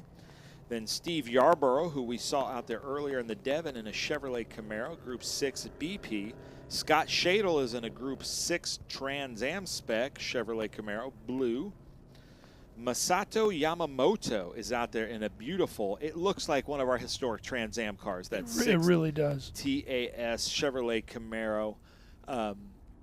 Grew up in Japan, always loved racing, but always wanted an American muscle car. So built the American muscle car that he's always wanted, which I love. Steven Lisa, one of my favorite drivers, a Pantera, De Tomaso Pantera, basically the American Ferrari. I've always really liked those Panteras. We'll see him coming around the carousel here. There's Yarborough in that Corvette. Shadle, then there's Yamamoto, and then there's a Richard Petty, number 43, but that's not Petty blue out there. No. Brett Gann is in a Ford Mustang Group 6. Peter Reed is in a Group 6 BP Shelby GT350. Wow. Forrest Strait, who I didn't see out there, is usually in his orange and black Shelby GT350.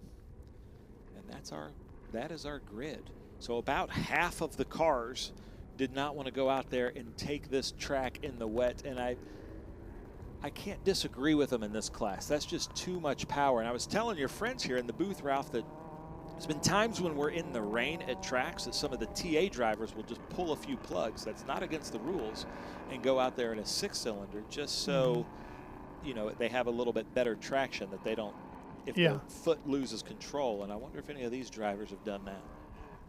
Well, the other thing is, not only is it wet, but it's pretty darn chilly out there. It's been a cold day. It's been a cold and wet weekend. And my whole life, Brian Wilson from the Beach Boys has been telling me about sunny California, and I come out here and it's not. And it's cold and rainy. And that's not helping this place dry at all. 2 Camaros coming down. And I know that you're a big Chevy muscle car guy. Yeah. Yeah. Which one of these iterations of the Camaros do you like? 69. 69. Wow, you knew that like that. Right off the top of my head. RSSS Z28. If I had to be picky. What's the split bumper one? Are you talking about like a 70? Like the Mark II. Early 70s. Nice. Cam even knew that one. Well, here they go, Ralph. Now all right. I'm picking the Escort. I'll take the yellow 69 here.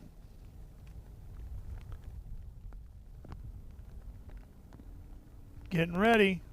Coming out of 12, and they'll see the green. There we go. We're racing. Let's see how we do when we get to turn 1 and then up to Mission Foods turn 2. Everybody easing their way through 1. And the 19 is going to really make up some ground. Paul Stuber up the hill, and he'll be the first one to Mission Foods turn number 2. And your Escort's already right there. Robert Brown. Probably trying to be a little bit patient. Yarborough around. It's like Yarborough is around between 1 and 2. think it was unassisted, which is good news. So he should be able to fire that thing back up. Yeah, probably just got in the throttle a little heavy, right? Whew. Oh boy, you see the fishtail there? Yeah, yeah. That's Steve Van Meel. No traction out there right now. The new pavement here at Sonoma is very smooth, but sometimes that doesn't give you enough abrasion to get any kind of traction as you're going up. And you can see the lines that the tires are making. And Brown trying to come around the inside of the carousel. He's going to take it easy, but I have seen in weather similar to this, he had to start from the back of about a 50-car field at Circuit of the Americas, and he won the race. Hmm. See what they do with the brakes. Kind of staying off the apex. Oh, there you go. Is See Stuber. Twitch right there. Yeah, it's so hard to judge in these kind of conditions when to put the loud pedal down. And if you do it a little bit too early, these old vintage muscle cars, they want one input at a time. If you're giving steering input, that's all at once. They don't want brake and steering. They don't want steering and gas. They just want one thing at a time. Well, Steve Van Meel in that black and gold Chevy Camaro running in second. He's from Vancouver, Canada, so this is weather he should be used to. He's a big fan of Smokey Unique, hence the color scheme. Yes. So I wonder if he's playing around with the rule book a little bit out there. He joked with me a little bit about that.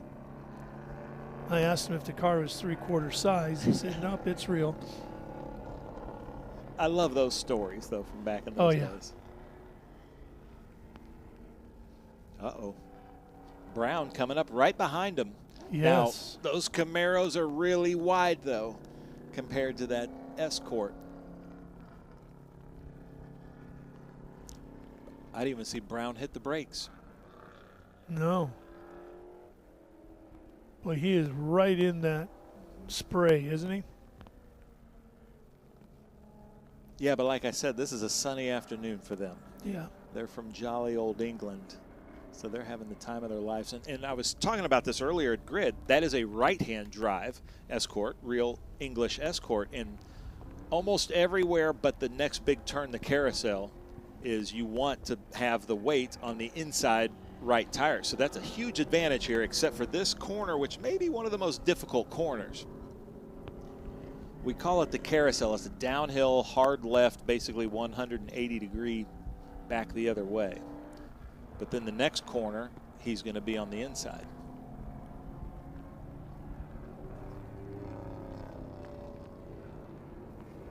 So that's Robert Brown. Robert and Sean both campaign the same car. They keep it mostly at Sasco with Dave Handy out there at VIR in Virginia, but they sent it out here to, I think J&L is taking care of it for this weekend and for Laguna Seca. But he's staying right behind Steve Van Meel, and he would probably like your information, Ralph, knowing that he was from Vancouver, because I think he's pretty impressed with the grip this Camaro's getting. Yeah, and Steve's doing a great job with it. Let's see what happens when they get down to Cube 3 Architecture turn number 11. That Escort might be able to make something happen under the brakes down there. It looks like Robert's just kind of waiting for him to overcook a corner or just get something wrong. Robert doesn't want to risk anything because he wants to be with us next weekend at Mission Foods Laguna Seca.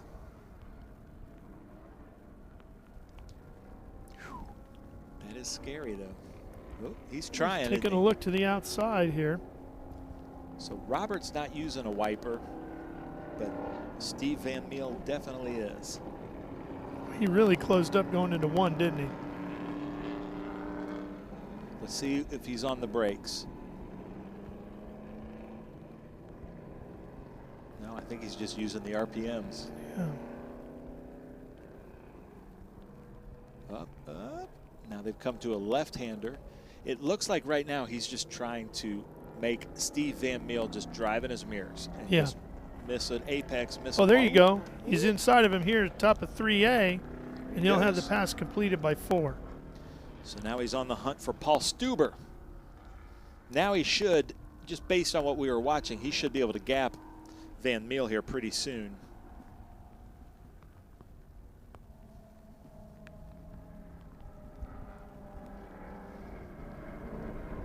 Picking up the 36, Scott Shadle. Another Chevy Camaro. He's a longtime SVRA racer with us, and here's our leader, Paul Stuber. Let's see if, oh, did you see him lock up that right front? Yep. Good shots from our camera operators. Thank you so much, camera operators, for staying out there in these terrible conditions. Now, the Pantera is a mid-engine somewhat car, so that's a pretty well-balanced car. Usually, I think they came with a 351 Cleveland, and then that's Yamamoto in front of them. Doesn't that look like a Trans Am car? It really does. Beautiful car. So well prepared. You can see him spinning that back tire there in the Camaro. And the Pantera is ready to pounce.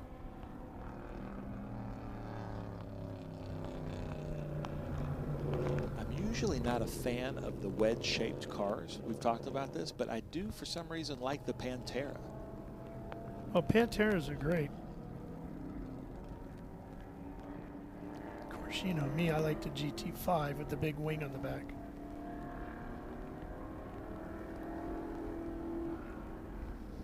There's our leader, Stuber. Where is Brown? I can't tell if it's still actively raining out there or if it's just wet. But anytime you can see the reflection of the car off the pavement, that means that's a slippery part of the tarmac. Well, I'll tell you what, it looks pretty wet out there too. I'm gonna bet that it's still raining, certainly in some areas, if not everywhere on the track. So and again, those cold temperatures are just not doing anything to dissipate the water. Stephen Lisa around Yamamoto. Not often you see pop-up headlights anymore on a race car, right? Yeah. A few years ago, they were with us at Auto Club Speedway in Fontana, and I put a camera facing out the front and then put a camera on the carburetor. And you can see the carburetor opening up and closing. It's a pretty neat. And then the engine sounds so good. He's taking a different line there. I don't know if he's finding grip or if he's just overcooking it a little bit. But Lisa's a very good driver. Well, it's working for now. Nissan 350Z of J.R. Smith. So we have an American in a Japanese car, and we have a Japanese man in an American car. Like we like it, you know, and everybody has their weird, the things that they like. I can't explain why. It's counterintuitive, and it's not smart to be a British car fan, but I just love British cars. It's not practical by any means. No. Not if you want to get somewhere.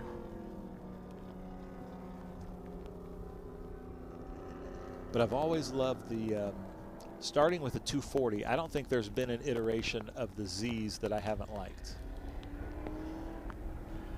I think the only one I would have to pass on was the 280ZX. Was it a 2+2?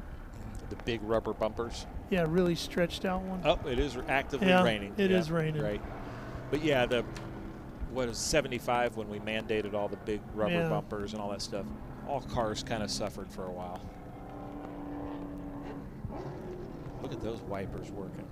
So Ken Fengler with IGT was telling me he used to work at a Ford Lincoln Mercury dealer, and they had two Panteras that he loved, $8,500, and it took him forever to sell. I'd give him $8,500 right now for that car. I bet you he wouldn't take it. Did you notice the hood on the front looked a little ajar? Everybody's going kind of wide there through Summit, turn 7. Better safe than sorry if you're not being pressured, right?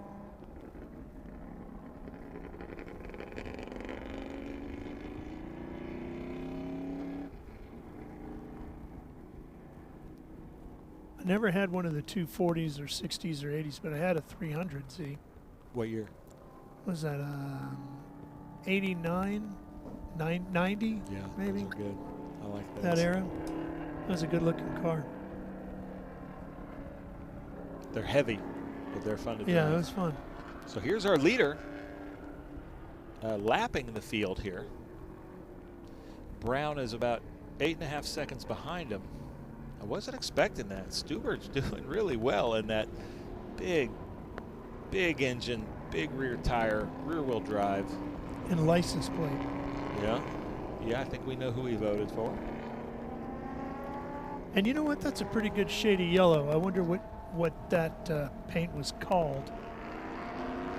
I don't think that's a factory color of any kind, but it's a good shade of yellow. I mean, he is wheeling it because he's on the edge. You can see that he's on the edge coming through the S's, and that's a scary place. That's sketchy. I'm not usually a fan of yellow cars. It's got to be the right shade of yellow, and that one seems to be I like that one. Pretty good. So Brown is behind this group of cars that Stuber just got around, and he hit him right at the wrong time at the top of the S's as Stuber hangs out fishtail at the exit of 11. So it is actively raining, so it's not, there's no dry line that's coming out there. So here comes Brown trying to get around Lisa. It's that inside line. Saw him coming, so got out of the way.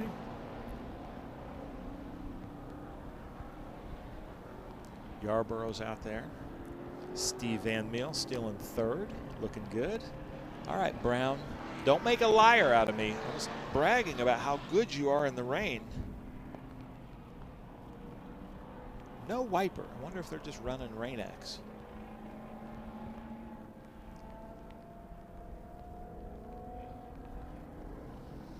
Look at those big fender flares on that thing. Yeah, it looks really cool, doesn't it?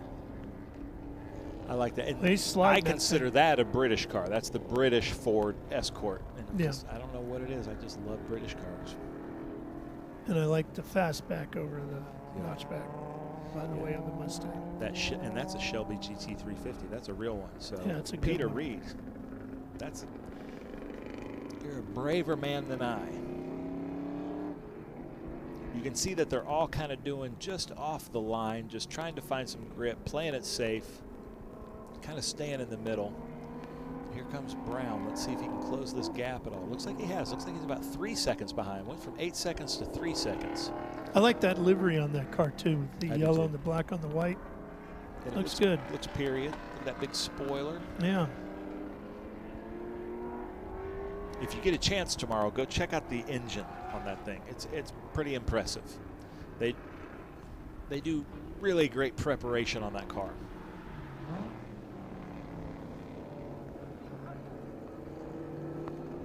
Oh no, he's a good ways behind him. Let's say 10, 12 seconds. Oh, 13 seconds. It's off. Here's our Mustang battle coming up to the turn 7. Up the drag strip. Our next race, as you can see there, gridding is going to be our Group 8 and our B sedans. B sedans in the rain is going to be quite an adventure. As we see, Stuber getting around Shadle, trying to put everybody down. Seeing some blue flags there. Johnny on the spot, corner worker. We appreciate that. Look at him. Look at the power slide. Did you see the Ken Block tribute car of Tim Lynn in the TA2 Series? Yes. That was pretty cool. That power slide would make Ken Block proud. Oh, yeah.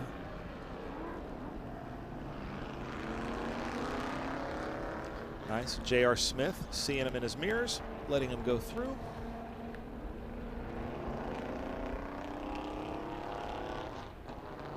And he's got a healthy enough lead with 15 plus seconds. He doesn't need to be pushing that hard. He's just having a good time. Yeah, I wonder if he's having a good time or he's trying to learn something. I think he's having a good time. Those slides are pretty regular, but they seem very much under control. Yeah, no, he's not. He's he's on the edge, but he's still controlled. He hasn't gone over the edge yet. No. That takes a lot of talent. That's a big, heavy car. The conditions are changing lap after lap. His tires are fading a little bit, but he's just having fun. Oh, they made this for you, Ralph, a little compilation of power slide. Yeah, right here. Look at this. Beautiful. Drifting is usually not the fastest line, but it definitely looks the coolest. Oh, yeah. Look at this. But you're right. None of those were out of control. No. I think he's just having fun.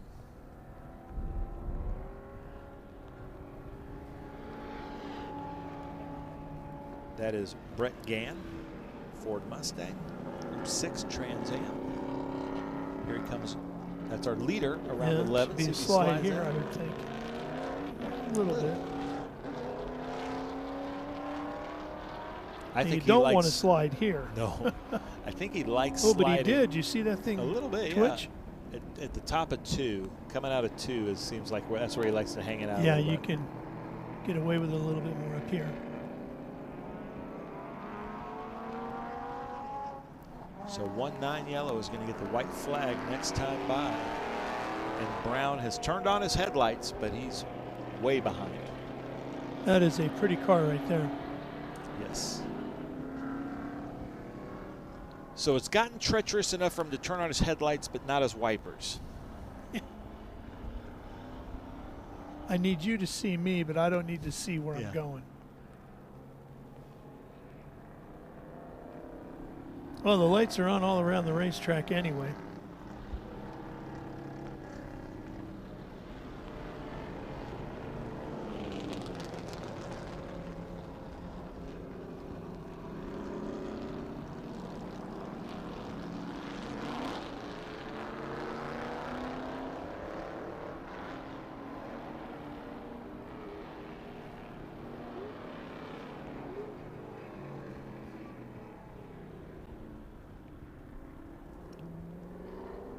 So the Pantera and the Corvette.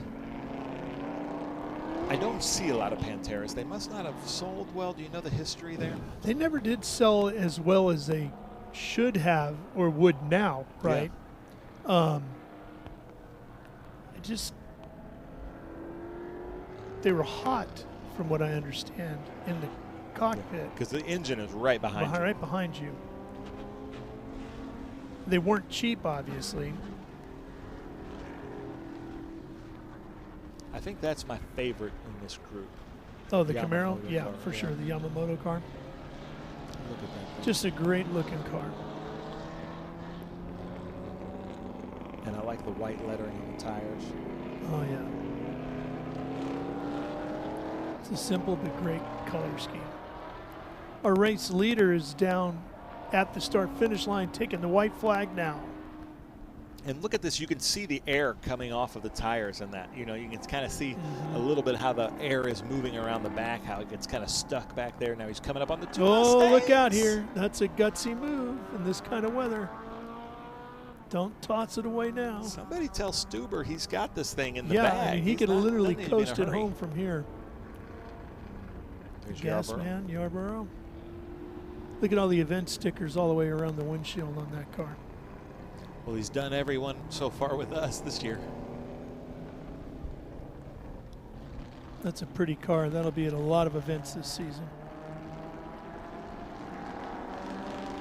I believe it's coming down worse than it was when we started. I think it is too.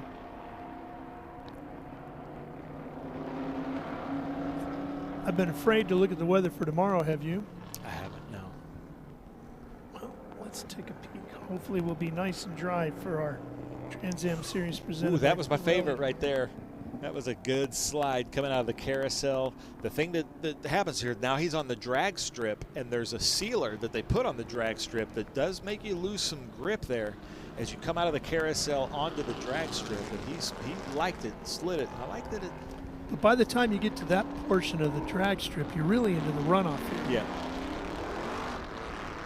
Yeah, it's not the true part of the drag strip, but you know they have to run off forever. And then all the way up the hill, they have like one of those like runaway truck ramps you see up in the mountains, just to catch the ones that can't stop. Well, tomorrow is supposed to be cool, 62 and cloudy, but no show of rain right now. So we'll go with that. So here he comes around turn 10. So bring us home, Chevy man, to the checkered flag. All right, as one would have expected, Ben, the Chevy's going to win this one. You still think maybe it's going to be a Ford. Fixer Repair Daily going to finish behind the Chevy. As Paul Stuber. I love it. Our comment section's going to go crazy. Oh, yeah, we're just having fun. Paul Stuber sliding out of 12 on his way to the checkered flag. Congratulations, Paul. Job well done in that Chevy. He really put on a clinic. big horsepower, big tires, and he got all the traction out of that thing today. Yeah, that was impressive. It really was. But the Ford Escort of Robert Brown, one of the cooler looking cars on the circuit here today, maybe in the paddock this weekend, did a fine job driving. Is going to come home in second place. And all four corners still on that car, so we'll see him again next week. And then it's going to be Steve Van Meel in the other Chevy Camaro, waiting for him in the Smoky Unique paint scheme. There he is.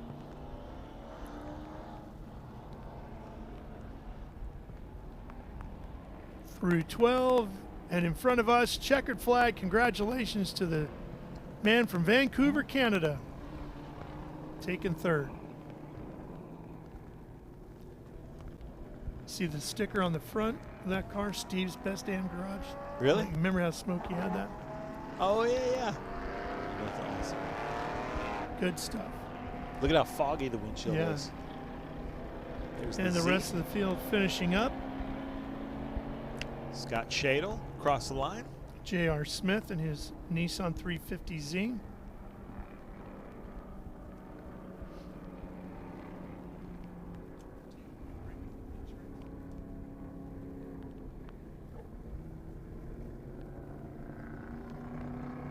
Now Yamamoto in front of Stuber is still in his race because Stuber crossed the start-finish line behind him. So Yamamoto's still out there running. Here comes our Pantera. Ooh, and he's going deep. Steven Lisa. Off the wall. That is a good-looking car.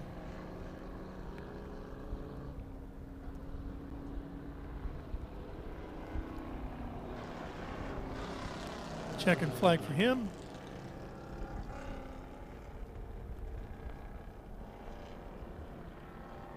Those gloves look wet. Oh, yeah.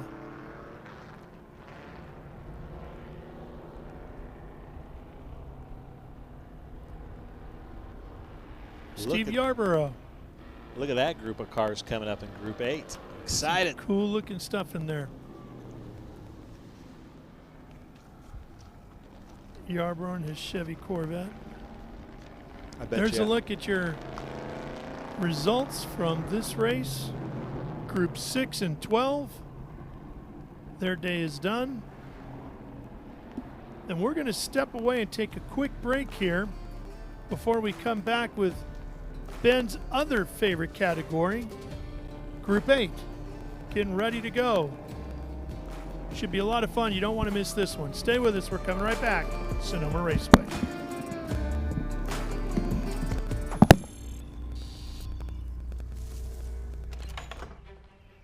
Yes. Hon, the WeatherTech's here. WeatherTech is the ultimate protection for your vehicle.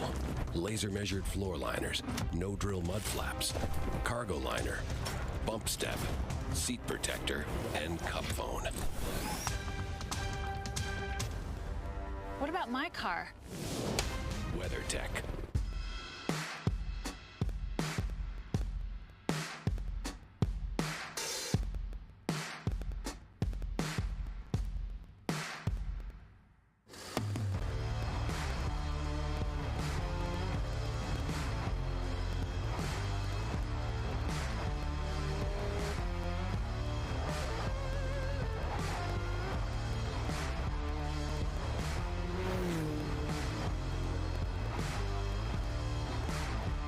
Hawk Performance packs 100 years of friction dynamics into every product.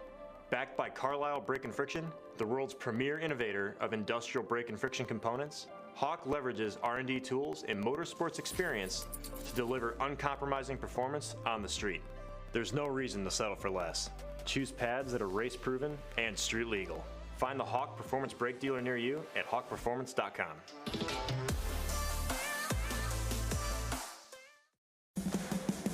What does it mean to be built with Summit?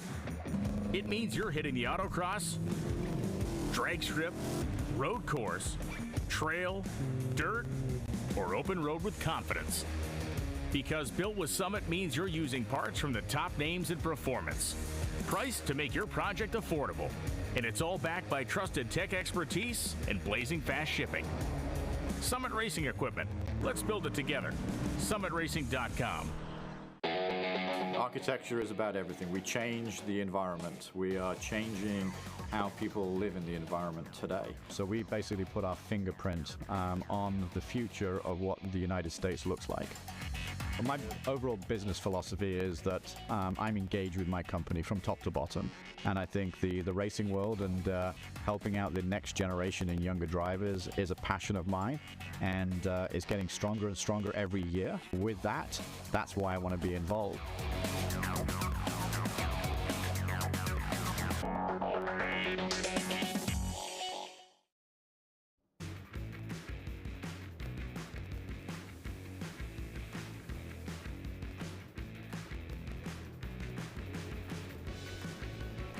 Oh, sorry.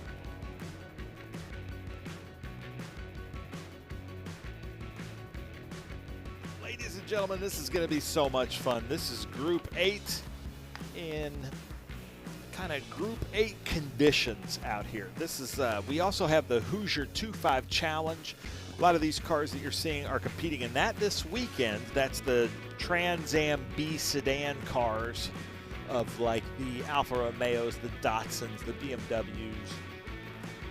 And then Group 8 are kind of the mid-displacement production cars. So we've got Parker McKeon out front in an Alfa Romeo GTV, very fast, but right behind him is Jeff Mosing, Datsun 510. Ara Malkassian in a Datsun 510 in third. Josh Moriarty in a gold medallion Datsun 510. Just a beautiful car. Tim Probert, I believe, also in a gold medallion. They call it penny because it's copper like a penny. Richard Stewart Milne is in Chris Dyson's dad's car. Rob Dyson's dad. Looks, it's just as he raced it with Poughkeepsie, and all the Dyson crew came over this weekend and took their pictures with it. Last year's champion in the Hoosier 2.5 Challenge, Brian O'Shaughnessy, out there in the BMW 2002. Rob Bellevue, our first Group 8 only, Datsun 240Z. Philip Hartstein in a Datsun 510, purple and white. Anthony Delane, Tony Delane in a BMW 2002.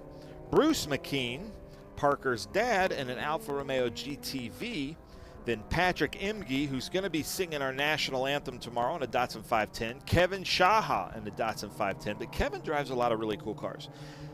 Then we go down to Oliver Sermett, Ken Blasco, and Bill Skillman as they come down through Cube 3, Turn 10. Now, Jeff Mosing and Parker McKeon, an Alfa versus Datsun. Jeff Mosing, an IMSA racer. Parker McKeon would be on my list of some of the best vintage racers in that Alfa. Now, they got to get side by side. But watch out, Ralph, because this group knows how to do some good starts. Well, I love Mosing's car. Just spectacular. A little bit of a BRE tribute. Yep. Simon eyes on it. Here we go. Rolling up to 12, looking for the green. Nice field of cars. A lot of variety. Into the throttle. Here we go, looking for the green. We're underway. McKean will lead them into turn number 3 wide as they come across the start-finish line. Taking the green. See, whoa, did you see the slide going up through 1? What a shot that was. Hopefully everybody gets through Mission Foods turn 2. Oh, and Mosing, hang on, baby. He kept it straight. Got it going again. Oh, there's the yellow. Somebody didn't get all the way through.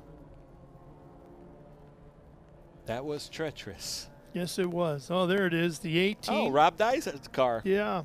Richard Stewart Milne from Buenos Aires, Argentina. But it looked like that was an unassisted single car. So we'll get this going. It's not full course yellow. No, it's We're not. still racing. So No, that was it's just not. a local We're still, yellow. Still green. I love that throttle stop car there of the number 32. Here's a look at that spin top of the hill. Oh, this is actually Mosing first. Look at that. Beautiful power slide through there. So far. He corrects, and then the Beamer does the same. That's the drift of the day so far. Oh, from for Mosing. sure. It's a good-looking fight right here. The 002. Brian O'Shaughnessy and the 11. and Ara. Now, these are fierce competitors. Ara had an off here this weekend, a pretty rough one at the carousel. So Ara is not wanting to give Brian O'Shaughnessy, last year's champion, anything here. This Ara Malkasian in that number 11. That's the green car. That's the Dyson car. They're the 18. Tucked in behind that C Production Z. 03. Oliver Sermon. It's a 240Z. I tell you what, though, the group up front, the 4 up front that we're seeing right here, real close. Battle for the lead is still good, and it might change right here. Mosing inside, coming through 11. New leader. Now, can he hang on to it when he gets back to turn 2, or is he going to have traction issues again? I don't know. Parker McKean went a little bit deep, and now he's opened the door for Brian O'Shaughnessy. Yeah, he's looking like he's coming through. So here's Mosing now headed to Mission Foods turn number 2, where he got real loose last time around. Still, you can see those front wheels turned. He's slipping and sliding pretty good, but a lot of push, but he straightens it out. Parker McKean going from first to third. I love that he's wearing those gloves that we can see what his hands are doing. Moriarty there. Then there's Tony in the number 84. Tony Delane. We're missing some of our, what I call OGs from this group. Steve Walker and his BMW. He's on a vacation in New Zealand. And then the Garbanis. Armin, if you're listening, we miss you. Your whole racing family misses you, and our thoughts are with you and your son. But we're out here racing in not the best conditions, but it makes for some really entertaining racing as we see Mosing coming up, being chased by Brian O'Shaughnessy. And these front 4 here are probably going to be fighting for the Hoosier 2.5 championship this season as well. Not only this Group 8 win here at Sonoma, but we have a B sedan 2.5 only race. But we're seeing Parker going deep into all the turns right now. That's not like him. Parker in that Alpha. But right now, look at this. We have the 3 major marks in B sedan racing up front. He's sideways. He sure is. Look at that. There's the 85. Kevin Shaha. Yeah, Kevin Shaha in a Datsun 510. He also has run some Toyota B sedan cars with us at Portland and at the Ridge. He's got some really cool cars.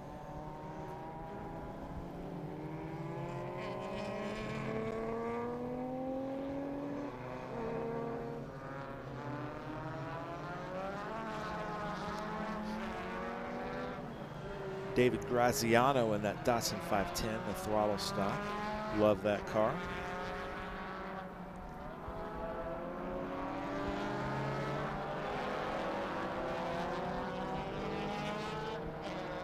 So our top 4, they're all still fighting. Let's see if he hangs this one out again. Such a classic livery, isn't it? Yeah. It just looks so good. I was watching Brian O'Shaughnessy's hands in there in that Hot Wheels BMW 2002 that I think used to belong to Ryle Barnett, a Merrill Lynch guy.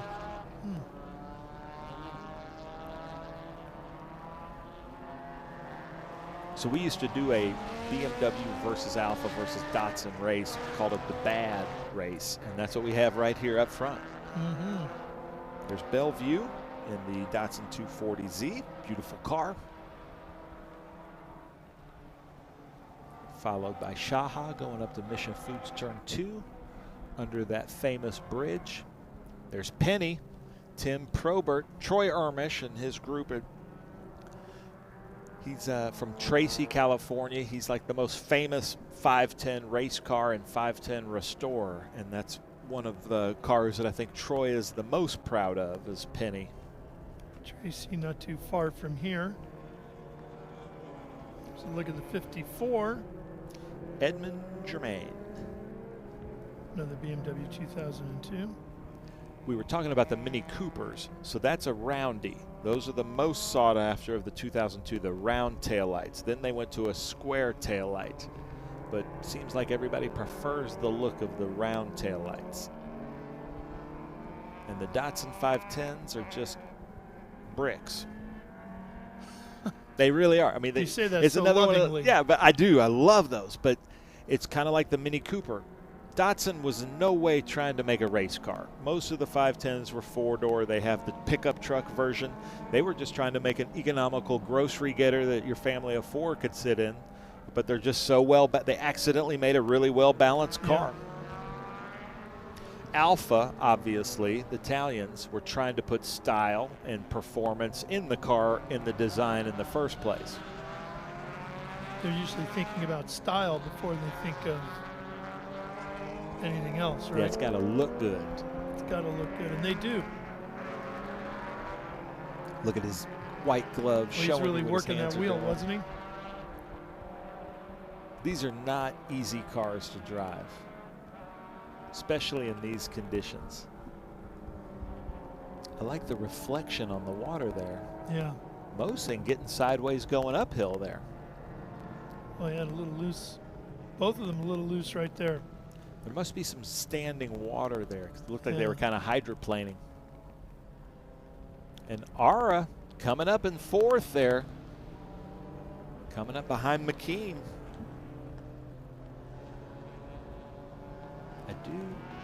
I never would have thought I'd like the combination of white and light gray, but for some reason, the lines on that car, it fits really well. I like the Z right here. The white with just the stripes. Looks really good.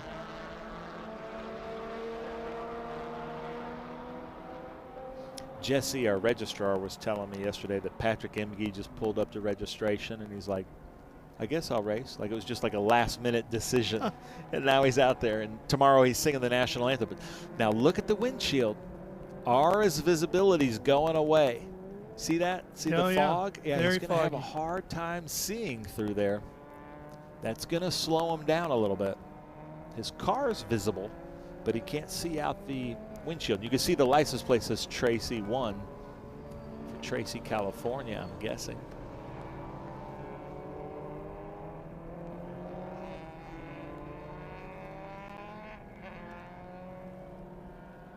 Ara had some. Oh, you can see him he's wiping it down. down.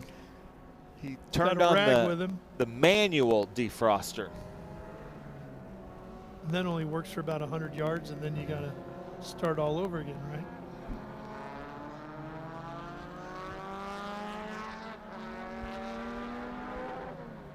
And what happens is once the water hits the headers, it's just steam. There's nothing you can do.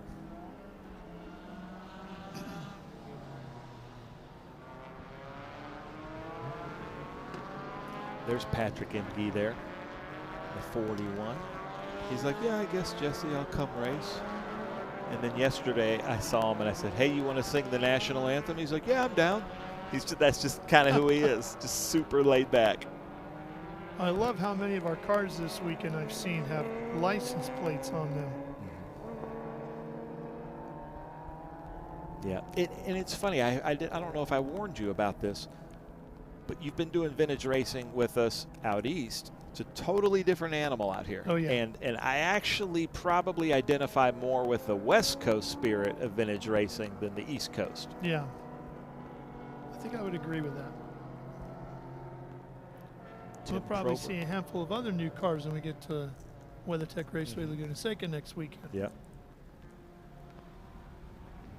You're going to see these cars charge down the Mission Foods corkscrew, which is always fun to see. And I always encourage anybody that can, walk up the corkscrew, because you don't have an appreciation for it in photos, video games until you walk up it and realize it is like a 3-story drop. Yeah. Here comes Bellevue.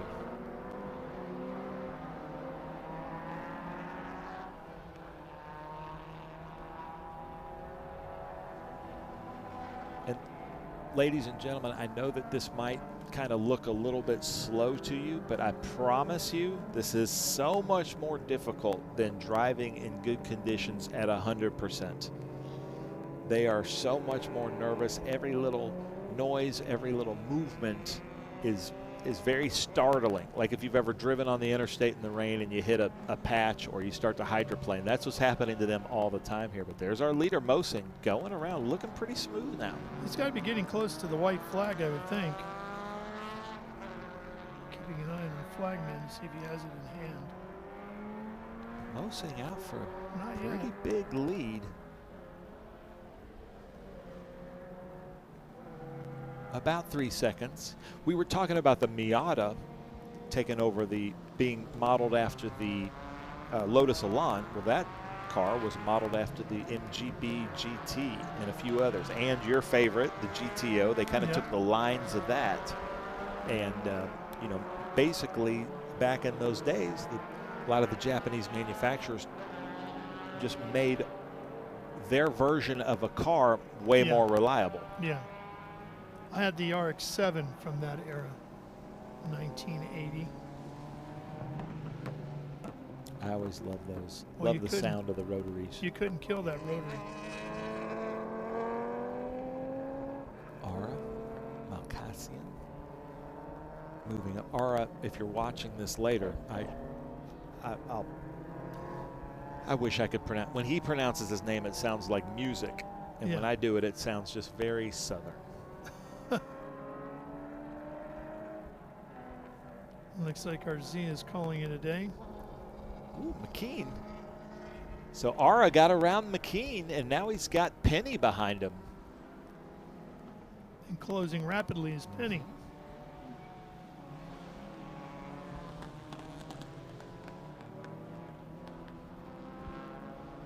Patrick Imge. Oh, look at Wiping it Ara. down again. That microfiber towel is coming in handy. We've tried everything. People will bring RC airplane jet engines and put them up there. We've seen a person strap a DeWalt leaf blower and just blow it the whole time. We've seen people try everything. We've seen rags on sticks. Yeah. You know, but nothing seems to work. Once it gets foggy, it's going to continue to get foggy. Yeah. A lot of people will go and buy the old 80s rear wheel defroster, rear window defroster, Yes. all those little copper lines. Oh, our race leader is on pit road. What happened to Mosing? I wonder if the conditions have gotten that much worse.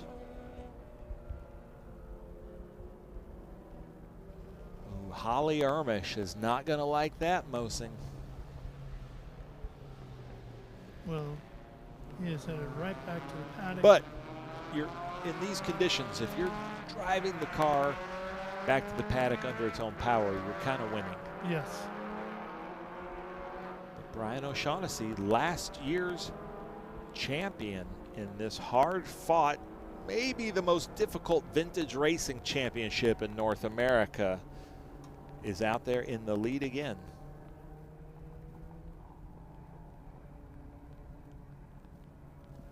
So this is the race, Ralph, that I'm hoping in good conditions that we can do a kind of tape delay thing and show it on your network of Speed Sport 1, because when the conditions are good, this is some really good racing. Yeah, no, we'd love to do that. Oh, Phil Someone Hartstein off there. And that looked like he might Downhill even be. S's. So maybe Mosing saw that and said, I don't want to do that. Just thought, I'm going to come in. Safety car is standing up, and here comes O'Shaughnessy into Summit Racing Turn 7.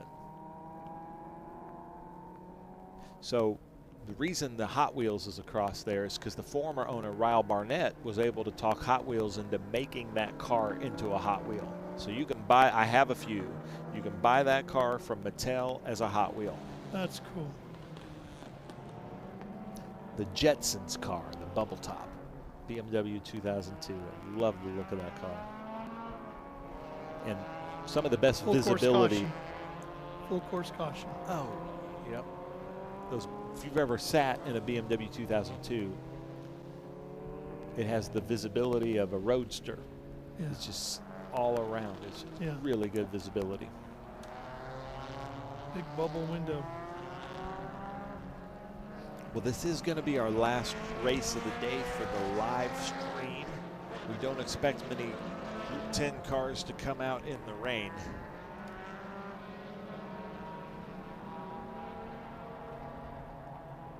There's the Rob Dyson car. I thought that one car that had gone off over there in the Cube 3 Architecture S's was maybe in a bit of an impact zone, and I think that's what has brought out the full course caution, because I can see them over there now. And it's not worth risking that. No. Especially in these conditions. So it's over turn 8. See them off in the distance in that shot.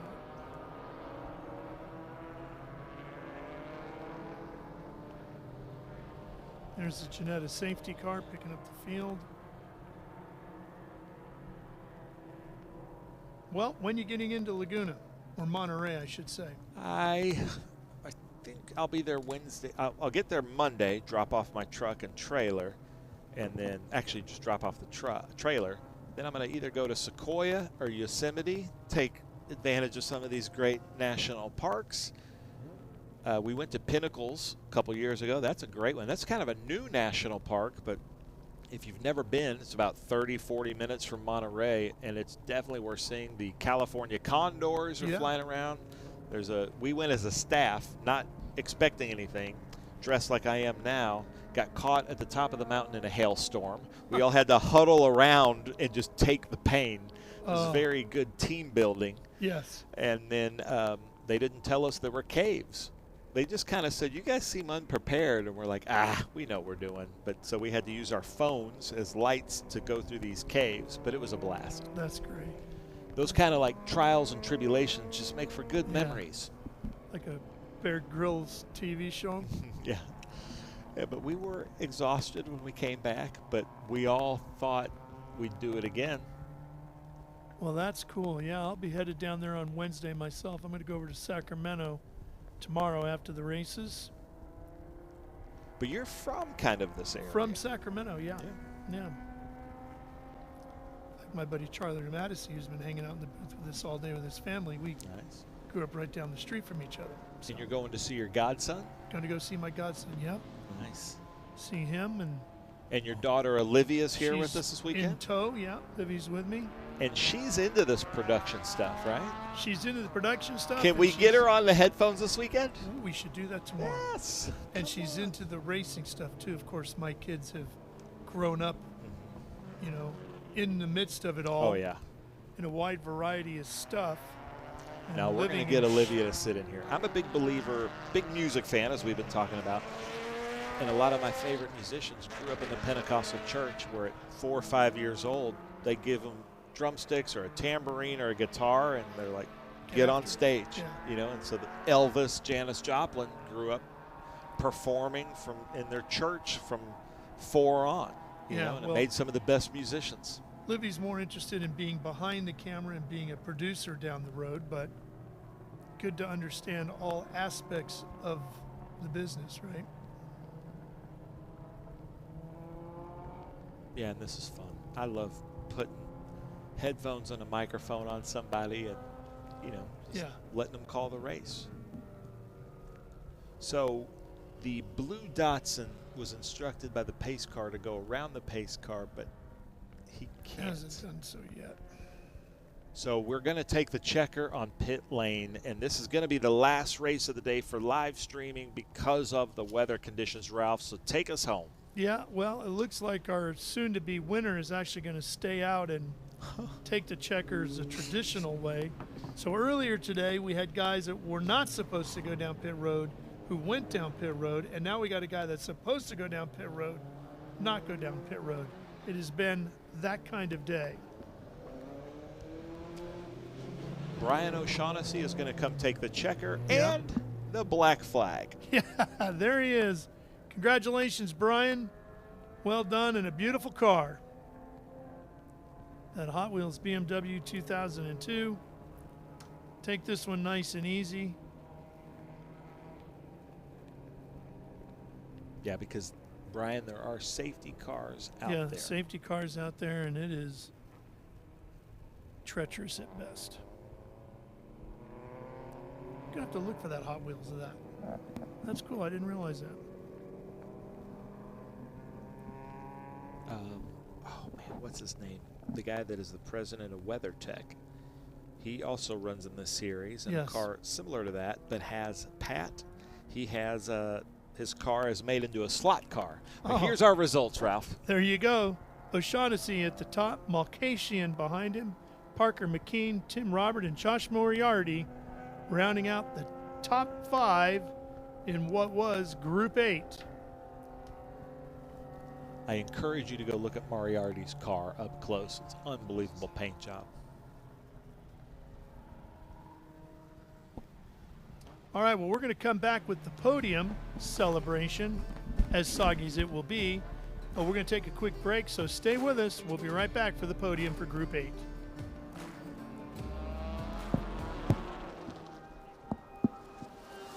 How good is this? Look at this view from Losowski. It brings all my fans, it brings the audience into the car with me. Speed turn 140-mile-an-hour entry speeds. The quickest and most efficient way for me to get information to my drivers is from using the VBox HD2 system.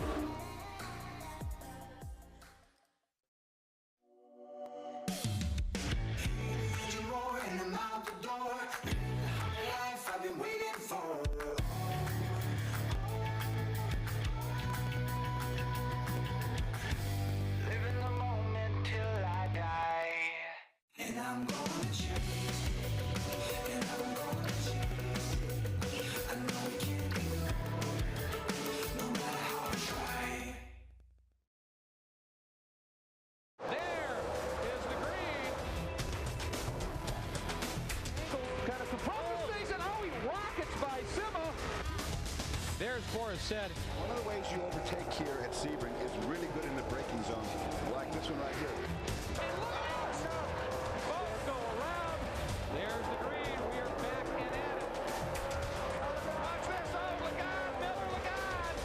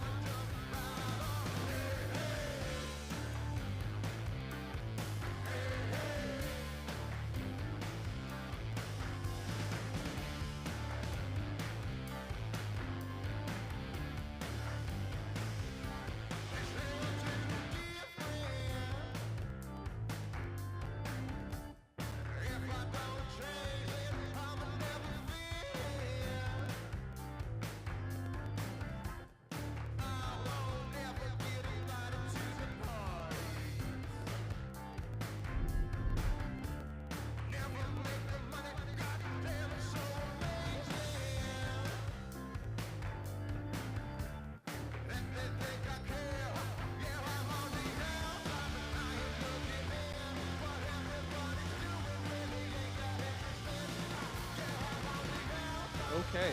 I think the cool thing about this, is that we've got 3 different makes here on the podium. So first off,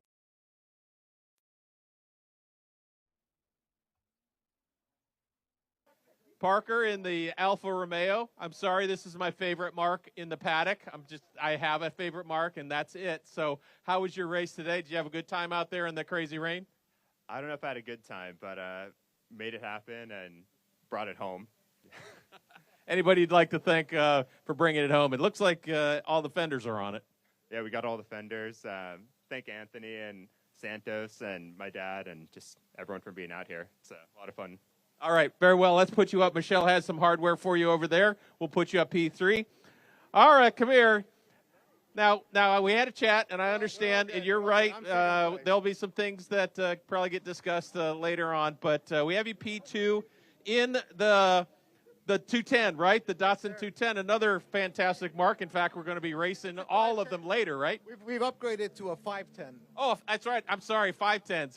Who races a 210 anymore? 510. Who'd you like to thank about being here, P2? Troy Ermish Racing. I mean, they put together an amazing car. I mean, seriously, this thing was hooked up. I was just out there enjoying the Sunday drive or Saturday drive today. So, it was just fun.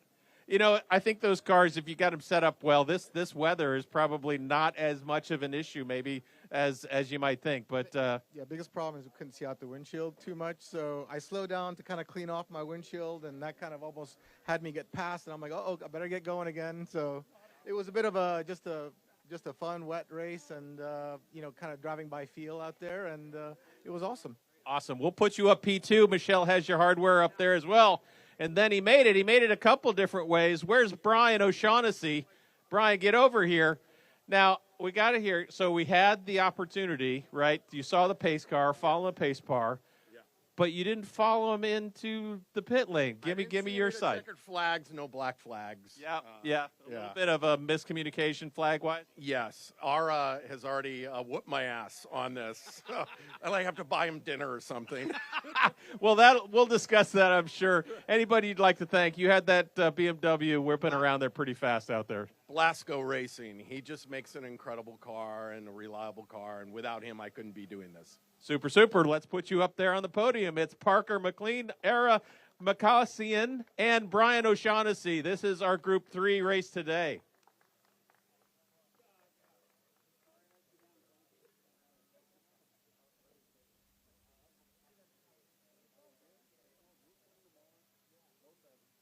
Era, I'm working on your name, Makassian.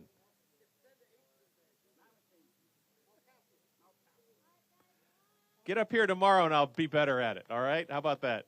Sounds good, guys. Thanks a lot for racing with us safely as well. We'll send it back to you guys.